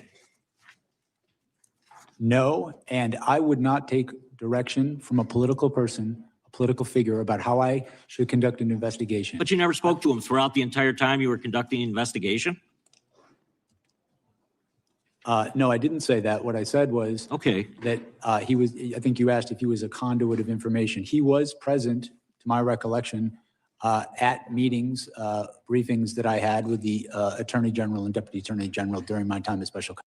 Okay. AK Batusai says, you can be mean to me. It won't offend me. I appreciate that about you, AK Batusai. But you were making it seem like you can investigate them for crimes with little evidence, and it's no harm if you don't find anything. I think that the crimes spin out of Trump. I think that anybody associated with Trump that was cheering him on in reference to the election fraud up to the January 6, 2021 riot, and anybody who made like very, very quick diplomatic peace with him immediately after the January 6, 2021 riot, I would be suspicious of any of those people. And therefore, I would absolutely write search and evidentiary warrants to evaluate their information. 100%. I wouldn't lose fucking sleep over that or in a fucking heartbeat. I think this is why, Jack Smith is presenting so well, is because he hasn't lost a lick of sleep in reference to what he did in reference to these investigations, because he's like, nah, these ninjas are guilty as hell. You know what I'm saying? It's like I'm trying to think of what it is. Like in my city, there were like a few drug lieutenants, right? And they had a few hangers on. One of them was Little Dip, okay? Demarius, I think was his name. Demarius was lieutenant, and Little Dip was like I don't know, some shitter. Like his dad, Big Dip. That's where I learned. Little Dip and Big Dip is how I learned that little meant son of, which is so funny, right? Like Jackson as a name is you are the son of Jack. Harrison is you are the son of Harris. And so realizing that within like the hood black community, that little meant son of, the same way that the son end of a name meant the same thing, was actually wild. Little Dip, not Dookie Shoes. No, Little Dip. Although I laughed my ass off when Tom Segura told the stand-up bit about the first 48 and Dookie Shoes, because like as soon as he said Dookie Shoes, I was like, Little Dip. I was like, Dip. Yep. So anyways, so Little Dip was a part of a drug conspiracy and he was busted. Okay. So what happened was he went away for 2 or 3 years, but he went into a work release program and he actually distanced himself from Demarius a little bit. I might be making up a few details because truth be told, this was a little bit after my time, but I got some info from some friends. So if like somebody says, oh, that's not true, Demarius and Little Dip became like Bonnie and Clyde and they were gay lovers and they went on like a drug and, gun fueled rampage, blah, blah, blah, blah, blah. You were totally wrong. I'm trying to relate to you an anecdote based off of characters I know that I believe to be true. Okay. So don't hold me to this based off of the facts. I'm going to tell you what was happening that I heard about. So Little Dip was actually considering like leaving the drug life based off of his conduct. He had gone to prison. He'd served his time. He'd gotten out. He didn't owe anybody any money. And he was actually participating in his work release program. And he was showing up to work and he wasn't doing drugs. And so it seemed like he was trying to get his shit straight. Right. And so if I had a thing that went down with Demarius and Dip was there, I'm not going to immediately say that Dip is guilty, right? Little Dip. Big Dip is retired. So I'm not going to immediately say Little Dip is guilty. However, if there was a shooting, a stabbing, anything like that, drug dealing, and Little Dip was there, but then Demarius was there, and Demarius is the one that did it, I'm also not going to presume his innocence either. I will 100% say, based off of their previous relationship, based off of the context of their relationship, based off of the criminal behavior associated with subject A, I believe that subject B might be involved in narcotics trafficking or homicide or aggravated assault or whatever the crime was. And therefore, I want to subpoena the telephone and text message records from this date at this time, right? And so, as a result, I would pull the cell phone records of somebody who's potentially innocent, but I have to prove it one way or the other. You know what I'm saying? AK Batusai says there are some things that the general public doesn't have access to knowledge of. Okay. What do you learn? This is what I don't like. What do you learn by knowing that Kevin McCarthy called Donald Trump 5 times on January 5th? Do you know anything? Do you know the content? Do you know any top secret information? Do you know any secret information? Do you have blueprints to the F-47 stealth fighter and or the Trump class battleship because you know that Kevin McCarthy and or Matt Gaetz called Donald Trump on 5 times on January 5th, 2021? Saying that information is privileged, I think is silly because it doesn't reveal anything to members of the public. Number two, this is a prosecutor investigating a crime and one of the most serious crimes in American history. I don't think you're giving deference to just how serious January 6, 2021 was. And I don't think you're giving deference to his office either. His office is, there is not a higher prosecutorial body in the United States of America than the Department of Justice. And there is not a higher prosecutorial agent than the, what is it, like the Attorney General of the United States. And as a special prosecutor, somebody could correct me if I'm wrong, his chain of command was one person, which was the Attorney General of the United States. That makes him top 5, top 10 law enforcement agents in a country of 330 million. But because the right wing tries to sweep for January 6th in 2021, and because Mr. Smith is a humble person who is not bragging about his authority to do whatever the fuck he wants. He hasn't said that so far today. You kind of assume that he's like a cute public servant. He's not a cute public servant. He looks like a cute public servant. This is a fucking lion. Okay? From a legal perspective, this is a fucking lion. And if you don't like if you fuck with the lion, you might get bit. That's what I'm saying. I mean, I don't want to assume anything, but Mr. Miller wanted you in that position, not because you're necessarily the best lawyer he ever met, but because of the long-term friendship that you have. Yeah, Mr. Fitzgerald, I'll happily fisticuffs you. This is like orbital guilt by association bullshit. If he's a decent lawyer, you can go fuck yourself. What I can tell you is I have been a prosecutor for 30 years. I have been an apolitical public servant for 30 years. I've prosecuted cases against Democrats and Republicans, all the same. I've had, in my view, the experience necessary for this position, and that's why I accepted it. So he knew that you would pursue, I mean, he had to have an idea that you would pursue exactly what the Biden administration wanted, which was criminal charges against President Trump. Mr. Fitzgerald, are you going to evaluate whether or not evidence supports criminal charges against Donald Trump? Or are we just going to ignore that detail? I think that anybody who knows me well knows the idea that I would take direction from a political figure. Yeah. Sorry, these are important things from chat. ×2 SAV, ×2 SAV, Ax2 SAV. I don't know how to read your name. But it's just logs. It's not even what he said. Correct.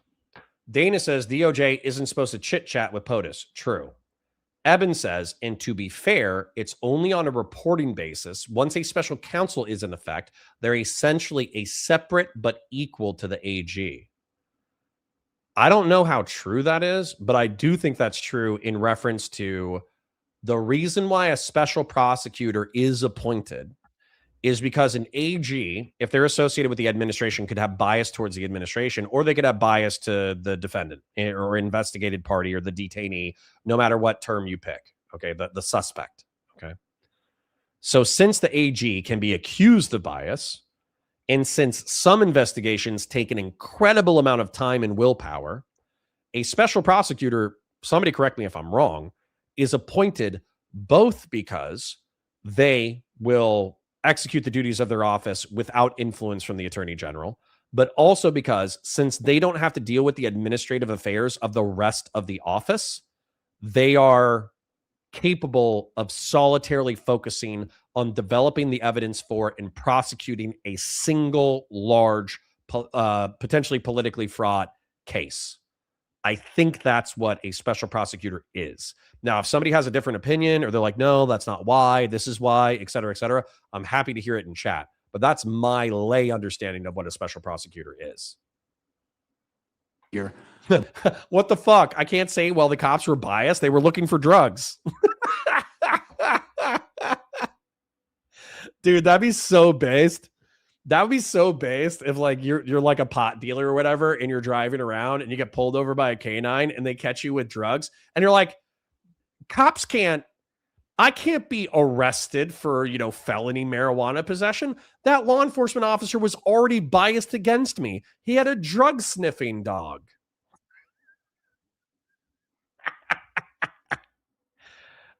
Christ, I would love that if that was a defense. About how an investigation should come out, I don't think anybody who knows me thinks that's true. Well, Chairman Jordan, I think the next deposition should be with Marshall Miller at this point. I yield back. Gentleman yields back. The gentleman from Georgia is recognized. And while we are deposing Marshall Miller, maybe we can depose Donald Trump about why he chose his personal lawyer to be the head of the DOJ.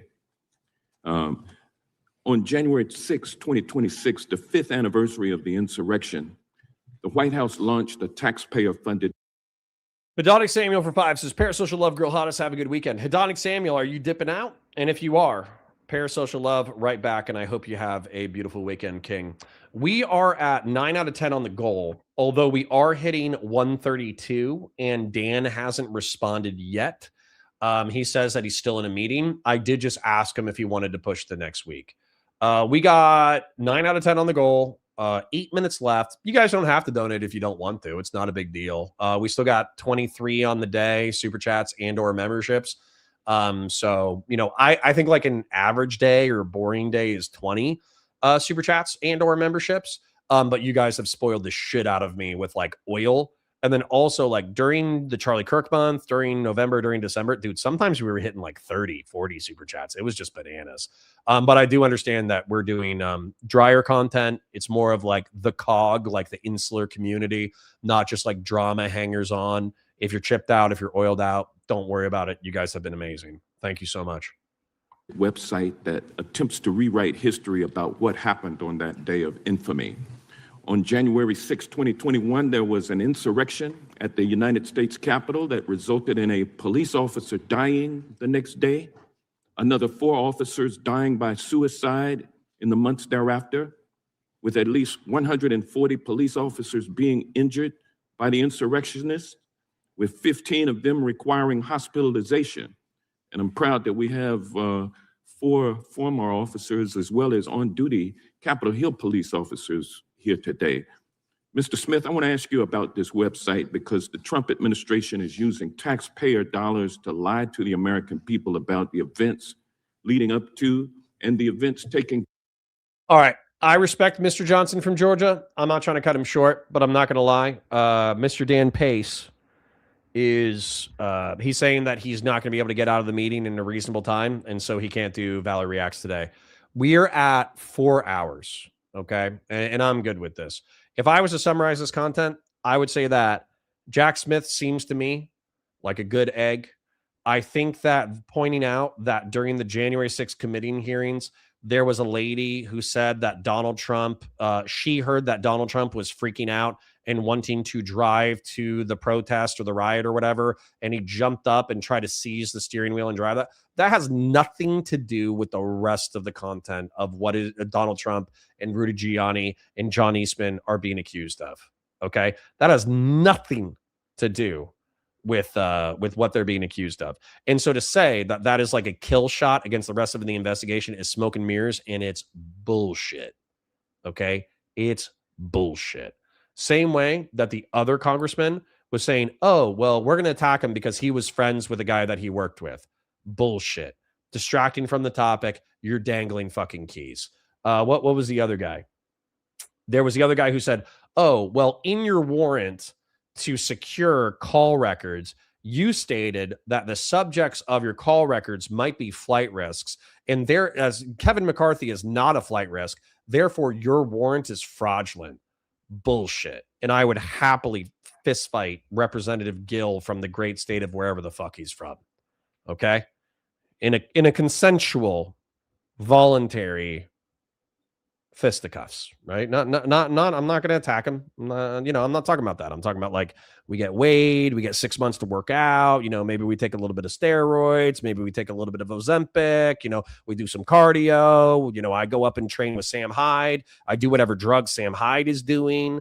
I pour a little bit of plaster into my gloves to make them a little bit harder, and then we do 3 10-minute rounds of boxing. You know what I'm saying? So that's.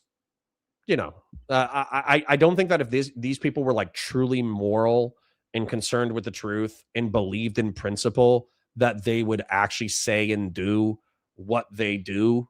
I actually think that they're lying, tribal, egregious, politically manipulative motherfuckers. And I feel worse for the Republic.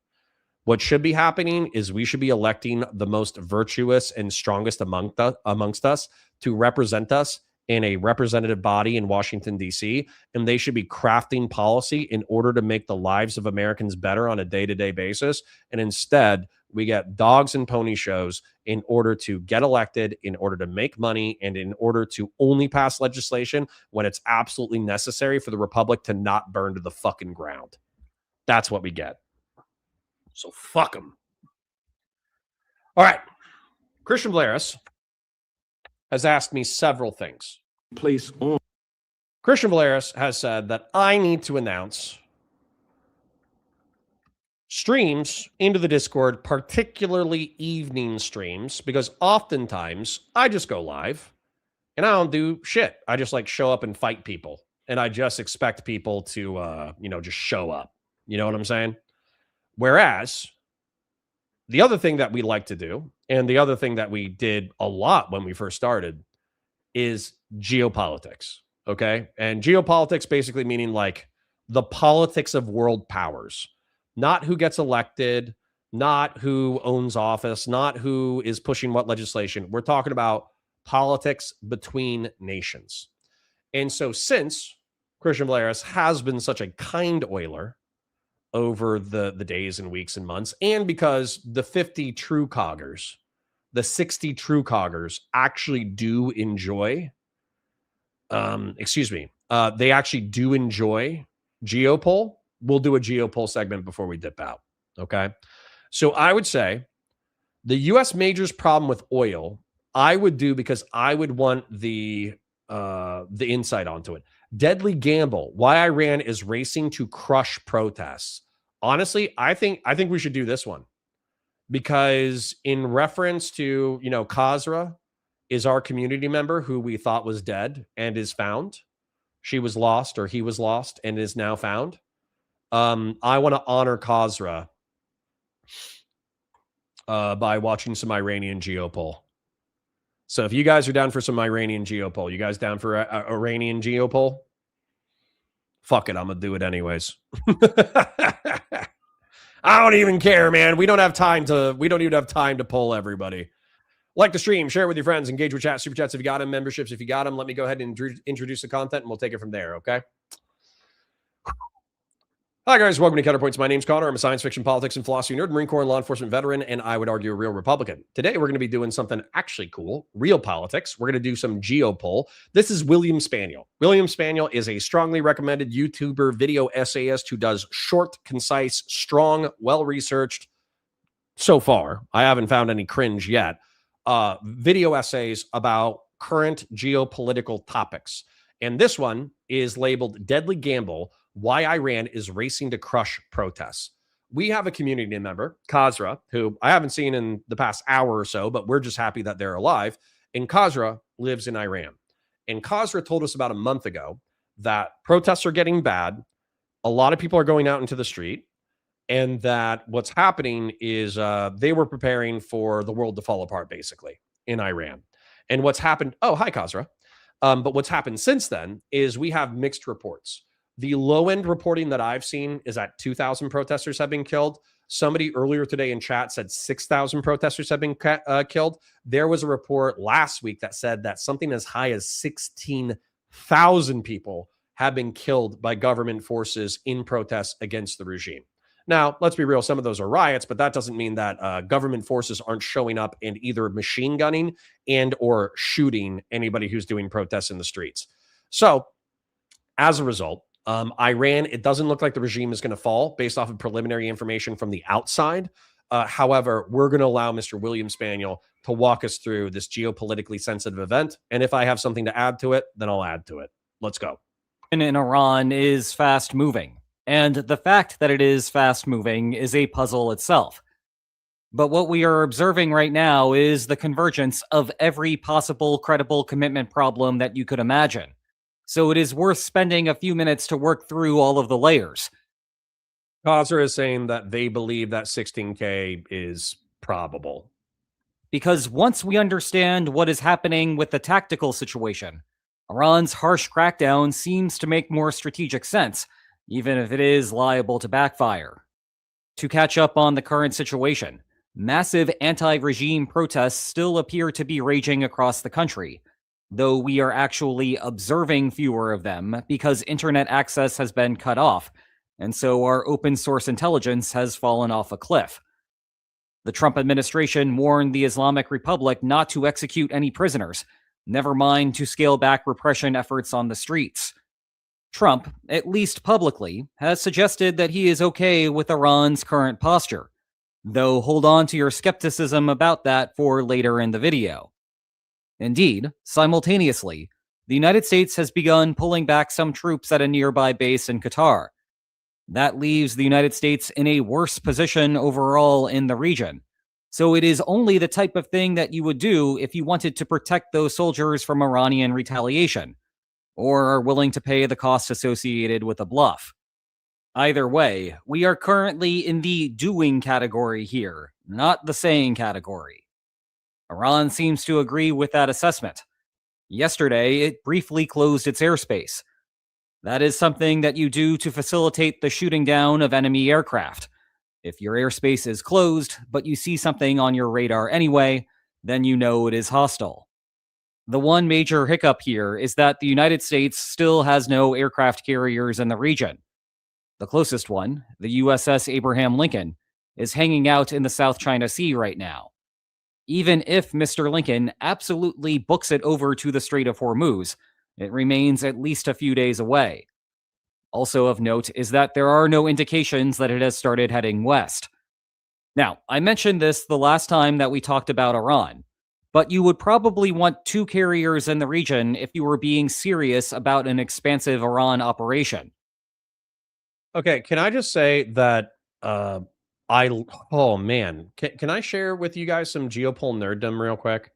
I'm getting like chills remembering this thing that my friend and I did, and I did it when I was like 8, and it wasn't gay, and it wasn't sex. Okay, so there was this thing, and we effectively like played Risk on a laminated map, right? Like a laminated map of the world, and we just like busted out Sharpies, and we like took turns just like drawing like naval carrier groups and militaries on the Sharpie based map, and then just like kept moving forces around. And there was no rules. We didn't roll dice. We didn't like say like, oh, your unit is only allowed to move 6 inches or something like that. It was nothing like that. It was just like 2 kids imagining the world in a geopolitical context, and therefore kind of like, looking at, territories and how they connected and how armed forces should move and navies and this, that, the other. And we basically did like a 30-minute to 45-minute autistic war game using Sharpies and like drawn, like naval assets and drawn military assets on a map. And then the rules kind of fell apart and we forgot what the rules were. And then the game fell apart. But the reason why I bring this up is because we all have all these like abstractions about American military capacity. We have all these abstractions about geopolitical power and all that kind of stuff. But you have to understand that a lot of them are like ideological or abstractions. Who invaded Antarctica? Me, 100%. 100%. Okay. And so, but if you look at this video, man, look at this video for a second if you have the opportunity to do so. Look how small a naval aircraft carrier is compared to the land in which it's surrounded. Just real quick, just take a look at this if you can. One major hiccup here is that the United States still has no aircraft carriers in the region. The closest one, the USS Abraham. I'm just going to fast forward a minute so I can get back to it. But if you look at this thing, man, like I know it's huge because we as individual humans, you can actually see humans on the flight deck right here. We as humans are so small compared to an aircraft carrier that an aircraft carrier feels monstrous. But if you look at an aircraft carrier within the context of the property, it's entirely small. It's like a what? Well, like a football field, 2 football fields, something like that, right? And yet it is able to project so much power because of the fighters and the fighter bombers and the electronics warfare stuff that it can carry. There's effectively, I'm sure that a rival near peer military like China or Russia could 100%, if they dedicated all of their resources. Targun, sorry for soying out on you earlier, but he said it's about 300 meters. Thank you, Targun. I appreciate you. Sorry for soying out on you earlier today about the Vietnam War. But if you think about it, near peer militaries, if they dedicated their efforts, I'm sure they could sink an American aircraft carrier. They never would because of all the other military capacities that the United States has. But if China wanted to use hypersonic missiles in order to destroy an aircraft carrier, they could. But barring a near peer military adversary like China or Russia, and barring a sufficiently technologically sophisticated rogue state like Korea, North Korea, or Iran, there's not really much that most people can fucking do about this, right? Most militias in the Middle East and North Africa, they have no counter to an aircraft carrier. They might be able to find some surface-to-air missiles. They might be able to throw up some rocket-propelled grenades into the air. They might be able to shoot like AK-47s into the sky, and maybe they would like nick an A-10 Warthog every now and then. But their capacity to actually fully take out an American military aircraft carrier is almost non-existent. And as a result, the American Navy, the Blue Water Navy, can operate with impunity. Drones could change the game. So if, as an example, and I'm sorry, this is just something that popped into my head. If Iran, if Russia, if China, if the Houthis were sufficiently dedicated to taking out an American aircraft carrier, yeah, thank you, Rady Chang. I think we thought the same thing at the same time. They could probably crash a few. What do they call those big ones? Shaheds. They could probably crash a few Shaheds into an aircraft carrier, and it would fuck up an aircraft carrier, and it would probably kill dozens of people and make flight operations unlimited or limited. But do you know what would happen to whoever launched a Shahed against an American aircraft carrier? Whatever leader ordered a Shahed against an American aircraft carrier would have a B-2 or a B-21 like 1,000-pound bomb on their doorstep that like within a week. Within a week, a stealth fighter would blow them the fuck up.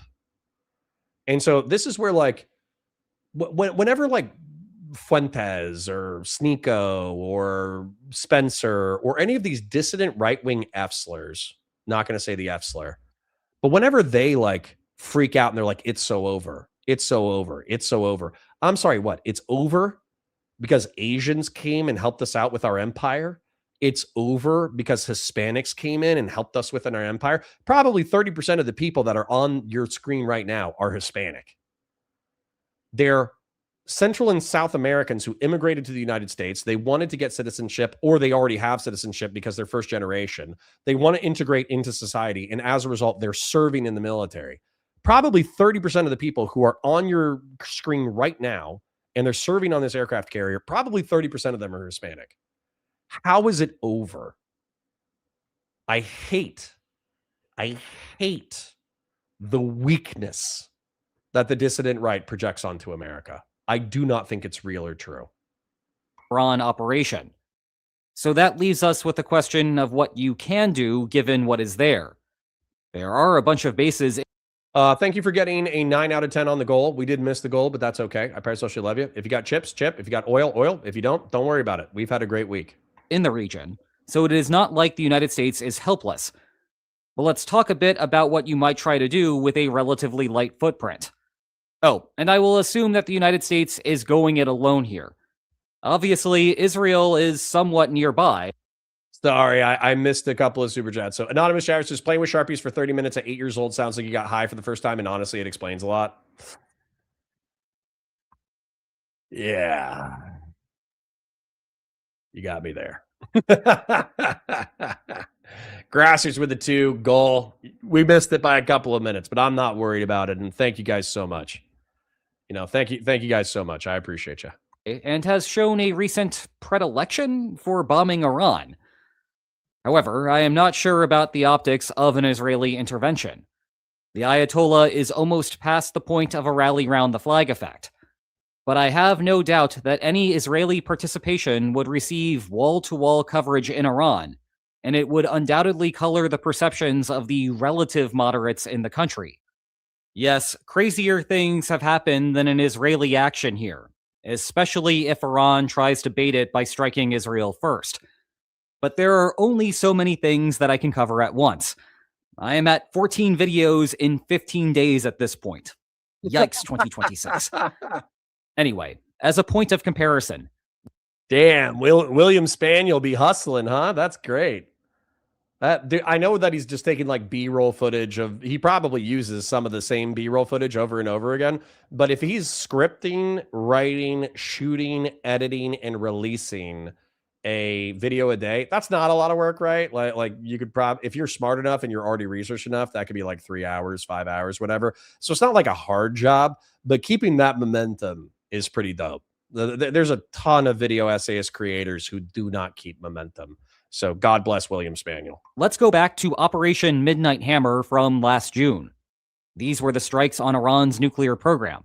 And there are two big differences between then and now. One is that Iran's nuclear program was concentrated, and thus the United States could get good value by only hitting 3 sites. The second is that the United States appear to have more naval assets in the region than is currently the case, though no carriers were used in that operation, and it is hard to get intelligence on the current location of every U.S. vessel. So let's imagine that the second constraint is binding, and that the United States does not have more assets in the region than what is publicly known. What can the Stars and Stripes do in this situation? Well, the answer is not much. We are looking at highly decentralized protests around the country, and security forces deployed everywhere to counteract them. With unlimited resources, you might try striking the local logistics of security forces near every major city.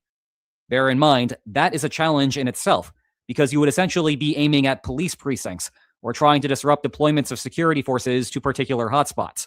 Think disrupting transportation infrastructure here. Okay. And that's where, for me, I think that an air campaign taking out the Iranian government's infrastructure is not only unlikely, it would probably be pretty bad. Because if you're talking about blowing up police departments, you're not talking about like even if the police are participating in the crackdown, you are talking about killing people's like cousins and uncles and shit, right? So that's not great. Whereas like the military forces or the specialized law enforcement forces that are involved in the specific crackdown, unless the cops have AK-47s and they're just like gunning people down left and right for shits and giggles, I don't know how killing local law enforcement kind of gets you on the side of the people. What I would say, though, is a decapitation strike. I'm not saying we're going to do it, honestly. Like if you were talking about an American air campaign in Iran, I put it at less than a percentage point. But I've been wrong about shit before, so that's okay. If I was to do it, let's say I'm an American guy, and I'm president of the United States. I'm dictator. I'm capable of doing whatever the fuck I want. I don't need authorization from Congress. And even if I do it, Congress is not going to hold me accountable. I want to overthrow the Iranian regime. I would do a decapitation airstrike. I would actually not kill security forces. I actually wouldn't kill the cops. I actually wouldn't kill the army. What I would do is I would kill all the Iranian loyalist power holders. So Ayatollah Khamenei, gone. What was that guy? Mahmoud Ahmadinejad? Ahmadinejad, he's not even in politics anymore. Gone. Anybody like Mahmoud Ahmadinejad? Gone. Whoever succeeds the Ayatollah, gone. And so effectively, what about the IRGC? The IRGC I would want to take over, right? Because the IRGC, Iranian Revolutionary Republican Guard Corps, right? The IRGC are vicious twats, but they are vicious twats who serve the Iranian Republic. So what I would do is I would kill all of the diehards, and then I would let it play out. And then if the IRGC was backing more diehards, then I would base like an air campaign off of that, right? It would be more like Libya than it would be anything else, okay? It would be more like Libya than anything else. So for those of you who are unaware, bear in mind I'm a lay person and I wasn't there at the time, but in Libya, we didn't put boots on the ground. But as far as I know, we had an embassy that got attacked. Was that Beirut? No, Beirut is Tripoli. What? I forget. Benghazi. Is Benghazi in Libya? I want to say it is. But anyways, the point is like we had, Lebanon? Yeah, Beirut is in Lebanon. Benghazi's in Libya, right? Somebody correct me. The point is that decapitation strike or whatever, like we didn't have boots on the ground. What we did is we were the air cover for Libyan rebels. Libyans get into a hot spot. There's Libyan army armor rolling down the street. They're machine gunning civilians. They're shooting tank rounds into buildings and shit. Airstrike the tank, right? Now the Libyan rebels with RPGs, RPKs, and AK-47s can go do their work. Same thing with like, oh, there's like 10 trucks with like national government forces. They're a part of an IRGC splinter that has been known for massacring civilians. Okay, take those guys out. You know what I'm saying? So it wouldn't be about us going in on the ground and actually trying to do a nation building program like Iraq. It would be more like Libya, where, yeah, Libya is like a civil war torn shithole, but they also don't have Muammar Gaddafi. And so I understand like Iran would be fucked up afterwards, but this is if I wanted to eliminate the current government. Anyways, back into it. Also, as far as we know, security forces have not switched allegiances in any of the major cities. Once that happens, you could try to make one of those cities a rebel stronghold. There you go. From which to mount a more traditional civil war. But whether that has happened or not, neither strategy I just described is possible if the US has fewer assets than what was used in Midnight Hammer. What is left as an option is basically to go for a decapitation strike. Dang. Me and William Spaniel spiritually space docking. Do y'all know what space docking is? I shouldn't tell you, but it's where you take two phalluses and you put the tip of one phallus into the hood of another, right? And so William Spaniel and I are spiritually and mentally space docking right now. This does not necessarily mean assassinating the Ayatollah. Rather, you might target Iran's Ministry of Defense. Grassroots says, based. Samson says, nice. Conservatism says, sir. Samson says, no. Conservatism says, family show. Anyways, sorry. And Arms Forces Logistics. That is its full name, by the way, and it is apt for the situation. Alternatively, you could target the Islamic Revolutionary Guard Corps. Traditionally, U.S. presidents have avoided targeting specific individuals in that manner. But Trump is not a traditional president. Indeed, he ordered the assassination of Qasem Soleimani, a high-ranking official in the IRGC, back in 2020. Notably, this was done with a Reaper drone, and I think it is worth further noting that the distance between Kuwait and Tehran is 400 miles. Reapers have a range of 1,100 miles. You do the math, but you're starting to get a picture of what sorts of options are actually there right now. Yeah, in my opinion, it would be a B2 or B21 strike. Like, if you were going to go for a decapitation strike, it's going to have to be one of those. Do you guys remember the nuke strike? The nuke strike, if I remember correct, I think B2s have longer range than B21s, and so I think it was done with B2s. B2s are like the older brother to the B21. Those are the flying wing stealth craft. And so I think because the B2s are bigger, they might have like a larger fuel capacity. And so what they did is they flew B2s because they didn't want anybody to know, right? So they didn't like fly the B2s to Europe and then fly them someplace else, station them in the Middle East and North Africa or something, which is probably too big of a risk, refuel, and then fly them into Iran. I think what they did is they straight up they left an American stateside airbase and they landed in an American stateside airbase and they just fueled the entire way. They just flew to Europe and had like KC-135 fuel tankers meet them in Europe. And then they flew further and then they had KC-135s meet them wherever they were, like, you know, in the Middle East and North Africa. Then they refueled, then they hit the target, then they fueled on the way, you know, halfway back, and then they fueled 3/4 of the way back, and then they got back. You know what I'm saying? So that's the kind of decapitation strike that I would expect. Nonetheless, any decapitation strike would be a high variance strategy. The United States would hope that institutional chaos erupts in the after. I just thought that was docking. Is it space docking because you're a Warhammer fan?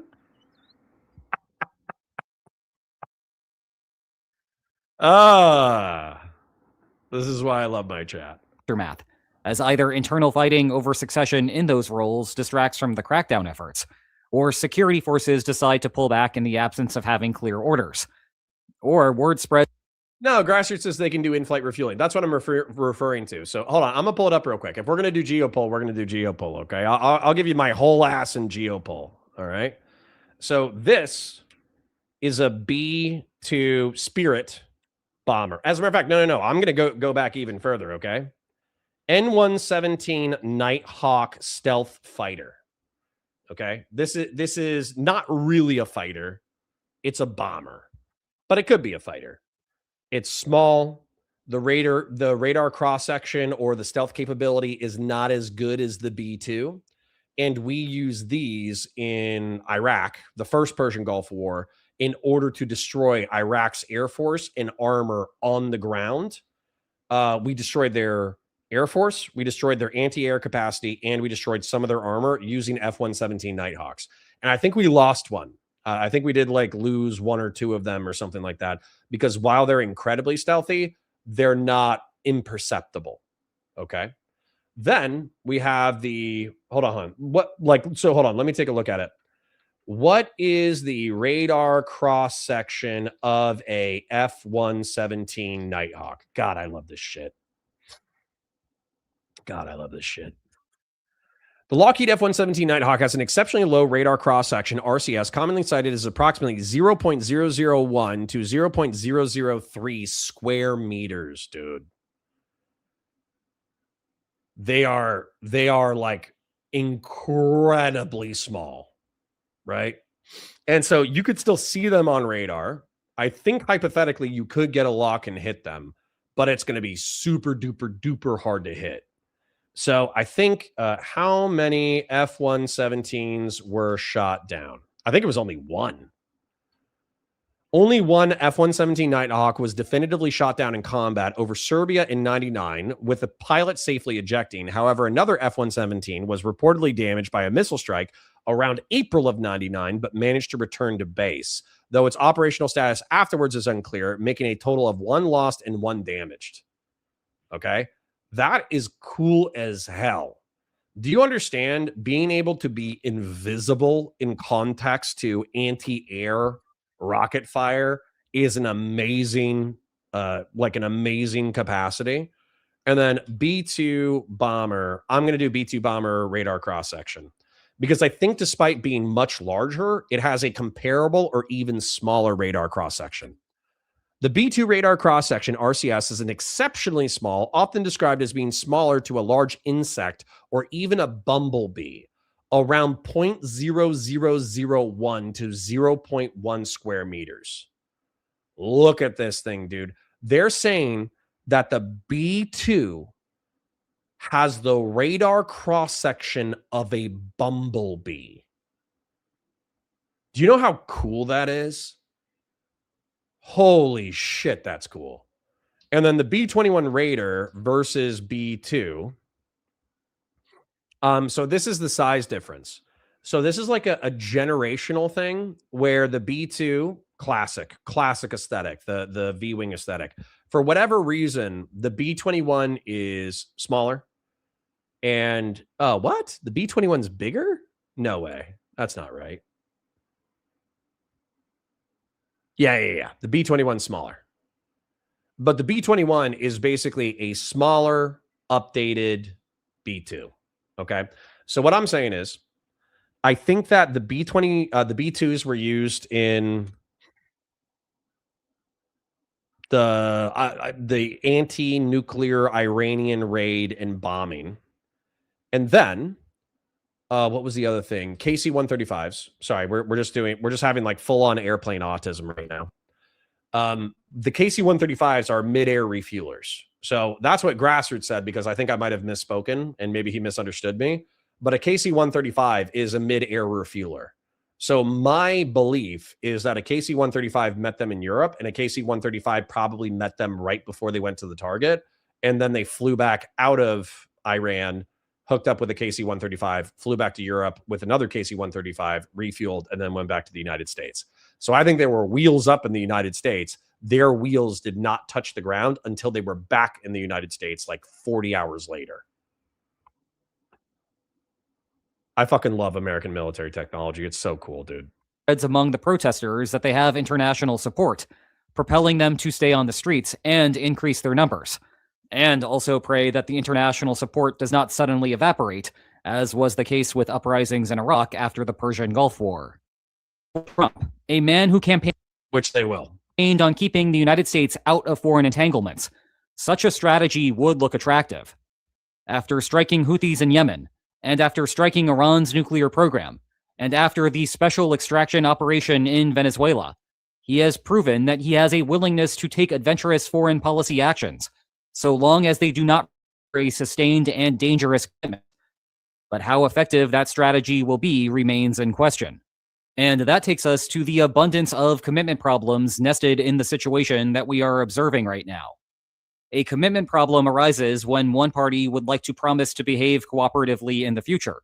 But once that future arrives, that party no longer has incentive to follow through. That forces an opposing party to take an inefficient action in the present. Think of it as a coercive window that is closing. If you do not jump through it now, you will never have the chance later. I would abbreviate credible commitment problem to CCP, but CCP conjures up images of something entirely different, so let's avoid that issue. Anyway, the base layer of the current credible commitment problem is the protest movement itself. The protesters have resolved their collective action problem, giving them newfound coercive power against their government. In response to that, the government would like to reach a deal commensurate with that balance of power, essentially conceding on the issues most important to the protesters so that the regime may survive. However, once the protesters go home, their coercive power evaporates, and the government can renege on those concessions. Of course, the protesters can anticipate this incentive, which is why they push for regime change. That is the only way to guarantee the reforms over the long term. The protesters may also be considering the signals that they have observed from abroad. In past years, if things got this bad, it was conceivable that Russia might provide assistance to the government, as we have seen in Belarus and Kazakhstan. But then Russia had to bog itself down in Ukraine, allowing Syrian rebels to overthrow Bashar al-Assad. Dude, I'm sorry. I hate to say it that I love that.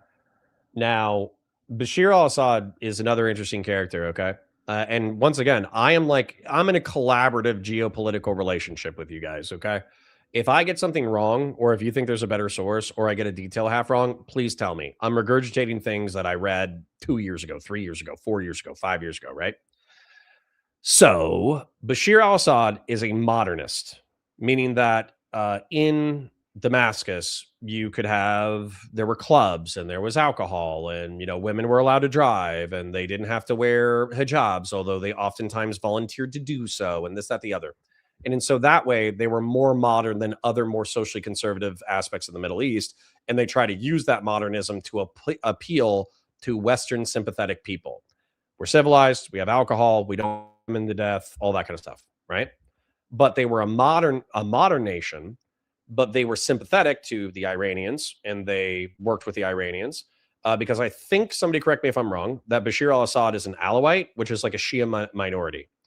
And so it was a Shia minority government while Iran is like 90% Shia. 90% of the world is Sunni Muslim. 90% of Iran is Shia. The ruling house in Syria was Shia, but they were ruling over like an 80% Sunni country. Okay. So there's like an ethno-religious tension there. And there's an ethno-religious tension between conservative Sunni Muslims who might be interested in jihadism or Islamism and state level theocracy.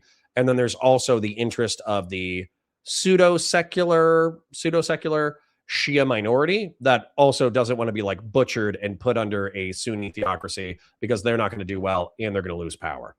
So there's all sorts of reasons why the Shia minority would be interested in maintaining power, and they look to Russia and Iran to maintain power. But what happened was it was a proxy war where ISIS kind of spawned in eastern Syria after the Iraq war and started committing international terrorist attacks. That gave the United States the pretext to get its grubby little fingers into Syria, and making it no longer a Russian and Iranian puppet is advantageous to us. Okay. So we supported the Syrian Democratic Forces, and we did not support al-Nusra, but the SDF, because they were effectively propped up by the Western world, militarily, economically, etc. The SDF was caught multiple times surrendering weapons, surrendering cash, and surrendering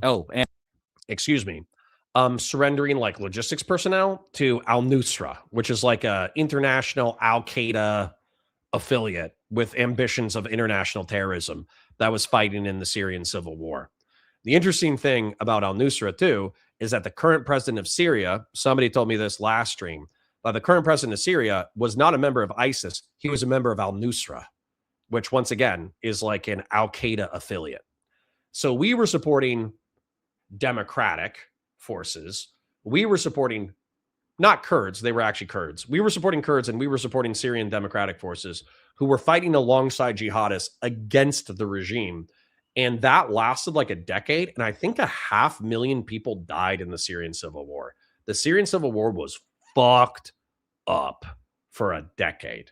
Okay. But what's ended up happening now is the leader from al-Nusra did successfully overthrow Bashar al-Assad.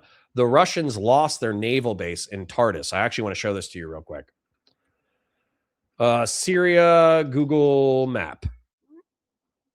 I fucking love Geopol, dude. We're losing viewers by the second. We need to go back to talking about Destiny's sex life, but holy shit, I love Geopol. So anyways, so here's Tartus, and I think Tartus was one of 2 Russian warm water ports with major military implications. Okay. So Tartus was a Russian naval base. They lost that in the Syrian civil war. Guess where the other major warm water port for the Russians are? Crimea, Sevastopol. Let me make sure that I'm actually over Ukraine right now. That's Greece. I was looking for Crimea and I was like, that's not the right shape. So Sevastopol is the other major base. And that's part of the reason why. So what ended up happening was by concentrating their military forces on a military adventure into eastern Ukraine to secure Crimea in their major naval base in Sevastopol, the Russians did not have enough resources to secure the Syrian regime. And as a result, Bashar al-Assad had to flee to Russia. God, I love that shit. And it's like, obviously, 500,000 dead, totally fucked up. Countries destroyed, lives destroyed, etc. is totally fucked up. But like the Game of Thrones level of, military technology, diplomacy, economics, corruption, bribery, alliance, betrayed alliance, technology, like it's so fucking cool, man. God, it's cool. All right, sorry. Anyways, back to it. And Azerbaijan ignored a Russia-enforced peace deal with Armenia.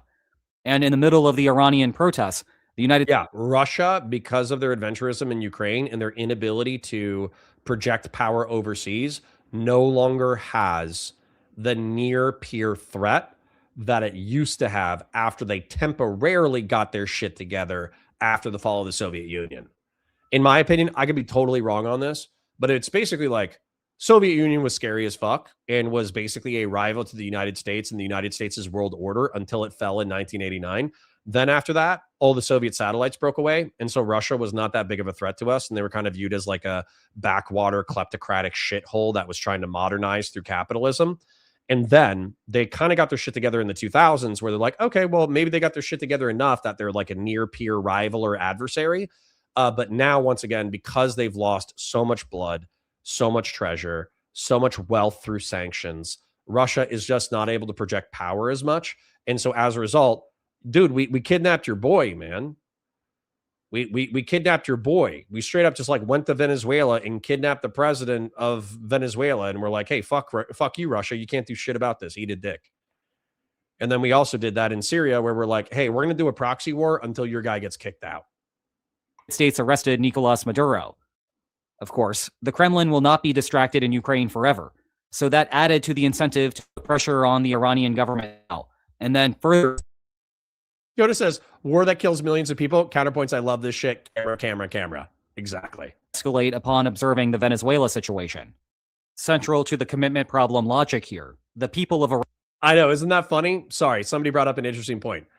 Targan, thank you, Targan, says, except Sevastopol is in a small lake. Any vessel that wants to go into high seas must go through the downtown of a major NATO city.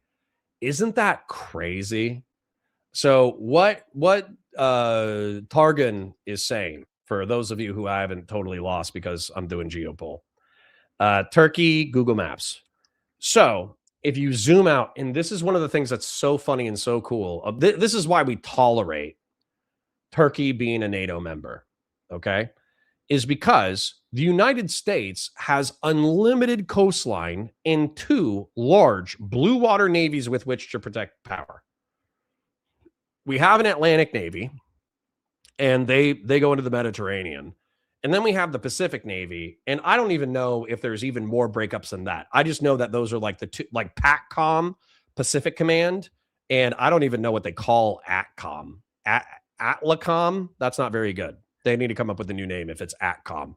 But the point is that the American Navy has this much coastline and dozens of coastal cities from which to, fuel, refuel, logistically support American naval ships. We can just do it. Whereas, like I said, Russia can do it here, south of Lithuania. This is actually Russian territory, which is crazy if you would be willing to look to your map real quick. This is Russia. This is Belarus. Guess what? This is Russia again. Latvia, Lithuania, and Estonia are NATO allies on Russia's doorstep. And yet, to the south of Lithuania is one of Russia's cold water ports, which is, what is this, Kaliningrad? Yeah, it's like Kaliningrad. And then their other cold water port, I think, is St. Petersburg. And I think St. Petersburg is up here. And so through large swaths of the year, that shit is frozen, okay? But I want to show you what Targun is talking about.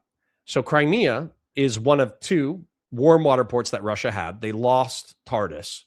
And in Sevastopol, they have to go through the Bosphorus Strait in order to get into the Mediterranean.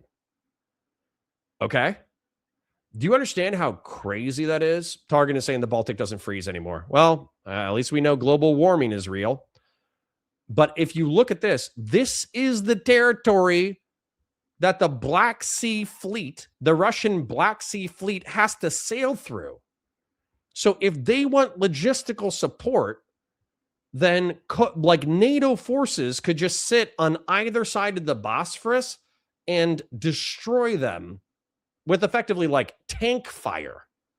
You could just have M1A1 Abrams tanks. And I know we're not going to do this, but I'm just saying we could. We could put like HIMARS artillery batteries and Abrams tanks along the Bosphorus and just destroy Russia's Black Sea Fleet. And they would not be able to logistically resupply. You know what I'm saying? Like the Russian naval capacity, insofar as it has not been destroyed in the Ukrainian conflict, is entirely reliant on the mercy of NATO.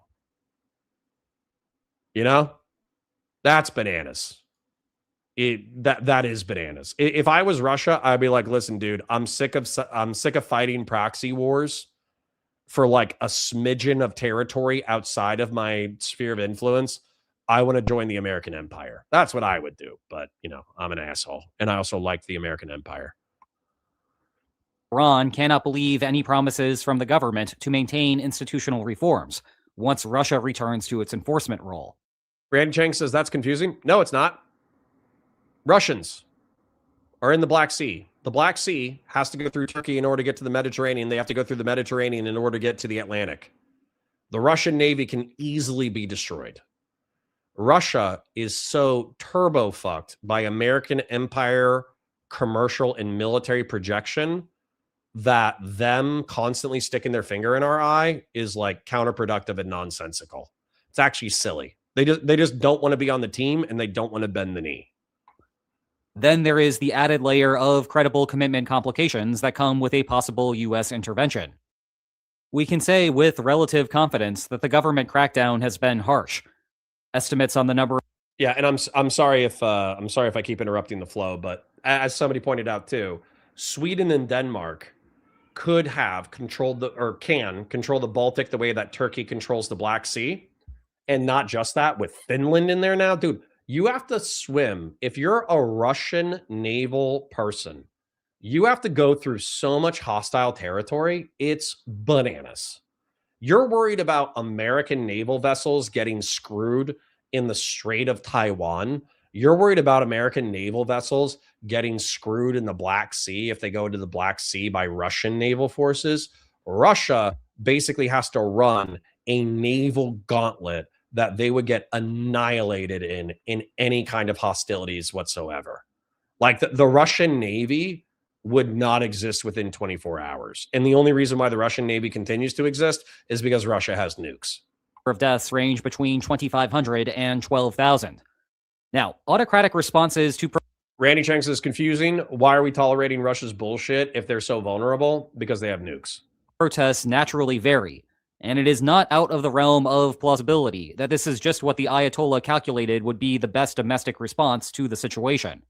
However, oftentimes autocrats prefer to let the protest play out, hoping that the people on the streets will eventually get bored and just go home.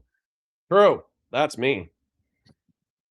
I've never protested in my life.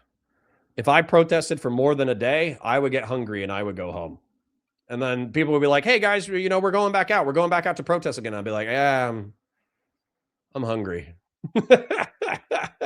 No need to incite a backlash effect by taking lethal and widespread countermeasures. This is where the current U.S. position might matter. An intervention can only be effective if the protests are still happening. Well, imagine that you are sitting in Tehran right now, looking at the military situation, and realizing that the United States lacks the assets to do something serious. Nonetheless, if these protests last for another month or so, the United States will be able to put together the puzzle pieces and significantly reduce your ability to survive the uprising. I just think we're not going to. I think it's too much instability. Same thing with like Venezuela. We went in, we kidnapped their guy, we dipped out. We didn't stick around. We didn't try to nation build. We didn't invade. We didn't start like, I know Trump is treating Venezuela like they're the 51st state and they're going to give us everything that we want. I don't think they're going to. I think that Venezuela is going to give us enough for us to forget that they exist, and then they're going to keep doing their own thing. And same thing with Iran. I think Iran, all they have to do is survive the protests, and we would not be interested. Maybe we would be interested in a prolonged air campaign if the Epstein files are really bad, right? If the Epstein files were like really bad, like there's like video or pictures of Donald Trump raping a child, maybe we would actually like do a prolonged air campaign in Iran. Other than that, I don't think we have the stomach for it. I don't think Americans have the stomach for a prolonged air campaign. I don't think that, Americans would tolerate casualties in Iranian intervention. I don't think Congress would be interested in supporting a long-term air campaign. So I think that it's either decapitation strike or nothing. And even decapitation strike, I put at less than 1%. Well, then perhaps your best strategy is to roll the dice, initiate harsh crackdown measures, and hope to resolve the situation before the United States can intervene. The United States might complain about the loss of life and try to negotiate with you to lay off the protesters. But the United States cannot credit to hold back a military buildup in the region. Consequently, you are still maximizing your chances of survival, even if it does inflame the rhetoric coming out of Washington. For now, though, we sit back and wait to see whether the protests will end before Trump gives the order, assuming he is planning to give an order at all. That is just the problem with the situation for us as observers. We do not have as good of a grasp on the intelligence situation. It is possible that all signs point to no. Us folks on our keyboards remain clueless about the situation, and all of this media hype is for nothing. But as we wait, if you want to catch up on what is happening in the Middle East, check out this playlist that I have on the subject. And if you enjoyed today's video, then please like, share, and subscribe. What a king. William Spaniel, what a king. Thank you for the amazing essay, King. Also, thank you to the fine folks at home. Thank you to the 50 people who are still hanging out with us cross-platform, even though it's later in the day, even though we were supposed to do Valor Media Network, but we didn't. And thank you to everyone for the 26 separate super chats and or memberships that you did. I'm going to thank the people who financially supported me. It's 2:27. I typically try to dip out at 2:30. That's when my boss, Christian Valeris, lets me leave. Oh, real serious. Rome was so over when they conquered North Africa and the Middle East. Correct. I think that was in reference to the dissident right-wing douchebags I was talking shit about earlier. Grassroots, thank you for the 2. Real Serious, thank you for the 100 Argentinian pesos. Anonymous, thank you for the 10. Hedonic with the 5. Sai with the 5. With the 2. Anonymous with the 5. Evan with the 2. Old School with the 5. Grassroots with the 5. Old School with the renewed membership. Grassroots with the 10. Anonymous with the 5. Christian Valaris with the 2. Christian Valaris with the 2. Christian Valaris with the 2. Tezzy Boy with the 10. Hedonic with the 5. AK Batu Sai with the 5. Grassroots with the 20. Anonymous Chatter with the 20. Deus Halcyon with the renewed memberships. Anonymous Chatter with the 20. Oh my God, I'm getting my ass kicked. Grassroots with the 20. Deus Halcyon with the gifted. And Vazraka with the gifted. Thank you to Vazraka for being my favorite lurker besides Brooklyn. Okay. Like the stream, share it with your friends, engage with chat, super chats if you got a memberships. If you got them, I'm about to dip out. Let me read out whatever. Christian Blair says, perfect time, clocked out early, based. Fellrunner says, Randy, the urge is real. True. Paul V says, like the stream. True. James Vagabond says, hey, neighbor, can we pitch our show? Oh, holy shit. King, I'm so sorry. We were planning on doing that at 2 p.m. Oh, son of a bitch. Okay, hold on. Nobody go anywhere. Nobody go anywhere.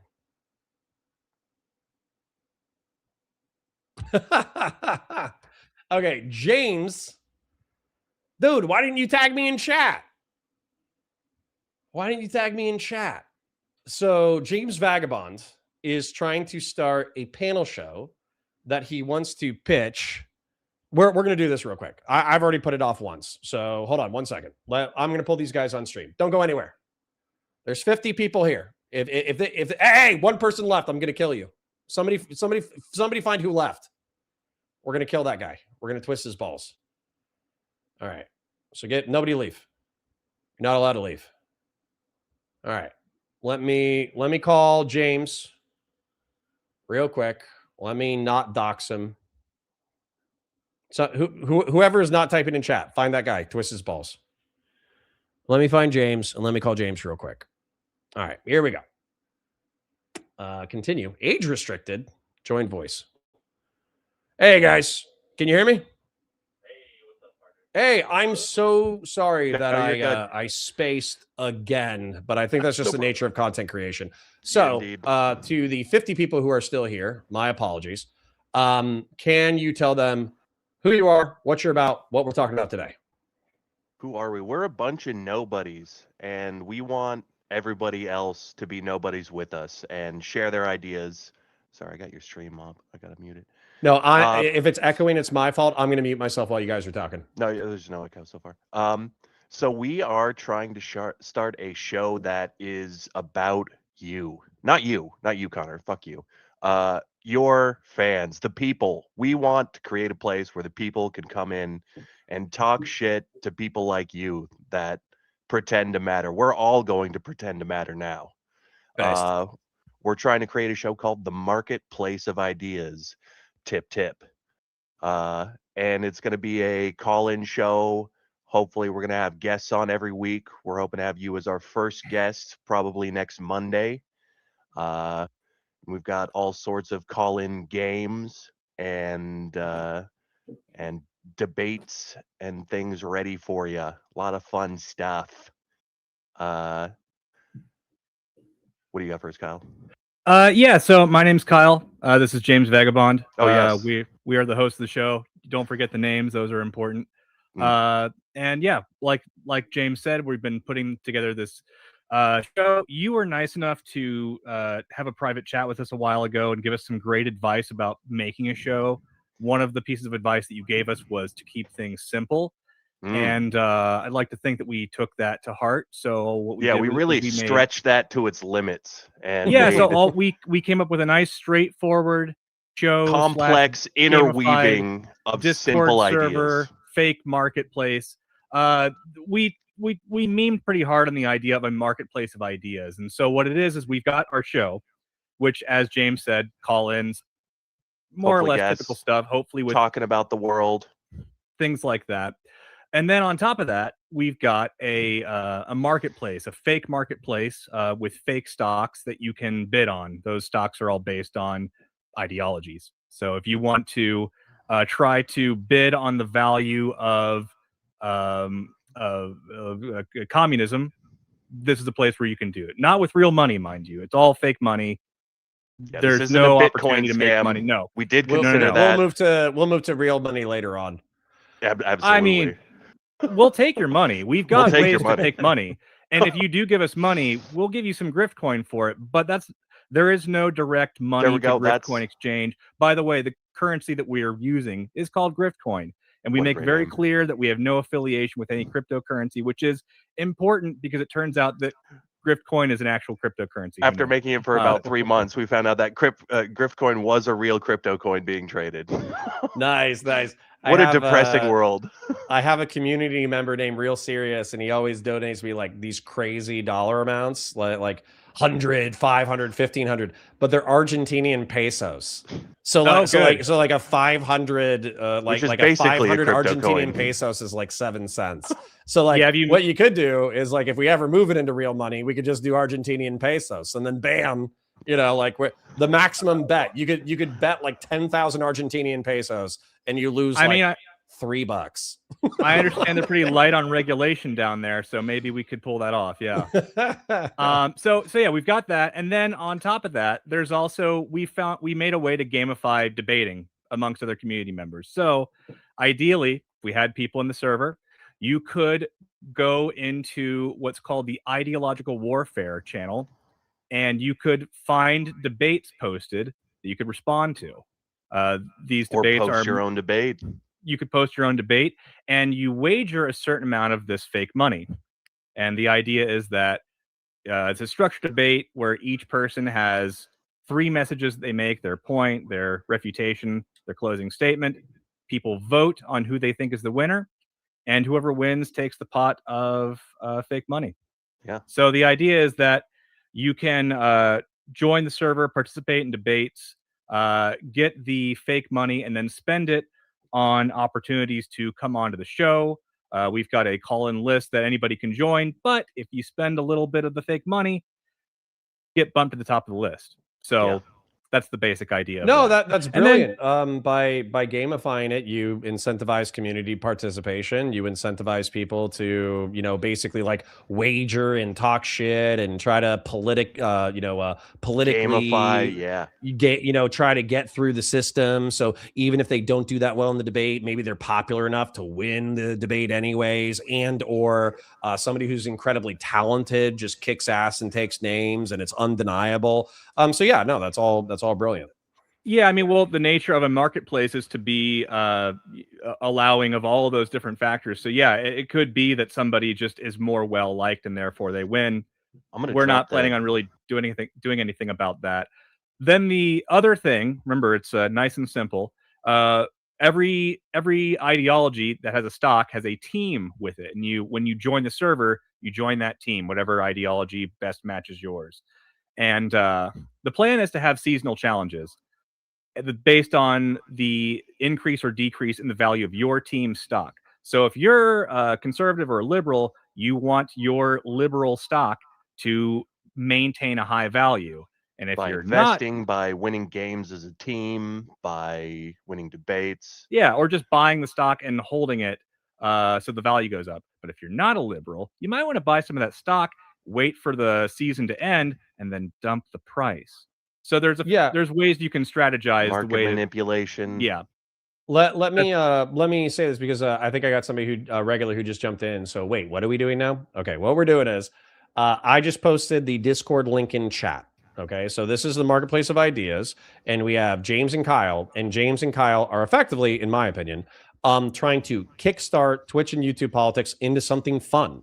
I think we all remember like the glory days of God. I can't even think of his name. Who was the cloud guy who was around during the Destiny N-word saga days? Mindwaves? Mindwaves, yes. Mindwaves. So we all remember Mindwaves. We all remember Booksmarts. We all remember Prime. We all remember Dylan Burns. But what's happened, I would say, is since Hippy Dippy, the community's kind of fallen off a little bit because there just isn't that fun, cool place to go throw elbows. And effectively, Kyle and James, even if they didn't intend to do so, they're effectively they're trying to create the marketplace of ideas that kind of revivifies that vibe through game incentive. That's and exactly so the hope. I did link their Discord in the chat. I'll do so again now if you're interested in that. Yeah. So that's more or less the idea of the server and the games in summation. I know that you're trying to dip out of here. We were hoping to do a more in-depth demonstration, but if you got shit to do, No. Well, go ahead. The wife will come and yell at me if there is something specific that I need to do. Basically, I'll be fine. And I don't want to push you guys back another week or split up the show. I just want to get it done. That way we can kick it off, because, don't let perfect be the enemy of great. Don't let great be the enemy of good. Don't let good be the enemy of done. That's what we've been doing for the last 6 months, is letting perfect be the enemy of done. So here we are, Right. not perfect, but getting there. Oh, done Getting definitely there. won. Exactly. This is far from perfect. So Yeah. Eventually it won. It was a long, prolonged struggle. I'm just letting All the right. dogs out, but I'm still here. Sure. Let's see. Should I just? Oh, let's see.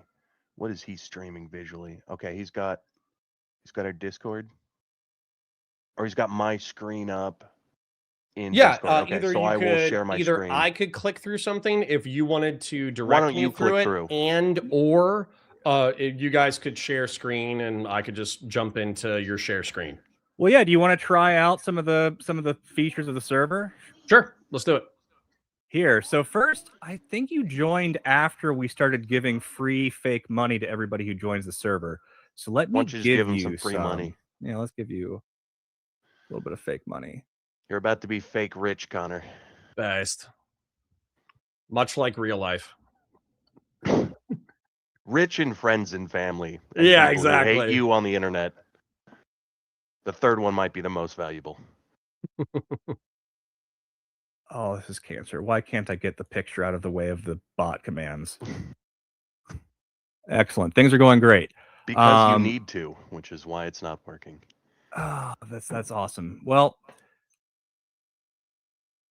I'll tell the people a little bit about the show idea. Sure, So yeah. basically, While we're gonna I come figure on, out basic technology. we're gonna do some basic news, run through interesting things to discuss for the day, and then have an open call-in section where people share their ideas about that.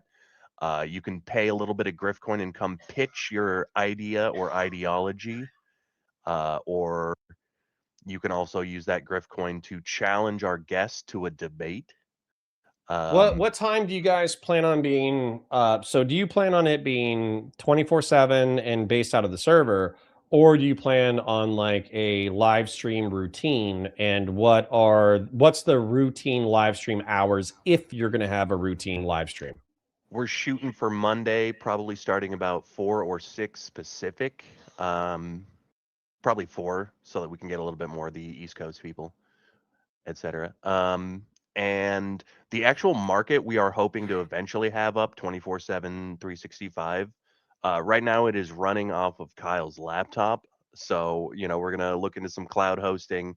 We'll probably try and keep it open as long as we can. But, there's going to be times where the market goes down, the market crashes. Well, and then so you're saying basically what you're trying to figure out is the money. My buddy Rob joined as well. So if you see RAWB in there or whatever, he's saying that he wants some grift coin. But so I mean that's the reason why we're talking, I suppose. Even if we can't figure out the cash immediately, these are the kinds of things that happen when you start with a new project. And so as a result, you just have to figure that shit out. But what I would say is, we got welcome, we got rules, we got announcements, we got official links, we got upcoming episodes, Grift Coin, the exchange, stocks, call-in priority, redeem code. Then we got politics, bankruptcy, or am I going blind? The open it's a little exchange, over the open memeified. exchange. I think we might want to pull that one back a little, because not everybody's a memer. No, I'm fine with bankruptcy. Yeah, But well, of the course point you are. is that You're a like memer. you're trying to provide the skeleton, at which point, so for instance, like a lot of people use Destiny's offline chat or Reddit or the Destiny's Discord or Hassan's Discord or Vash's Discord or my Discord, and they use that as the community hangout. Whereas this is, in my opinion, from what you're describing, this is more of the place to like battle, right? Yeah. So it can be a Twitch and YouTube political home, but the place is to fight, right? Like that's the point. Welcome, Rob. This is why I said we needed to make the private room. We should go to the private room, Kyle. No, it's fine. What Okay, I well, we got want. randoms that could run in here. Okay, but Well, we'll that's move forward. it's okay. Rob's a community member. So what I would say though is what we still have approximately 50 people in chat. So we know that we're kicking off on Monday. We know the vibes of the space. What else do you want them to know about? Just how to navigate the different features of the server. We're still working out how to communicate exactly the best way to navigate things, and I think we've set up Discord onboarding to be relatively straightforward. But since we've got you here, and I did figure out finally how to operate my own bot commands that I programmed, I just was able to give you some fake money, and Can you stream your Discord? Mine's up and my chat can see us right now. So if you wanted me to go to Griftcoin, for instance, so I can check my balance, I could click on Griftcoin or something like that and they would be able why to don't see you it. demonstrate some of those features? Where should he click, Kyle? That would be a great place to start, actually. Okay. We'll make sure that you guys, they can still hear you, and I am down in Griftcoin. So do you mind if I read this real quick? Yeah, go ahead. All right, so Griftcoin is the official currency of the marketplace of ideas. Griftcoin can be used to buy stocks. You can buy and sell any stocks, regardless of which team you're on. Stocks are bought in the exchange. Bid for priority on the show's call-in list. You can bid at any time. You can add to your bid, and your bid stays on the list until you get on the show. Do this in call-in priority. Bet on yourself in a one-on-one debate in standing challenges. Accept one of the challenge posted by another user or post your own from Debate Station. To acquire Griftcoin, you can sell stocks, redeem a gift code in the hashtag redeem code. These will be announced on the show and posted occasionally in the server. Join our Patreon, 200 GC per $1. Oh, Griftcoin, excuse me. There you go. 200 Griftcoin for $1 plus other benefits. Send a super chat during the show, 100 Griftcoin per $1. Boost our Discord server, 500 Griftcoin. Invite people to the server, 50 Griftcoin for each individual account that joins. Win open challenges up to 150% of your wager. Vote on These other are a lot people's of open details challenge that, debates. that people can look through themselves. Why don't you click on the exchange? That's where the cool bot is, where you can invest in. I've clicked on the exchange and it says, my exchange portfolio, view your Griftcoin balance and current stock holdings. Transactions, see your recent transaction history. Give Griftcoin, send Griftcoin to another user. Give shares, gift stock to another user. Buy shares, sell shares, and leaderboard. So I'm gonna check out my portfolio to check my balance.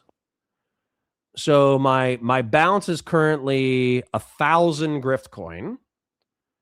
And I'm going to gift Griftcoin, and I'm going to select the recipient, and I'm going to give it to Rob if I can find him. Oh, yeah. And it's asking me for the amount. So I'm going to give him 500 Griftcoin. I just submitted, and now Rob should have 500 Griftcoin from me. Might want to hold and on to that some should of that. be reflected in your transaction history. So if there's ever any issues with these fake money exchanges, hopefully we can resolve those issues by referring to that. We want to get that fake money back to you, where it's hard-earned fake money. Well, and I went to the Griftcoin bot, and for transaction history, I downloaded it, and it said counterpoints, timestamp, blah, blah, blah, paid 183, give minus 500, receive code. So I don't see I don't see Rob's handle, but I'm assuming that there's a way to break down the code to the point that you would be able to figure out where the transaction was. Yeah, I mean, and it should also be reflected in Rob's transaction history as well. And I can pull all that stuff up on the admin side of things to look all that up. But so that's giving to another user. You could, of course, choose to invest in one of the various stocks that we've got. You could also head to the ideological warfare and set up a debate. So if you want to check out, we've got challenge rules that if you want, you can read through them, but they're pretty straightforward. Debate Station is where you would set up a debate of your own. Just real quick, sorry, Sure. where did I just go to check out my portfolio? Was it the exchange or was it Griftcoin? The exchange. That was the exchange. Okay, so the exchange is where you can track your personal stuff and do transactions, et cetera, et cetera. And then you're saying that I should go to Ideological warfare? Yeah, the debate station would be the console to interact with to set up your own debate, check out your debate history.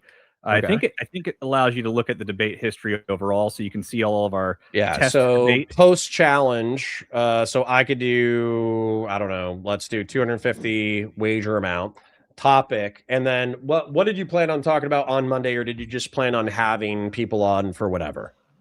I don't know that we had a planned top. I have things that I'm interested in talking about. Okay. Then I'll do this just as a preliminary. I'll just put I'm a better streamer than your current favorite streamer. Okay. And then I'll click submit. Now, if you'll go to the standing challenges, you'll see your debate as well as any other standing debates that one could accept. Okay, cool. Oh, look at the challenges, Kyle. What's there? What's that? There was a bot and there was me. Why don't you, Connor? Why don't you click on standing challenges under ideological warfare? And why don't you read the top challenge there? I think that might be So creator Kyle, wager 50 Griff coin topic. I think the West Bank looks more like a butthole than boobs. Nice, nice, nice, nice. I don't know if that's like a specific reference to the stream, but that was okay. Okay. I was the same Kyle that made that point. Nice. He was very proud of it. Yeah, well, I had reasoning and I had an explanation behind it and everything. So if we wanted to hash that out, you could accept that, and we could have a back and forth about whether it looks more like boobs or a butt. Right. Or somebody, if they're really passionate about supporting Rob Noor or whoever, they can accept challenge number 9 and go toe to toe with your stance about you being the better streamer than them. No, So that's perfect. No, that's brilliant. Yeah, and then I got a few regulars for them. That was a deep cut reference, so that was perfect. Sure. So yeah, and then beyond that, there's other things like, I mean, we've got the various chat rooms. We've also got these ledgers. So if people do choose to participate in the fake stock market that we've got, all of those transactions will be reported in the ledger channels so that there's as much transparency and clarity as possible with all that stuff. Now I'm sure Doobie might view you as a rival. He needs to strangle in the crib or whatever. But what would be really funny is getting the politics like a politics Discord collaboration, because they're already doing this without the marketplace dynamic. So they're already showing up, starting random VCs, starting random text chats, fighting in this and that and the other. And so once you add the market incentive, I could see this being like a not only a similar vibe space. They might be competition, so maybe Doobie wouldn't want to help you out.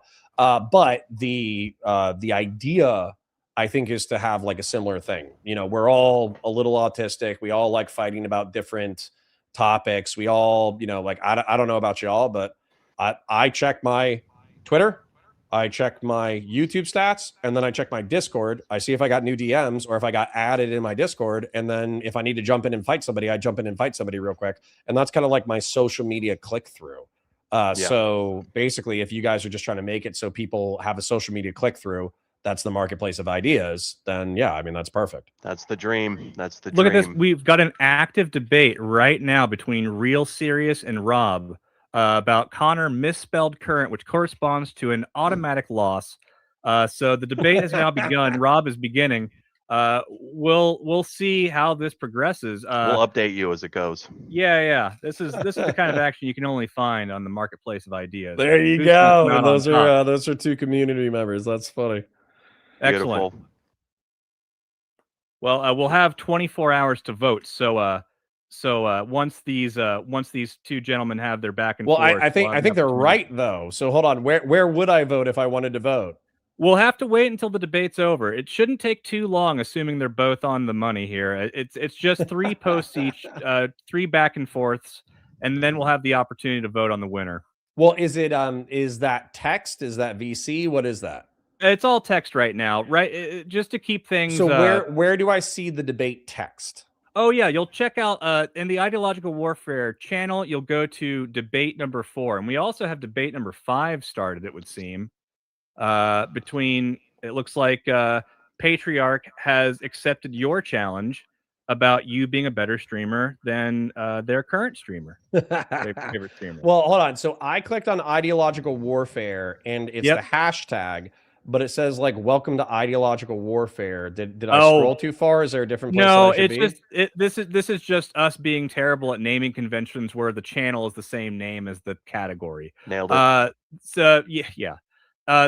When a debate is formed, it makes its own channel that is denotated by the number debate. Oh, Now, debate hopefully- 5.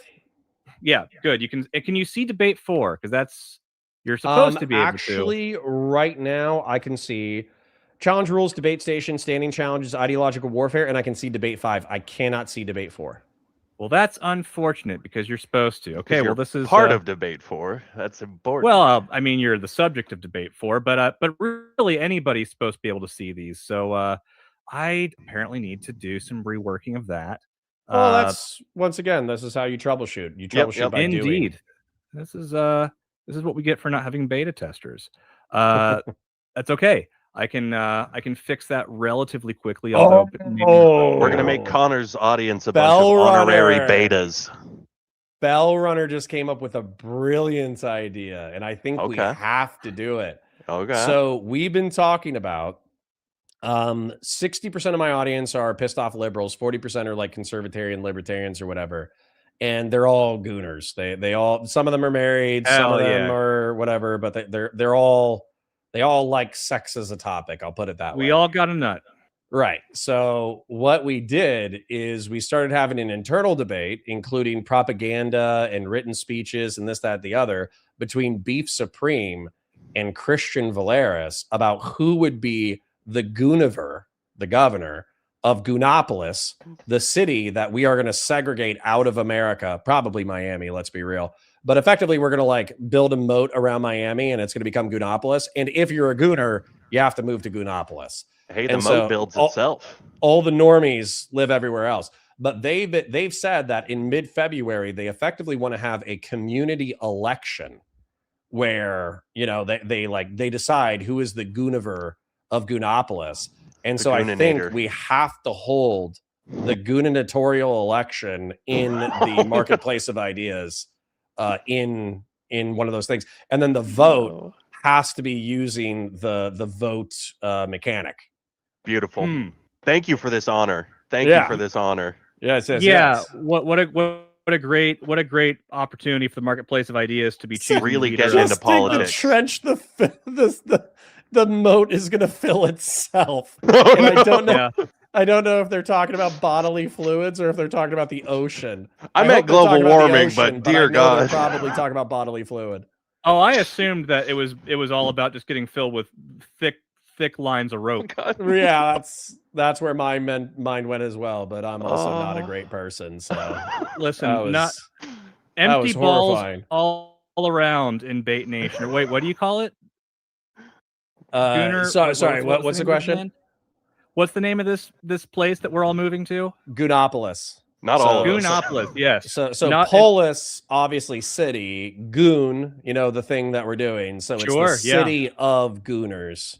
Yeah, so absolutely. Probably Miami, but maybe Vegas. Kyle's buddy Discord is called Bait Nation, so it's perfect. There you go. Sure. Like 100%. If I was dictator of the United States, I would deport the guy who had the Discord called Bait Station to Goonopolis. Damn right. Wait, what? Wait. James said that you had a friend who had a Discord that was called Bait Station. Oh, that is me. Yeah, Bait Nation. I operate Bait Nation as. Yes, you're 100% getting deported. Bullshit. You know, it is what it is. As long as my balls stay empty, that's all I care about.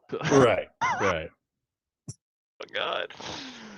And with that, what a great advertisement for the show. So I joke about it because we do say horrid things all the time. We use profanity all the time. But my mom does watch the show on occasion.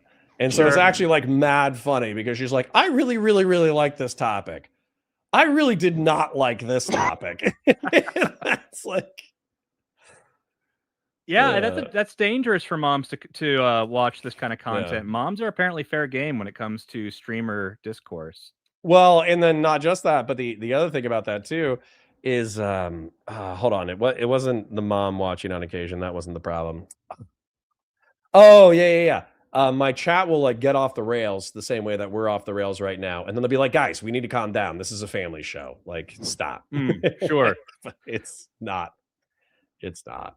Which family? The aristocrats. Right. I think we elected to make this a nominally 18 and over Discord server. So luckily we don't have that restriction, at least anything beyond, what is in the Sure. Discord terms of service. But yeah, free reign to say all sorts of disgusting, appalling things. That my Rob mother says will we be. fucked up hard by not calling it Goonstantinople. Rob, I like Goonopolis. I'm partial. But it sounds too classy for a but place if like but that. if I was if the popular will was Goon, like, because obviously people did, some people did Mount Goon, some people did what did they do? They did Goonville or something like Goonstanbul. It's Goonstanbul now, bitch. Oh I man, love my chat. They're horrible. But anyways, are these Goonstanbul, guys not streamers? Goonstompin', Not nope. yet, but they will be. So yeah. Well, So just catching up, Keys, real quick.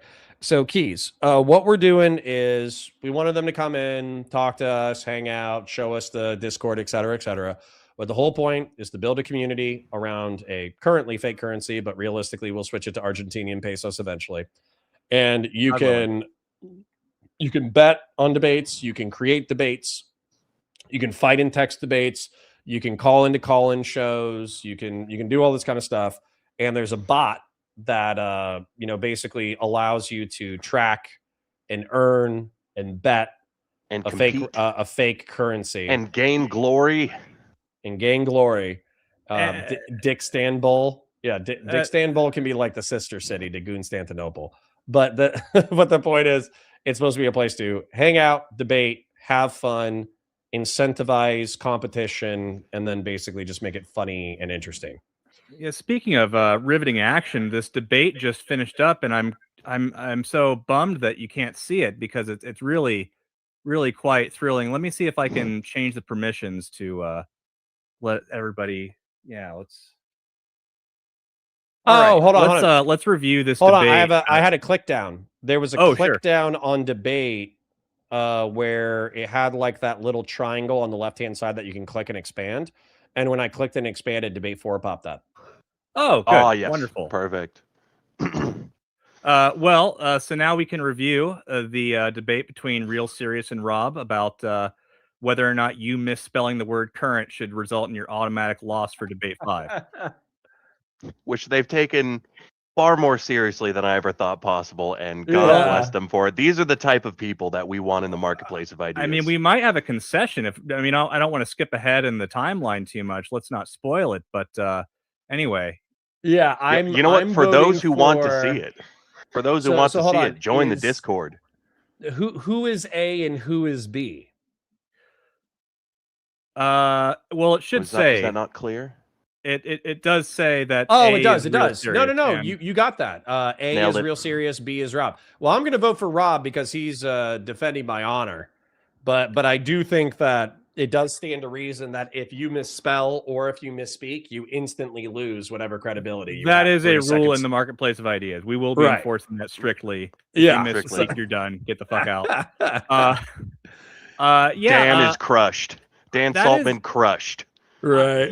You voted for Rob despite the fact that he conceded to Real Serious with his last post.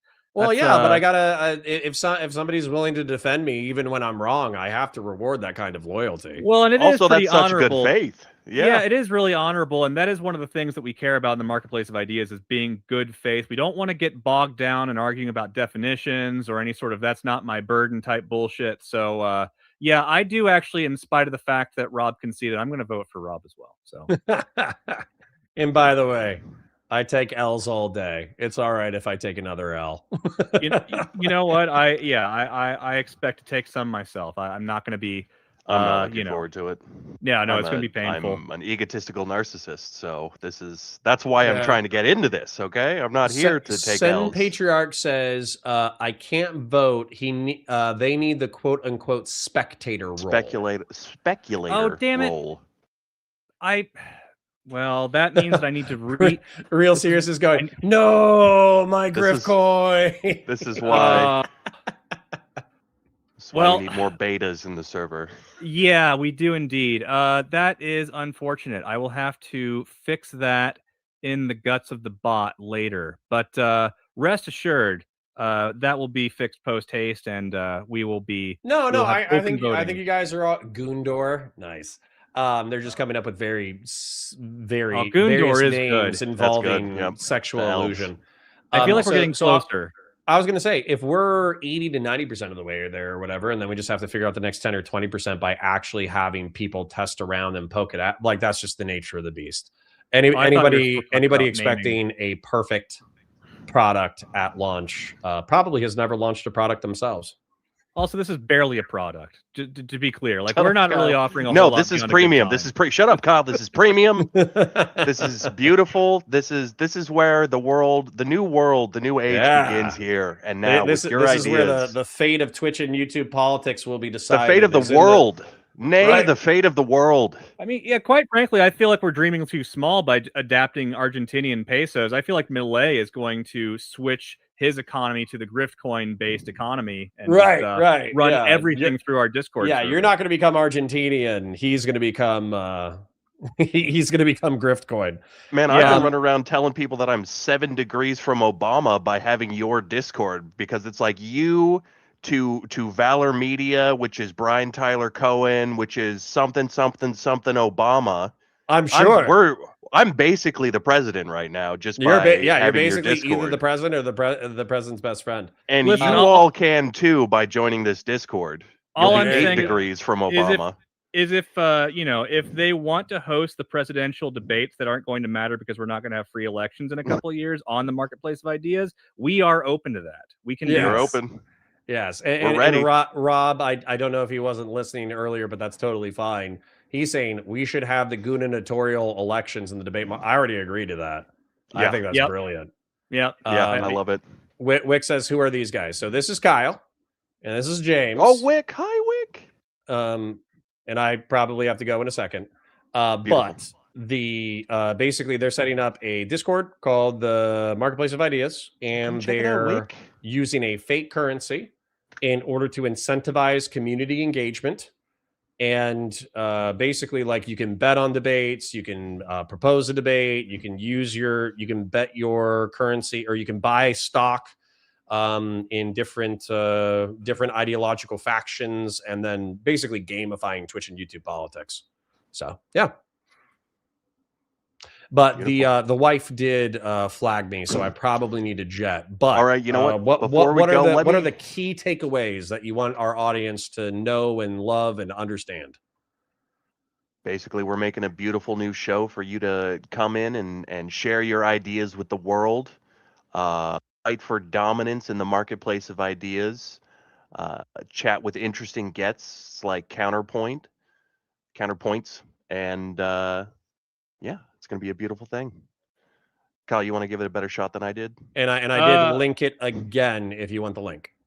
Appreciate it. Yeah, Marketplace of Ideas, the official hosting location for the gubernatorial elections. We'll be making an announcement about when those will be held in the near future. But in the meantime, you can come and join our server, participate in some goofy debates for fake money. Hopefully, we'll get the bot situation sorted out in the near future. Connor, thank you so much for having us on, and also thank you so much for being generous with your time outside of streaming and giving us some helpful tips on how to put all this together. Truly very generous of you, truly. My pleasure. You know, back when I was knucklehead who wasn't even live streaming. I was just like stealing other people's recordings and jumping on to, well, Wick eventually, but Dylan Burns and Prime Kai or whatever. There was tons of people who, like, I was a small shitter. I didn't have a name. Nobody knew who the fuck I was. And I just started throwing elbows and kept throwing elbows over and over and over again. And then eventually I have my own small but respectable and dignified digital media community. And so if I can help you guys get something similar, then I would be ecstatic. Beautiful. That would be great. Yeah, You know thanks what? so much. Let me just read the intro I've written for the Marketplace of Ideas. Do Just to it. give you a final teaser. All right. Our forefathers fought for liberty, individual freedom, self-expression, and the right to self-determination. They created a government of the people, by the people, and for the people, establishing a nation of free individuals who ignited a bright beacon of hope, which inspired an age of knowledge. America is a land where any person from any background can succeed, so long as they endeavor forthright with determination in their heart. A melting pot where all people and ideas are given their opportunity to shine.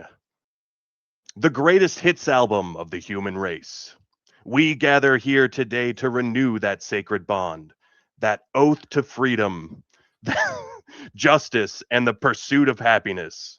Welcome to the greatest experiment in human civilization. Welcome to the Marketplace of Ideas. Beautifully said. I think my chat wants you to make it sluttier, but besides that, that's my only feedback. So My all right. girlfriend was off camera during that, just going, beautiful. Nice. Well, All right. it looks like you have some enthusiastic support from the main. Basically, like I said, like, my community, depending on the day and the topic or whatever, it's 50 to 150 people, but the 50 people are hardcore. And it seems like you have good vibes from the hardcore community. So I'm happy. Beautiful. For that. That'd be great. And, Those are the people that you want the most. Yeah. So I do have to run. Got to go hang out with the family and all that kind of stuff. But I appreciate you guys. I hope you have a beautiful day. I'm going to go say goodbye to my chat, and then I'm going to run out the door. So Thank you, Connor. We will speak soon, probably Beautiful. Monday. Yeah. Hell yeah. All right. Thanks so Bye, much. guys. All right, ladies and gentlemen, I got a little flag. I got flagged down a little bit because I'm running over time. We are 40 minutes late, so I expect an overtime check from Christian Blaris. Thank you to the 27 people who have donated. I already read your names earlier, and I do got to run, but I do parasocially love you. Thank you for hanging out. Like the stream, share it with your friends, engage your chat, super chats if you got them, memberships if you got them. I will see you on Monday at 9:30 a.m. Also, go check out Counterpoint Sci-Fi. Okay. Counterpoint Sci-Fi, I did post a new Expanse episode. Expanse is not performing as well as Predator or Elysium, but I don't care because the Expanse is so good that it's worth it.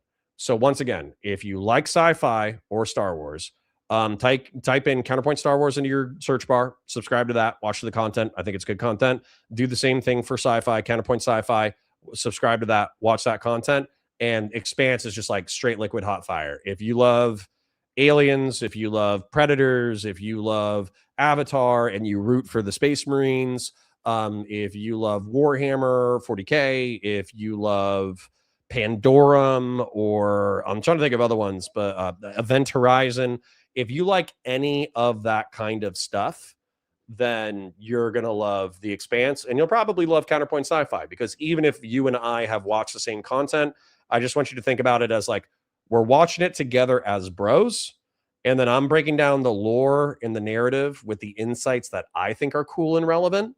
And so, compare your notes, see if we thought the same thing or whatever, and then drop a comment. So anyways, I personally love you guys. I'm going to dip out. I hope you have a beautiful day. Bye for now.